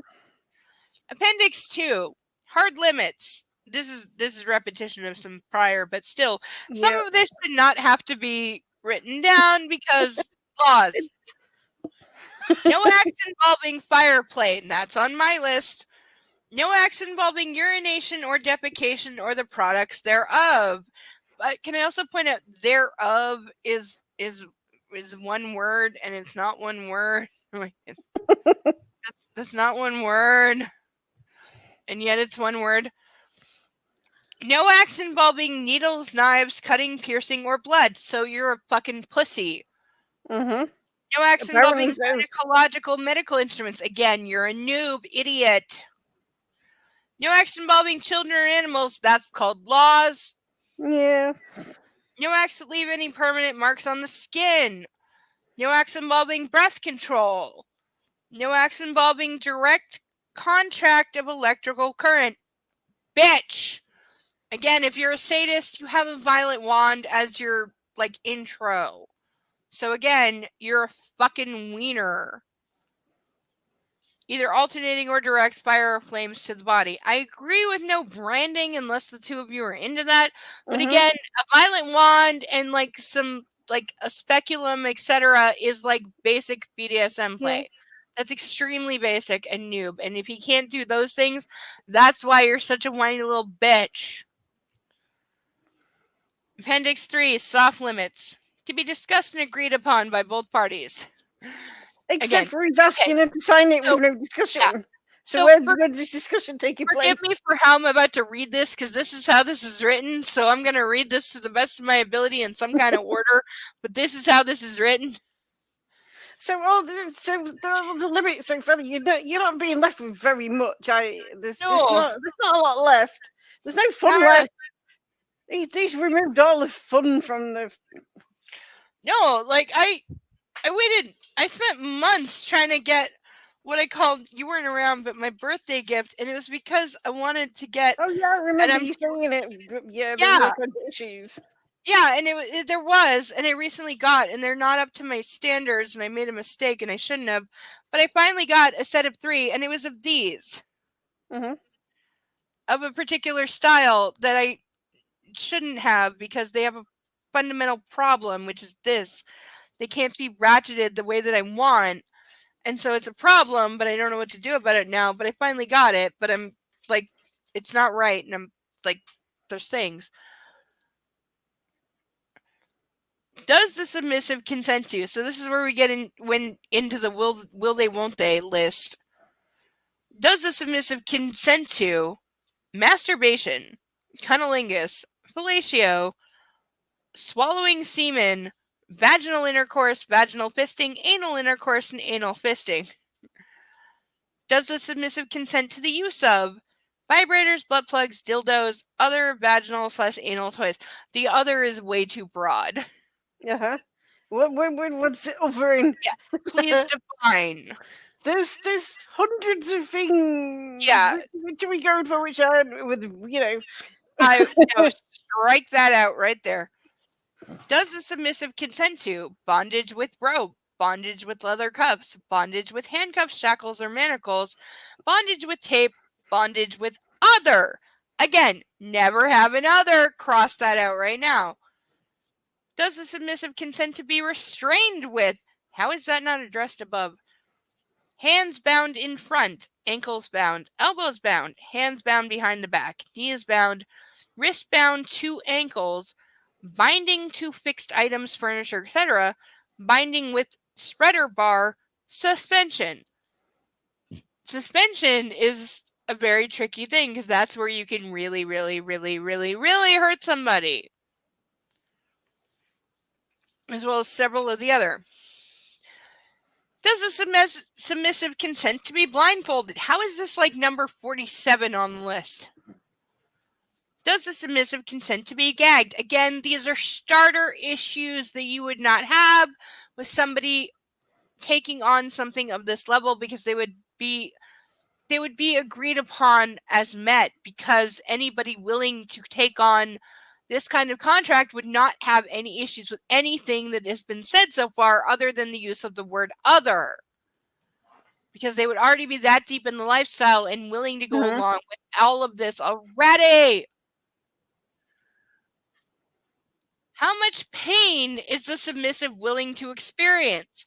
This is just a blanket question. Also, how do you answer that? Because pain is the most subjective thing. Yeah. Mm-hmm. So what for her is like a level 4, for him could be like a level 1. So he could expect her to be able to handle like way more pain than she is willing to, because they don't have an agreement on what is defined as what level of pain. Where 1 is likes intensely and 5 is dislikes intensely. Again, that doesn't matter. It doesn't matter that you have a rating scale, because it doesn't mean anything, because you don't know what her level 1 is. You need to just ask her, what is your level 1 pain and what is your level 5 pain, and then break it down in between so you make sure you're on the same page. But that's not what he's asking. He's just asking for a blanket. And again, he's asking somebody who doesn't know anything about any of this. So she has zero answer to any of that. She has no answer whatsoever. No, she'll develop answers as she learns, but she's not. Certainly, but she's not going to know now, is she? No. Does the submissive consent and accept to the following forms of pain/punishment/discipline? Spanking, whipping, biting, genital clamps, hot wax, paddling, caning, nipple clamps, ice, other types/methods of pain.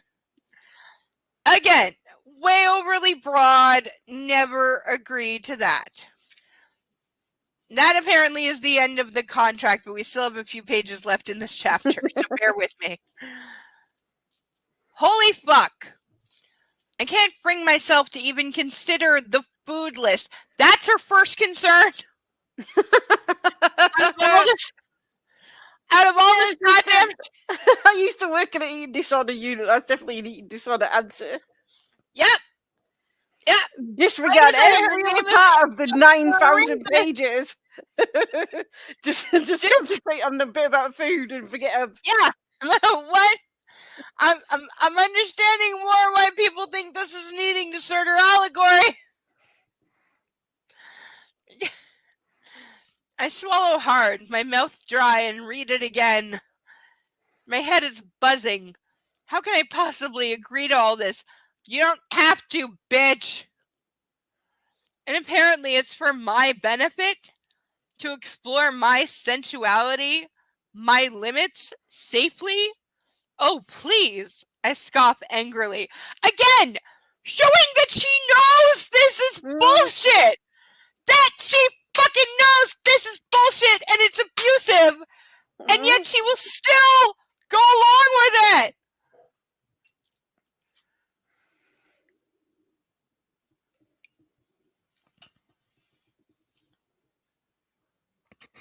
So she knows! And yet there's this much of a book left.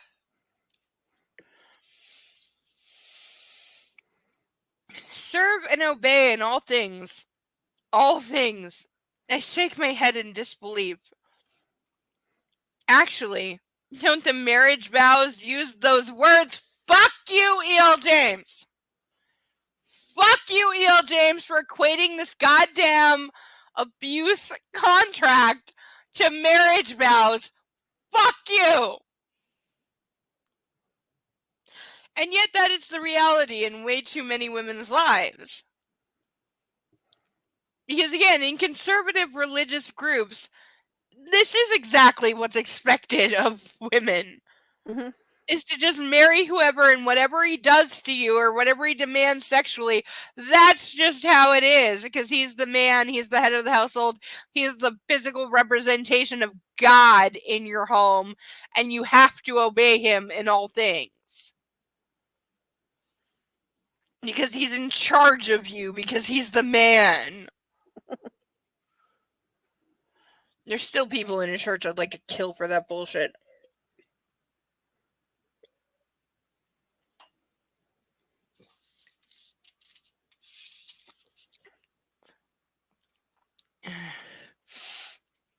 Obey? This throws me. You couples still say that? Only 3 months. Is that why there have been so many? He doesn't keep them for long? Or have they had enough after 3 months? Every weekend? That's too much. I'll never see Kate or my friends. I may make up, or friends I may make at my new job, provided I get one. Perhaps I should have 1 weekend a month to myself. Perhaps when I have my period. That sounds practical. He's my master. I'm to be dealt with as he pleases. Holy shit. Again, in her own mind, like, she's already accepted this arrangement. I shudder at the thought of being flogged or whipped. Spanking probably wouldn't be so bad. Humiliating, though. And tied up. Well, he did tie my hands together. That was... Well, it was hot. Really hot. So perhaps that won't be so bad. He won't loan me to another dominant. Damn right he won't. That would be totally unacceptable. Why am I even thinking about this? Again, her own mind is saying this is something she so clearly doesn't want. Mhm.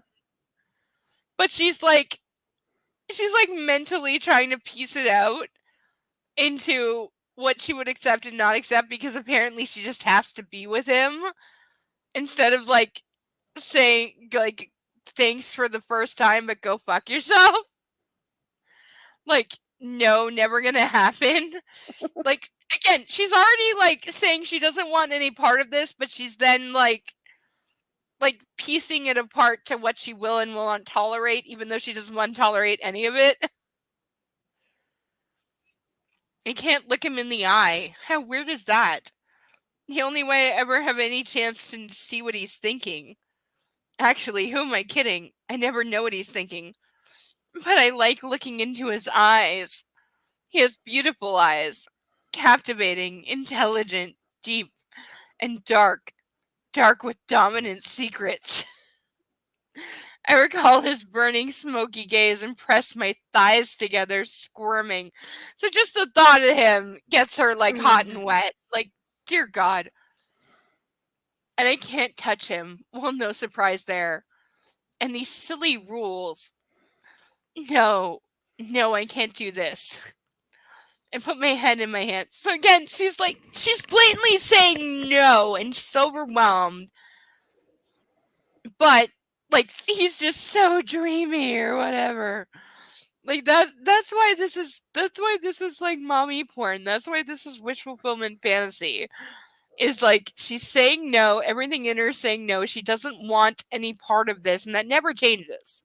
That never changes in all 3 books. That she never, ever, ever, ever, ever wants any part of a BDSM relationship at all, including just the very basic thing of being spanked. She's against that the whole time. She's against even that much, and is like, no, I don't want any part of this. And he keeps doing it over her objections, and she keeps putting up with it because he's so dreamy. And it just doesn't work. That's why it doesn't work. This is no way to have a relationship. Yes, bitch, because he's not asking you for a relationship. That's my point. This is why these are the 2 most incompatible people, because she keeps thinking of this as a relationship, like boyfriend, girlfriend, when he's making it very clear that, no, I don't want a relationship. I told you that. I don't do the girlfriend thing. I want you as my submissive. I want you as a sex slave between the hours of X and X, and that's it. And other than that, I don't know you, but you will obey me even when I'm not with you. And that's what I want for 3 months. And then I'll throw you away like garbage and never talk to you again. He makes that clear, but she's too stupid to fucking understand that. Even now, she's just read that entire contract, and she still has the word relationship in her head. This is not a relationship. That's not what he's asking for. That's not what he wants you for, bitch. How stupid are you? Were you literally born yesterday?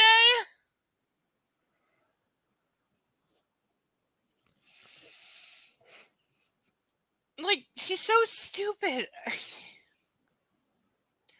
I need some sleep. I'm shattered. All the physical shenanigans I've been engaged in over the last 24 hours have been, frankly, exhausting. And mentally. Oh man, this is too much to handle. As Jose would say, a real mind fuck. Perhaps in the morning this might not read like a bad joke. No, it still will. Again, she keeps doing this. She keeps denying reality. Again, I live by the adage, when people tell you who they are, believe them. She is going in the face hard against that. Because he is telling her who he is. He's actually being quite honest and direct and upfront. Yeah. And she's just refusing to see it because she wants him to be something else. She's doing the I can fix him, I can make him better, Beauty and the Beast bullshit. I scramble up and change quickly. Perhaps I should borrow Kate's pink flannel pajamas. I want something cuddly and reassuring around me. So she's feeling the need to be cuddled and protected just from reading this. I head to the bathroom in my t-shirt and sleep shorts and brush my teeth. I stare at myself in the bathroom mirror. You can't seriously be considering this. My subconscious sounds sane and rational, not her usual snarky self.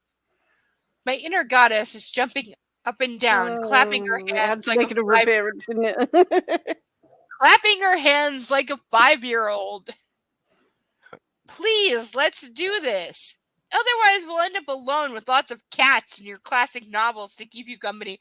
I have cats, bitch. Fuck you. I love cats.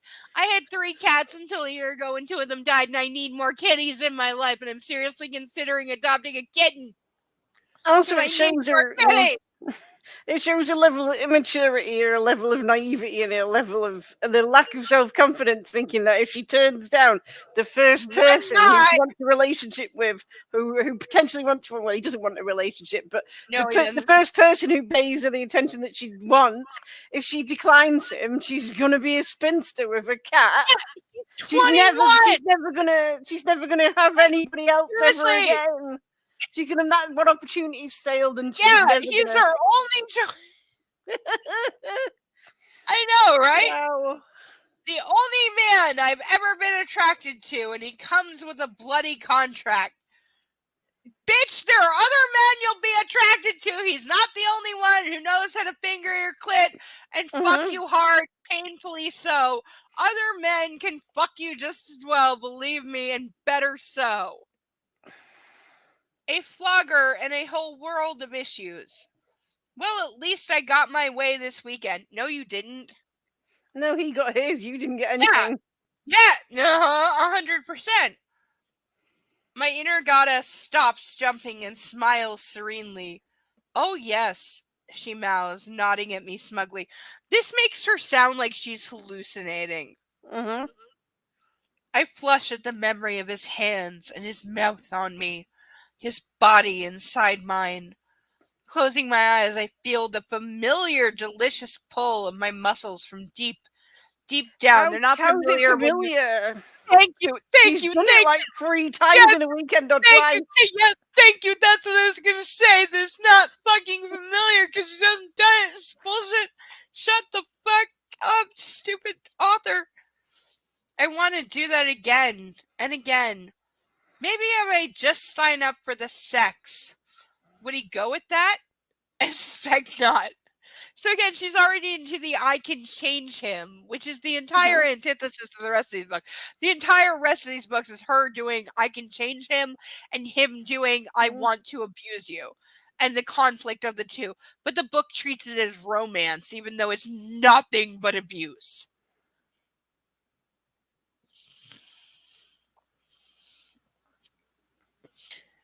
Am I submissive? Maybe I come across that way. Maybe I misled him in the interview. You were there for a professional interview. If he was looking at you as a submissive, he's a sexual predator and you need to call the police. I'm shy, yes. But submissive? I let Kate bully me. Again, she's aware! Again, and this is in the other series as well, that people have goddamn awareness. Hello, Daryl, I don't know this person's name. I'm sorry. Hi, welcome, new person. Welcome here. Hello. That'll come into play later. Yeah, these entire books are wishful goddamn thinking. I can change him. I know he's damaged. Oh, it's pronounced the real Gandalf. Okay, hi, the real Gandalf. Welcome to you. Welcome here. Great to have you. I'm very glad to have you. And I'm gonna put an invite to my Discord because I always forget to freaking do that. So I'm gonna do it for once. So there's the invite to my Discord. Of course I have a dirty mouth, honey. Motherfucking bullshit. Fucking cunt. Motherfucking asshole. Fucking cunt.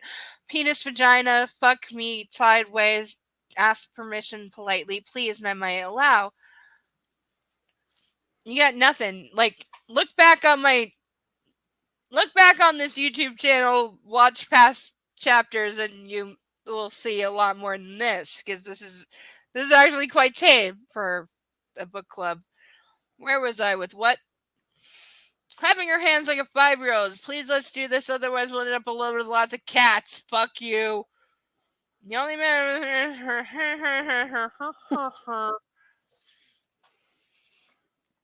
Welcome to the Discord.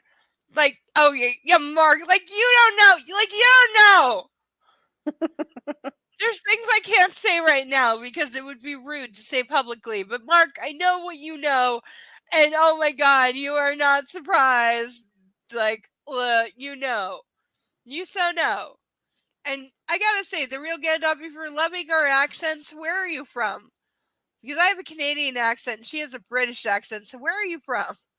And I have an Ontario Canadian accent. There's the range. So what are you loving about me, A? Right, so I do sound quite odd in comparison. Maynard Gotta stops jumping and smiles serenely. Oh yes, she mows, nodding at me smugly. I flush at the memory of his hands and his mouth on me, his body inside mine. Closing my eyes, I feel the familiar, delicious pull of my muscles from deep, deep down. I want to do that again. Maybe if I just sent it for the sex, would he go with that? I suspect not. I'm reassured that they're okay, but submissive. I let Kate bully me. Is that the same? Yes. And those soft limits, geez. My mind boggles, but I'm reassured that they're up for discussion. That was not at all made clear. I wander back to my bedroom. This is too much to think about. I need a clear head, which he's not going to allow her, which is why he's literally not left her. I sound barmy. Screw you. Screw you. I can sound just as posh as you brat. You utter brat. Can sound just as posh as I like to, and any given contradiction, I can sound Irish, Scottish, posh, several varieties of British. Whatever you would like to hear, I can certainly put on for a certain amount of time or certain encouragement, given proper motivation. Ending which now. Honey, you have no idea what you just said. I need a clear head, a fresh morning approach to the problem. I put the offending documents back in my backpack. Tomorrow. Also, the fact that you're about to graduate college and you have a backpack. Like, by the time I was in high school and like 15, I had a messenger bag, not a backpack. Like, I still have that messenger bag and it's awesome. Clambering into bed, I switch off the light and lie staring at the ceiling. Oh, I wish I never met him.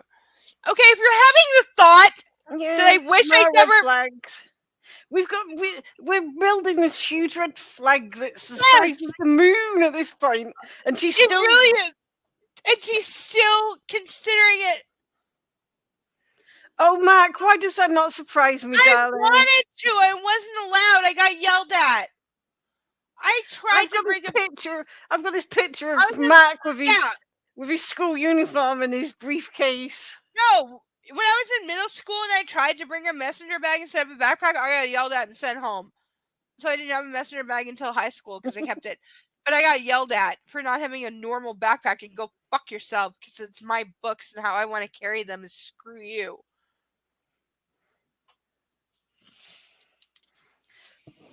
I've just got one question from Mark. Though, Mark, did you go to one of those primary schools where you were in short shorts? Mark, did you go to public school? Because I know what that means in Britain. Did you go to public school? I bet he did, and I bet the lower school had to wear shorts. Yeah. I'm gonna take 5 seconds to touch up my makeup because I fucking can. It's my channel and screw you. And they don't like not having dark enough eyes on channel. I thought so, Mark.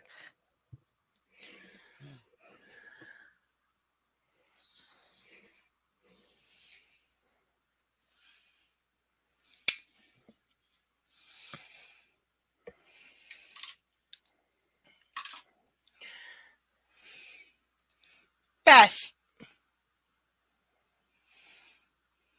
did you go to public school?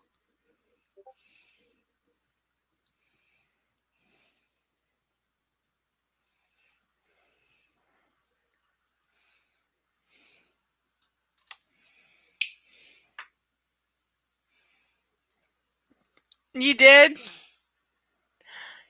Were you a psycho brat?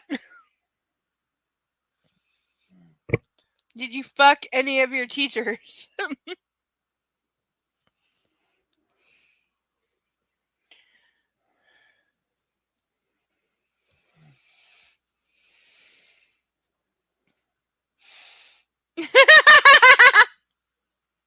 I love the idea. I just think that Mark went to Hogwarts. I got this weird And feeling that Mark went to Hogwarts. Yeah. Okay, I remind the chat, even though we've only got a few pages left, we're nearly over time. I still have the official 50 Shades of Grey handcuffs that if the link that should be at the top of the chat achieves $25 to my PayPal, I will put on these official 50 Shades of Grey handcuffs for the rest of the stream. So if you'd like to see that, there's how you can make that happen by donating $25 to the link above. If you would like to see me put these on and wear them for the rest of the stream. And they are official 50 Shades of Grey merchandise.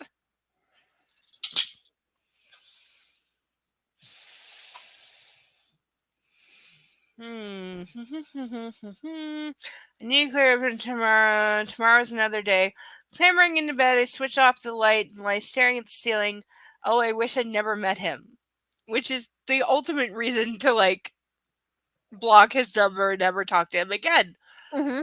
My inner goddess shakes her head at me. She and I know it's a lie. I have never felt as alive as I do now. So we're playing into there's been something missing in her whole life, and now he's brought it out of her. He's the answer. He's the missing link in her life. I wanted. I can say it was Mr. Walton in math class, and there's a reason that all the girls sat in the front row, but also he was very aware of what he fucking did. And this was in middle school. This is with girls who are 11, 12 and 13 years old. This is with very young girls. And he was about 25 probably. And he deliberately, instead of sitting behind the desk, would sit on the front of the desk with his legs crossed and would literally like lean down and give you like dreamy eyes to the girls in the front row that he knew were mooning over him. He absolutely manipulated this. And so, yeah, I had a kind of momentary crush on him. No, actually, I didn't. Because once I realized that he was a fucking slut and was doing it with at least 2 of the 3 other girls mooning at him in my class, I sat in the front row because I genuinely wanted to learn and be closer to the board because I have vision issues. But the fact that I knew the girl next to me, I knew her in another class, and I knew that they were fucking, and even though she was 12 and he was not, and then he was screwing several other girls. He was screwing like 11 different girls in middle school. And so, yeah.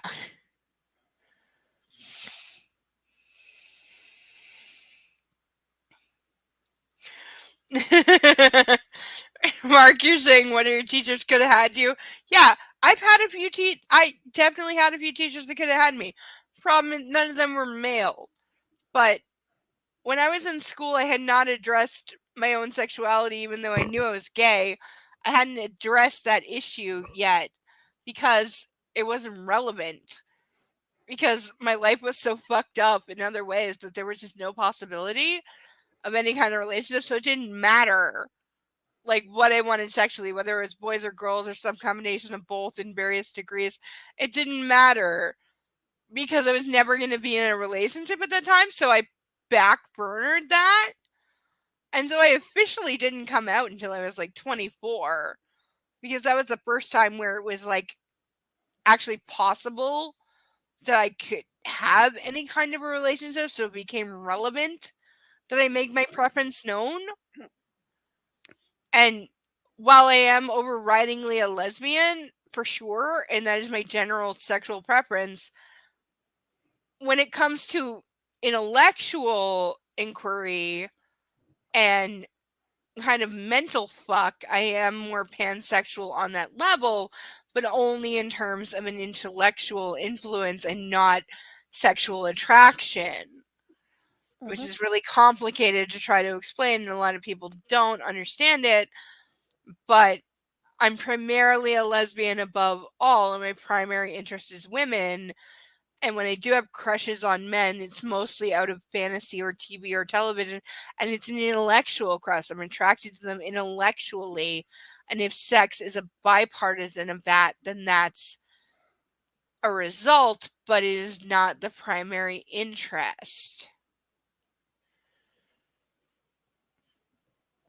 And I realize that may make no sense to multiple people, but that's okay. And I'm going to keep reading now because of things. I closed my eyes and drift into heavy sleep with occasional dreams of 4-poster beds and shackles and intense gray eyes. That sounds like a pretty good dream to me. But I'm me. Kate wakes me up the next day. Again, there's a dog on my leg right now. Again, doggy is, yeah. I know, Mark. I know you don't. I know you don't. But that's why I'm not married to you. I could be married to somebody very like you. But, yeah, that's why I'm not married to you. Because you don't understand. But that's okay. That's okay. Never doggy on my leg. Because it's a doggy. He's going, you need to pet me and love me because you don't feel okay right now. I need to be a good doggy and I'm really sleepy. He's so sleepy. He's such a baby. I should be more drunk than I am. I'm shocked that I'm not more drunk than I am, and I'm very disappointed. Kate wakes me up the next day. Anna, I've been calling you. You must have been out cold. Seriously, if you're not waking when someone's calling you, you've been drugged. Which would be appropriate after her time with him. My eyes reluctantly open. She's not just up. She's been for a run. I glance at my alarm. It's 8 in the morning. Holy Moses, I've slept for a solid 9 hours. What is wrong with this? What is it? I mumble sleepily. There's a man here with a delivery for you. You have to sign for it. You're her roommate. Fake her goddamn signature. I'm sorry, but I've done it. Yeah, just sign for it. Also, it doesn't have to be the actual person. If you both live there, you can both sign for it. Because I've done it. I've lived in a roommate situation. Both people can sign for it. I've told my roommates, like, I have to go to class, but I'm expecting a thing. Sign for it when it gets here. And they did. What? Come on, it's big. It looks interesting.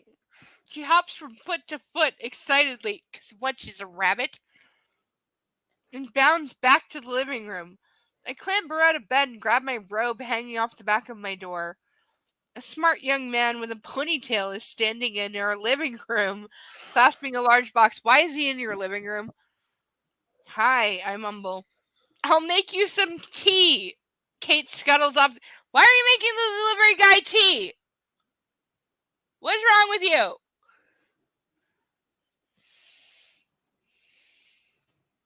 Out of what? Tea? Everybody send Mark tea because he's sick and he's currently out of tea, and that's a crime in Britain. So everybody send Mark a box of tea right now.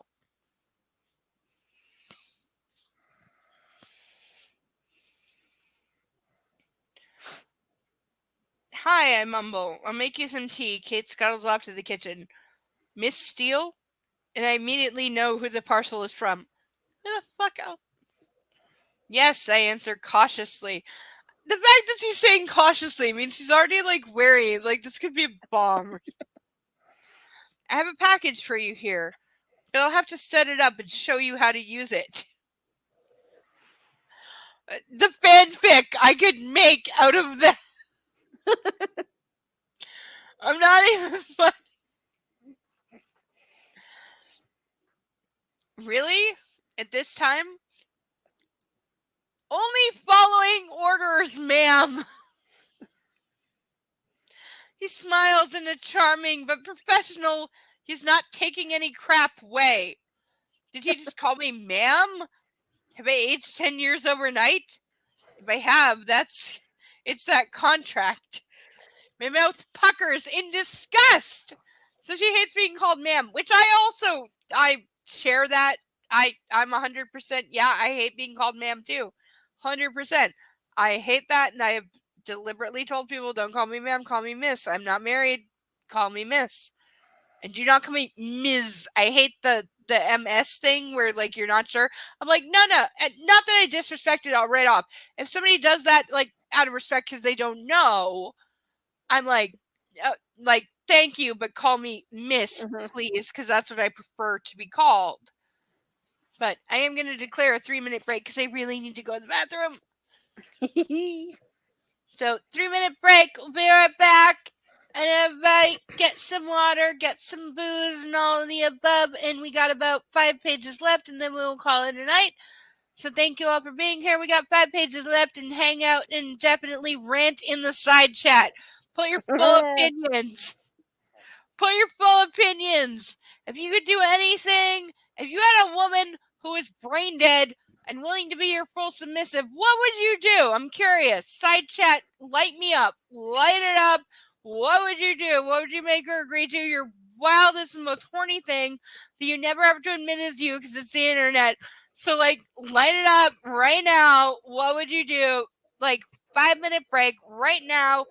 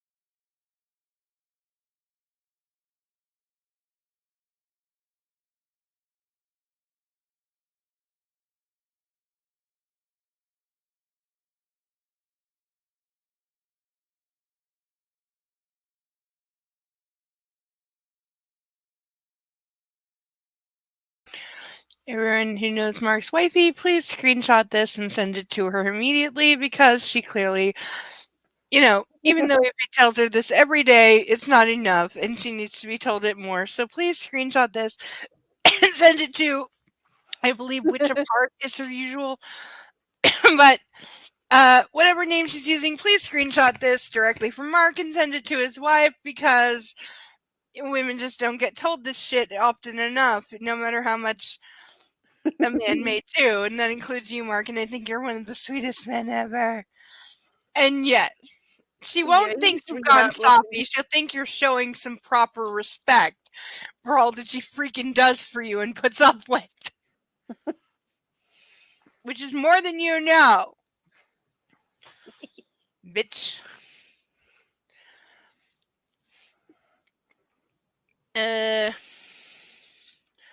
Okay, so we have delivery guy saying I have something that I need to set up and I can make all the Cyban jokes in the world.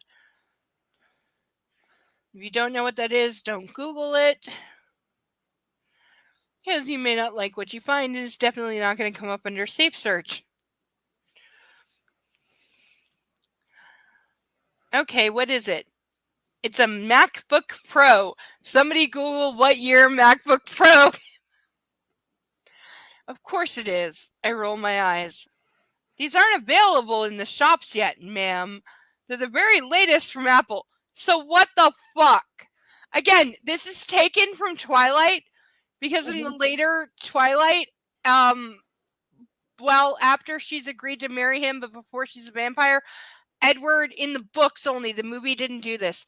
In the books only, he buys her like a car that's basically a tank that is not commercially available, and it's hinted that like drug lords in Colombia use this car because it's bomb proof and bulletproof, and basically he's putting her in a damage proof car until he's able to turn her into a vampire because she's demanded that she be human when they marry and he fuck her for the first time so she can experience the loss of her virginity before he turns her into a vampire.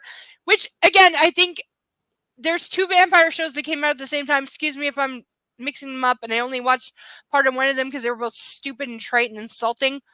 But I think in the one Vampire Diaries, there was a innocent, again, she was like a religious conservative idiot virgin that gets kidnapped by the vampire cult and she gets turned as a virgin, and then they find out she has sex eventually, but then because she became a vampire while she was still a virgin, that basically her hymen regrows every time, and so that like her first time would be every time.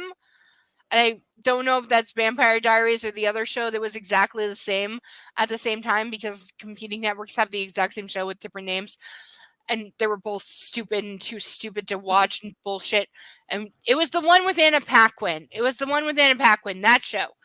Because somebody told me it got into little bondage eventually, but they were a fucking moron who doesn't understand what that means. And it was just a torture dungeon murder scene that was bullshit and was like so much later and didn't mean anything. But yeah, basically if you get turned as a virgin, you're a perpetual virgin. And I don't know if that was ever sorted out, but like that kind of thing. And so this makes me think of that because, like, it does. And these aren't available in the shops yet. How come it doesn't surprise me? I sigh heavily. I would have so many questions. If this is not commercially available for purchase, is it even legal that I have this? Just set it up on the dining table over there. That's your answer, not, I refuse to accept this, please leave. And return it to where it came from and get out of my house? Because that would be my answer. Because also, if this is a laptop from Christian, it's loaded with spyware. He definitely has that app where he can turn the camera and mics on at all times and watch our every move inside our home. That's 100%. 100%. Do you have any doubt that that's true? No, it's definitely true. Yeah, I would trust it. Yes, exactly. If the guy refused to leave, I would literally throw the thing down the garbage chute. I really would. I don't care if it's a $3,000 laptop. I would throw it down the garbage chute if the guy refused to take it back. I would make every effort to say, like, please take it back. I refuse to accept.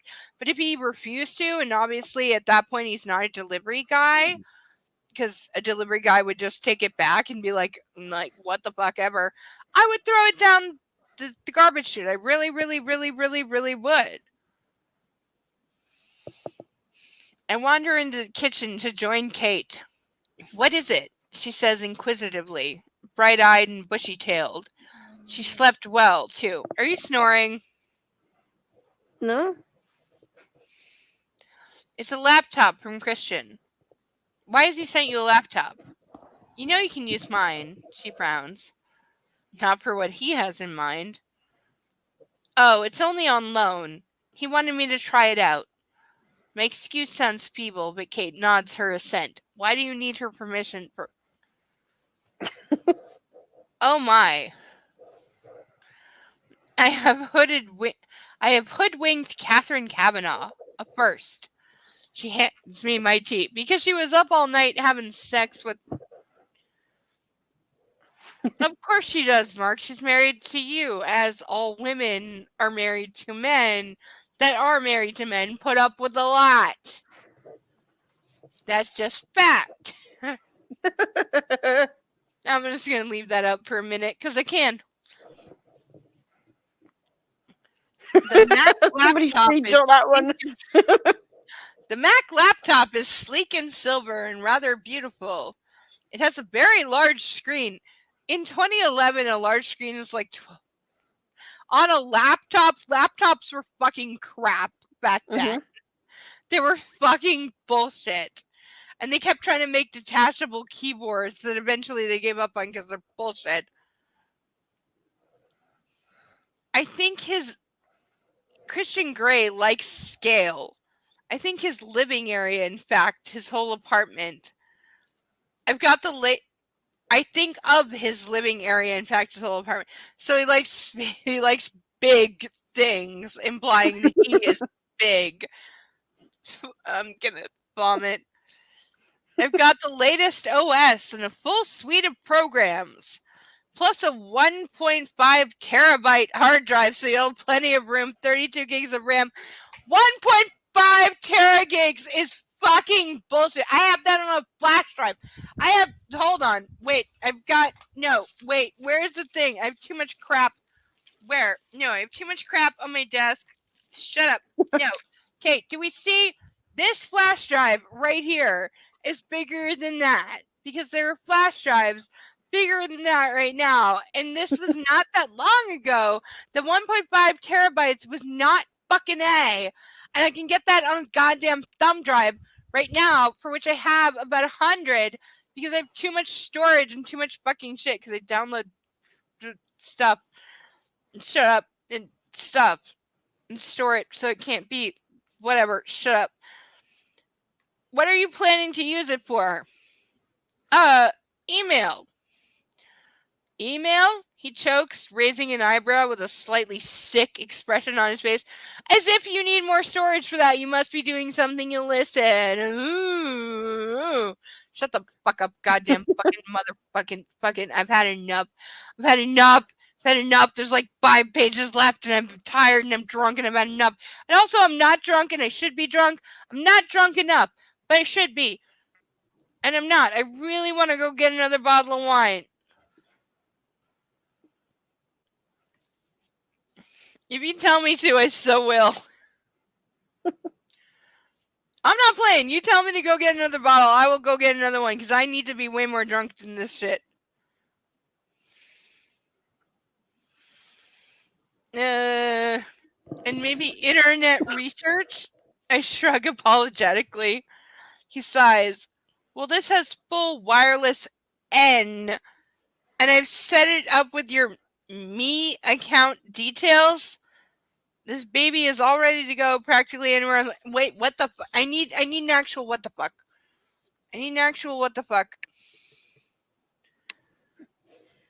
Can't even see it. I don't know. Wait, N. I've set it up with wireless N. Yeah. What? That's what it says. What? This is wireless N. Yeah, but I need what? What? In the history of what? Because fucking A? What? Please? What? I don't... It's E.L. James. It doesn't have to make sense. No. It just has to. This is the woman who said I handed her the console when talking about playing Xbox. No, she literally did. The other book, they were playing Xbox, and instead of saying I handed her the controller, he said I handed her the console. Repeatedly. This was more than once. And other similar, like, equally bad tech. Like, that's the thing that's consistent, is that she's technologically illiterate post, like, 30 years. And that's why she mentions, even in 2011, nobody had a Crackberry by then. Everyone had an iPhone. Because the first iPhone had come out by then. I think the second or third iPhone had come out by then. The first one came in like 2007, wasn't it? Right. So nobody had a Crackberry by then. He would have had like an iPhone 4 or something like that, or an AirMac or AirPod or something like that. But she doesn't understand technology. Also, why you don't know this, but in the other book, she actually has a line that the sex trafficking victim, because she comes from Afghanistan, because it was clearly supposed to be Afghanistan, but then the war in Afghanistan ended just before the book came out, so somebody clearly made her change it to another country that starts with A, which was Albania, but they didn't change any of the context. And so she talks about her parents not having internet because Afghanistan doesn't have internet, but they had Netflix on the cable channel. I'm not kidding. It says that. It says that they had cable and Netflix. Maybe they had the old Netflix where you used to DVD. Years ago, I remember having a Netflix without DVDs. Netflix with DVDs. Remember that? No, because Blockbuster could have saved themselves from oblivion if they had bought into Netflix when it was Redbox DVD, but they didn't, and so fuck them. And the last one is still in Alaska. That's still a thing. It's still alive, as far as I know right now. But that's the last one because they passed on Redbox and became Netflix. And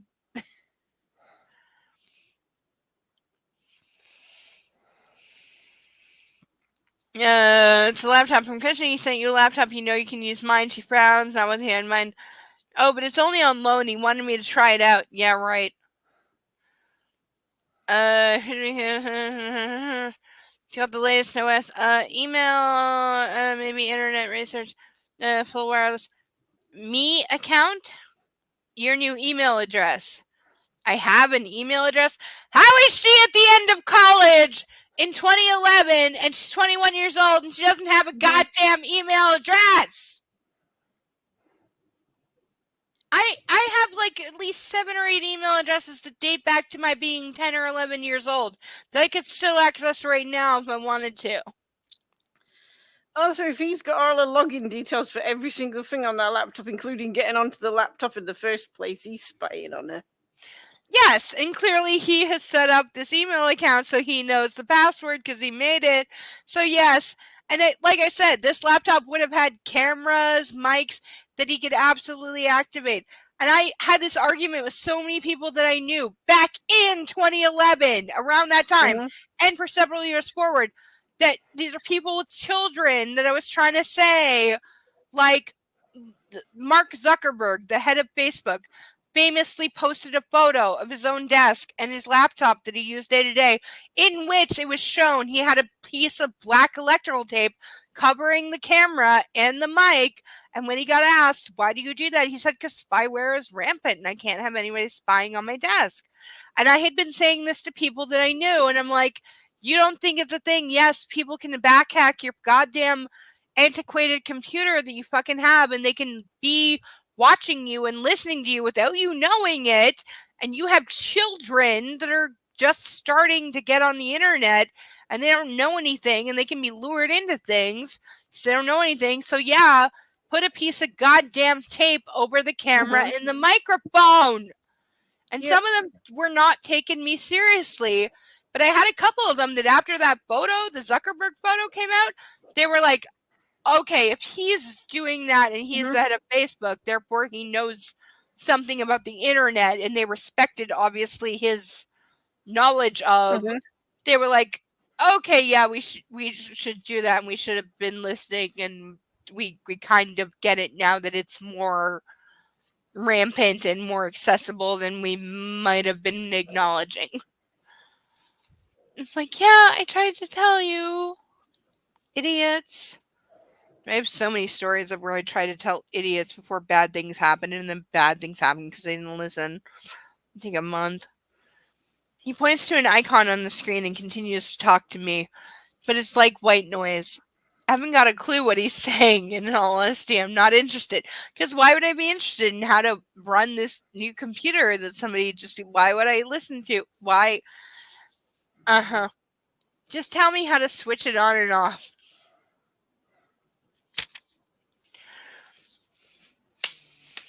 Bad book. Bad book. Bad book. Bad book. Bad book. Bad.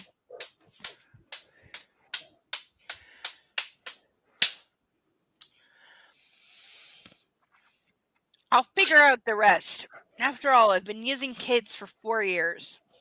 Kate whistles, impressed when she sees it. Also, Kate is rich. She should have the most up-to-date laptop and should have passed on her, 2-year-old laptop to Anastasia, obviously. This is next generation tech. She raises her eyebrows at me. Again, this is mirroring Twilight of where, oh, he's so rich and powerful, he can get things that are not even on the market yet. Yeah, Most women get like that. No, it doesn't. No, it extremely doesn't. Ocean's 13 notwithstanding, fuck yourself. Most women get flowers or maybe jewelry, she says suggestively, trying to suppress a smile. Excuse me. I scowl at her but can't keep a straight face. We both burst into a fit of giggles, and the computer man gapes at us, bemused. Because you're acting like goddamn toddlers! You're literally both acting like fucking idiot children in front of this guy who's trying to show you a very serious computer setup that he thinks one of you must be interested in. And he's walked into a house of 2 sorority girl twittering idiots because they're both getting laid like major, and that's all they can fucking think of. So they're too stupid to even look at this piece of next gen tech and figure out what it can do. Oh my god, but this is making women look so goddamn disgustingly awful. He finishes up and asks me to sign the delivery note. As Kate shows him out, I sit with my cup of tea and open the email program. And waiting for me is an email from Christian. My heart leaps into my mouth. I have an email from Christian Grey. Honey, you've had penis from Christian Grey multiple times. Why is an email making you do anything? I'm sorry, but this is so... I have a limit to my level of... she's 9 years old right now. I can't even give her double digits. No, I'm serious. She's acting like she just got a note in a treehouse from the boy next door in the other treehouse. She's acting so fucking juvenile. You've had sex with this man. And you're fucking coming at the idea of an email. And again, it's 2011 when an email would have been fucking text me, ass clown. Don't... God damn, I cannot...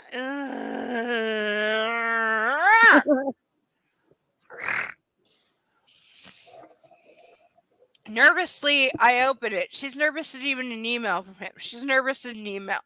The biggest red flag. Fuck off. I'm not going to repeat all this header. I'm going to read the header once and then I'm skipping it in future. From Christian Grey. Subject, your new computer. Date, May 22, 2011, 13:15. So it's 11:15 at night. To Anastasia Steele.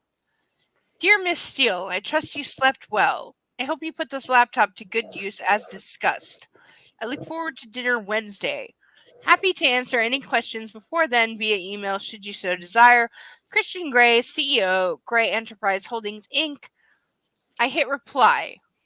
Again, I'm skipping all of the headers with the email bullshit, and I'm only reading the messages back and forth as if they were texted as they should have been, even in the time this was written. But E.L. James is a dinosaur in terms of technology, so I'm only reading the context. This is from her to him. I slept very well, thank you. For some strange reason, sir, I understood that this computer was on loan, ergo not mine, Anna. Almost instantaneously, there's a response. This computer is on loan, indefinitely, Miss Steele. I note from your tone that you have read the documentation I gave you. How the fuck would you know that? Email doesn't have a tone. That's the problem with email. Why misunderstandings happen. Do you have any questions so far, Christian Gray, CEO, blah, blah? I can't help but grin. I have many questions not suitable for email, and some of us have to work for a living. The point of him giving you email was to talk about shit. So you saying not suitable for email, you're just being a fucking cunt. At that point, you're being a fucking goddamn bitch. And again, author needs to learn that texting was the thing. I do not want or need a computer indefinitely. It's 2011. Yes, you do. Shut up. Until later, good day, sir, Anna. His reply again is instant and makes me smile. Laters, baby. P.S. I work for a living too. No, he doesn't. I shut the computer down, grinning like an idiot. How can I resist playful Christian? Somebody kill me. I'm going to be late for work. Well, it's my last week. Mr. and Mrs. Clayton will probably cut me some slack. I race into the shower, unable to shake my face-splitting grin. He emailed me. I need a minute. I need a minute. He threw you in a helicopter and flew you to another city, fucked your virginity brutally, and then drowned you on a blowjob, and then fucked you again multiple times, and you're shocked that he emailed you.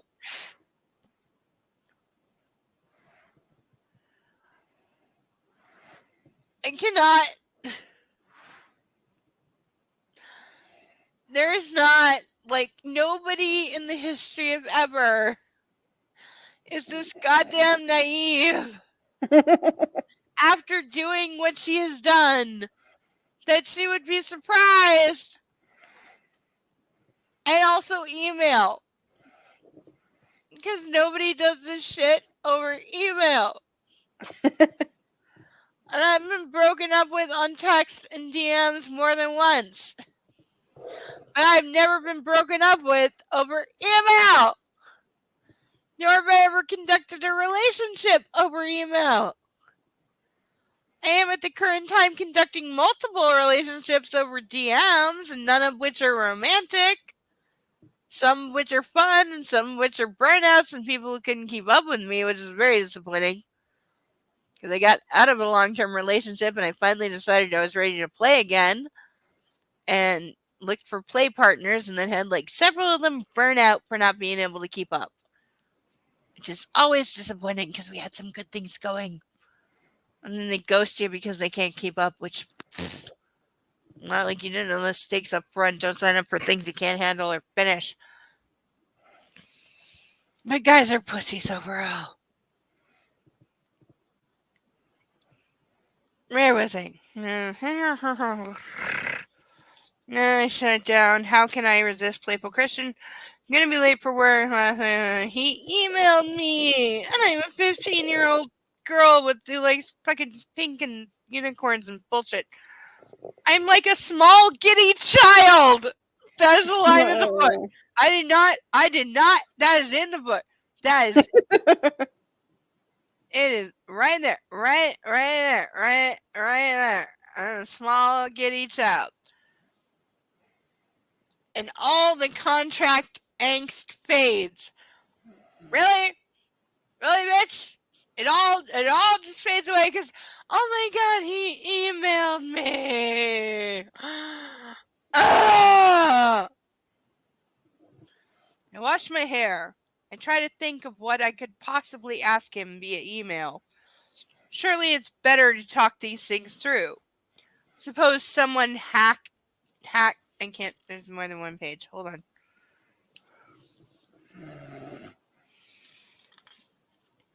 Wake up! So hacked into his account. I flush at the thought. I dress quickly. Shout a hasty goodbye to Kate and I'm off to work. My last week at Clayton's.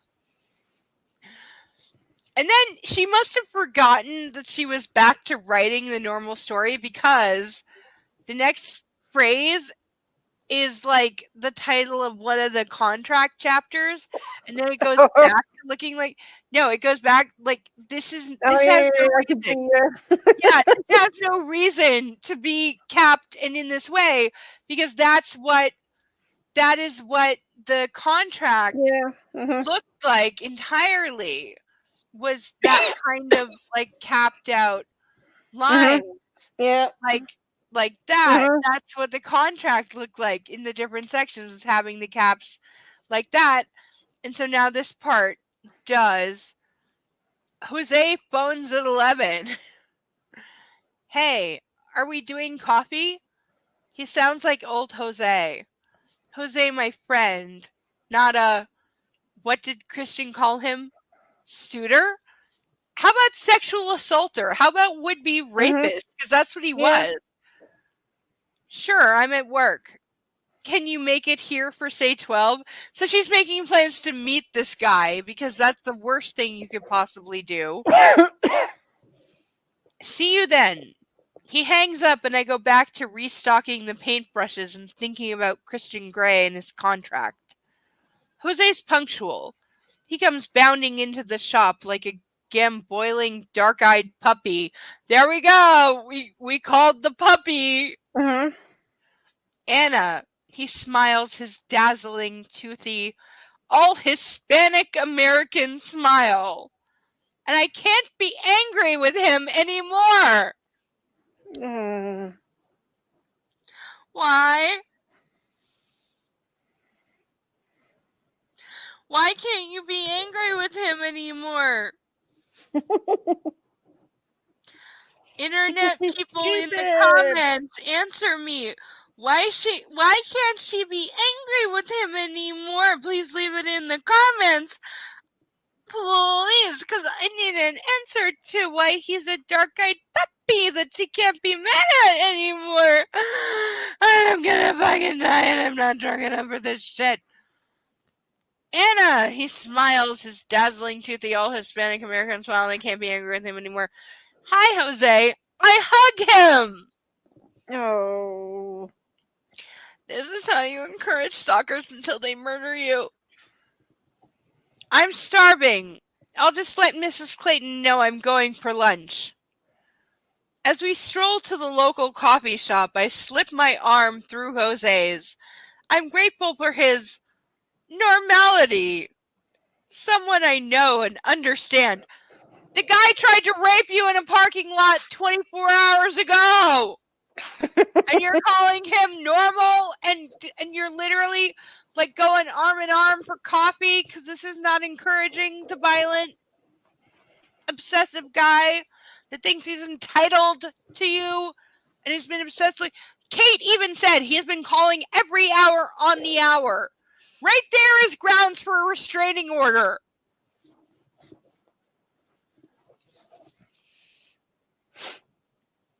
Yeah. No, she's addicted to the Christian dick, but only because he's drugging her in secret. Is my it's my head. He's yes. Hey, Anna, he murmurs. You've really forgiven me? Even he's surprised that she can get over what he did. Jose, you know I can never stay mad at you for long. He grins. Does that imply that this is not the first time he's been sexually inappropriate? It seems to. Yeah. I can't wait to get home. The lure of emailing Christian. And maybe I can begin my research project. So she just went out with this. Literally, there's a time jump. There's a time jump in between the two, where she's out for coffee with him and indulging in how quote unquote normal he is, even though he's apparently essayed her multiple times to the point where she's forgiven him multiple times. But then we have a time jump to where she's like, oh my God, I need to be with Christian, even though I was just saying how much I like being with quote unquote normal guy, which is not true. But now I can't wait to get home to email, not even text, Christian, and where maybe I can begin my research project into like what BDSM is, because I don't know anything about that. Kate is out somewhere, so I fire up the new laptop and open my email. Sure enough, there's a message from Christian sitting in the inbox. That's called an email, not a message. Messaging is on texting. Learn fucking... But again, author's an idiot, and that's one thing that's consistent throughout these is that she's a fucking idiot with technology. I'm practically bouncing out of my seat with glee, which is not infantilizing at all. No, of course not. Christian Grey, working for a living, date, blah, blah, blah, fucking blah. Dear Miss Steele, I hope you had a good day at work, Christian Grey. I hit reply. Sir, I had a very good day at work. Thank you, Anna. Miss Steele, delighted you had a good day. While you are emailing, you are not doing research. So he's emailing her and then chiding her for replying.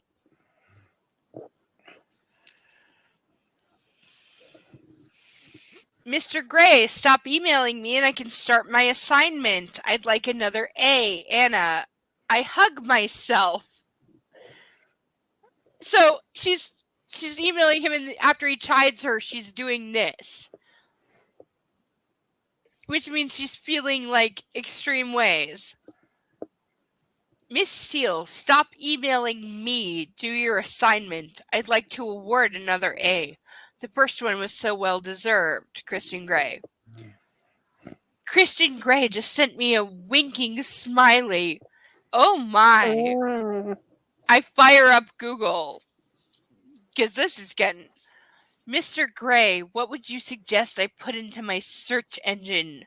Anna. Miss Steele, always start with Wikipedia. No more emails unless you have questions. Understood? Christian Grey. Yes, sir. You're so bossy. Anna.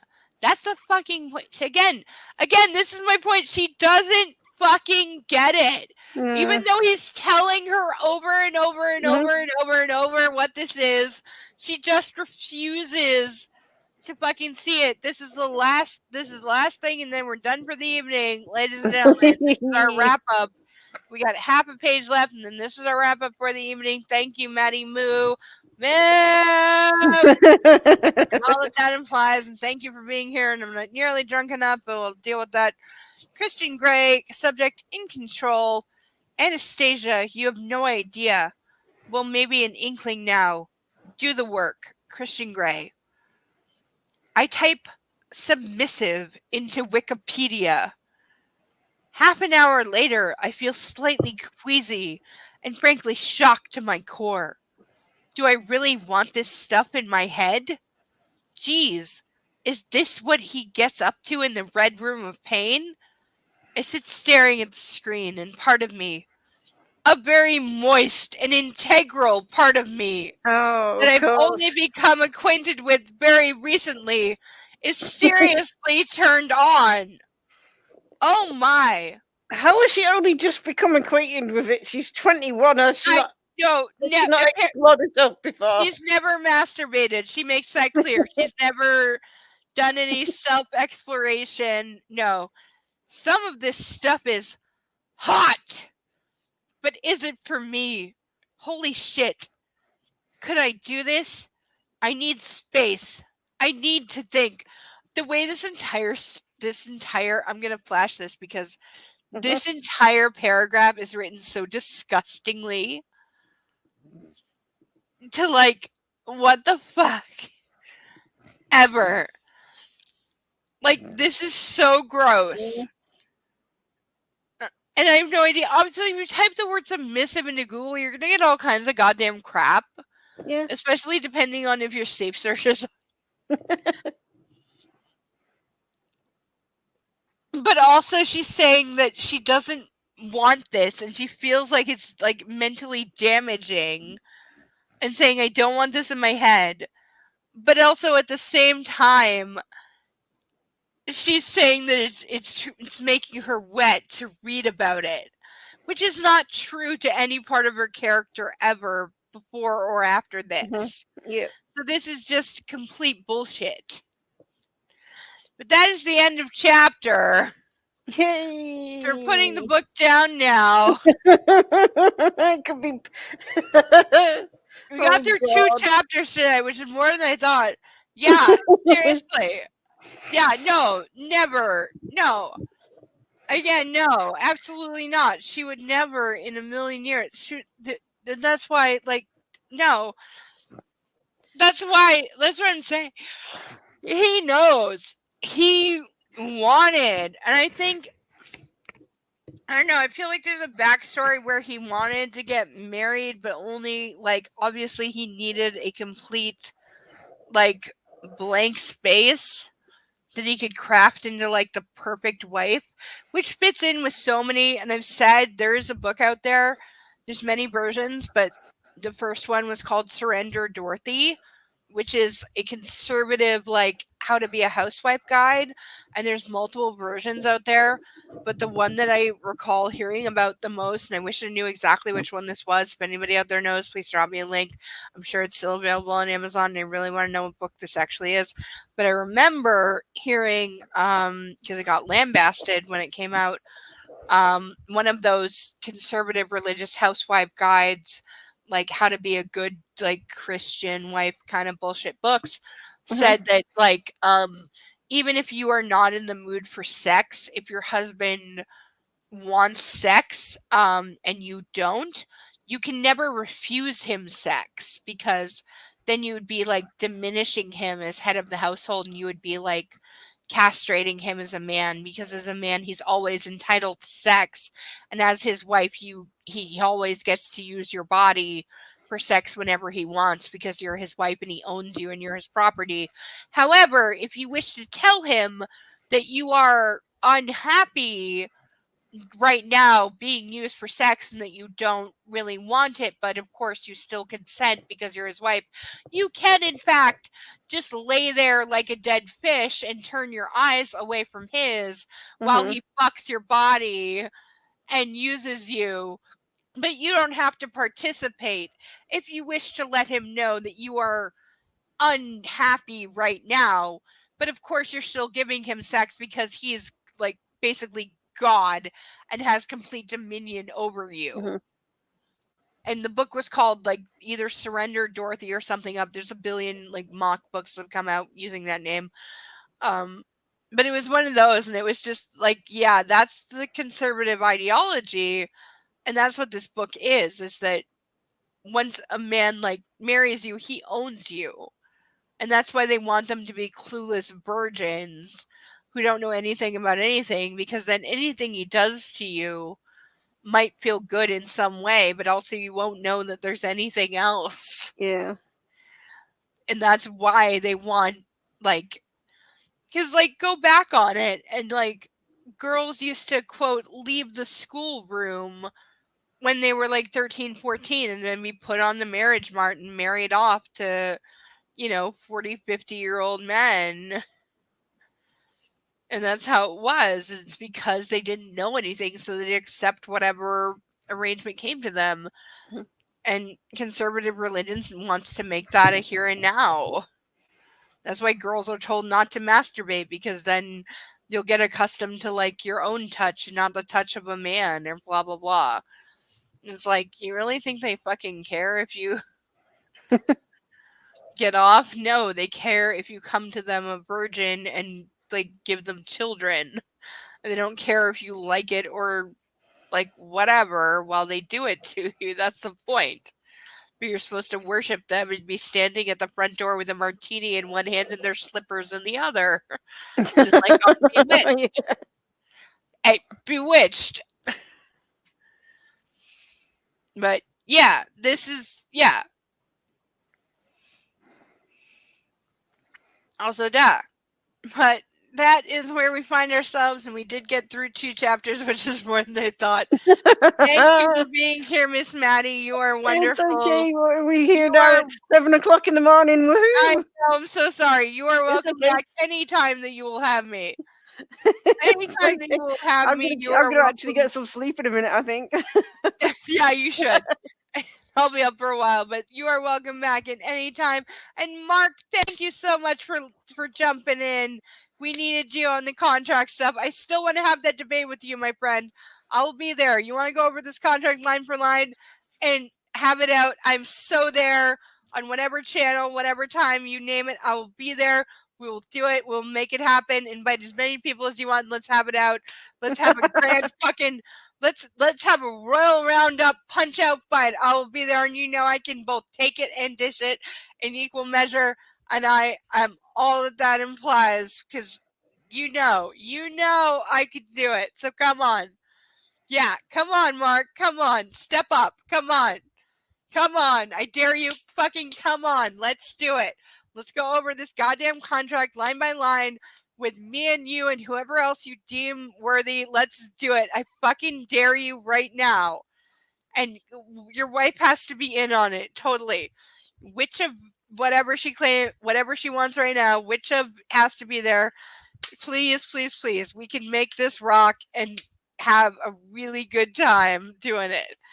So on that note, we will say goodnight for the evening. Thank you, everyone, for being here. Thank you for watching. Thank you for any donations you may have given, which is 0 tonight. Thank you, everyone. But have a good time. I hope you enjoyed yourselves. And everybody, love yourselves and love a fur baby. And have a good night. And we'll see you all again next week. Thank you so much for coming. I am Insane Lane. Bye-bye. Bye, everyone. Bye, Maddie. Moo.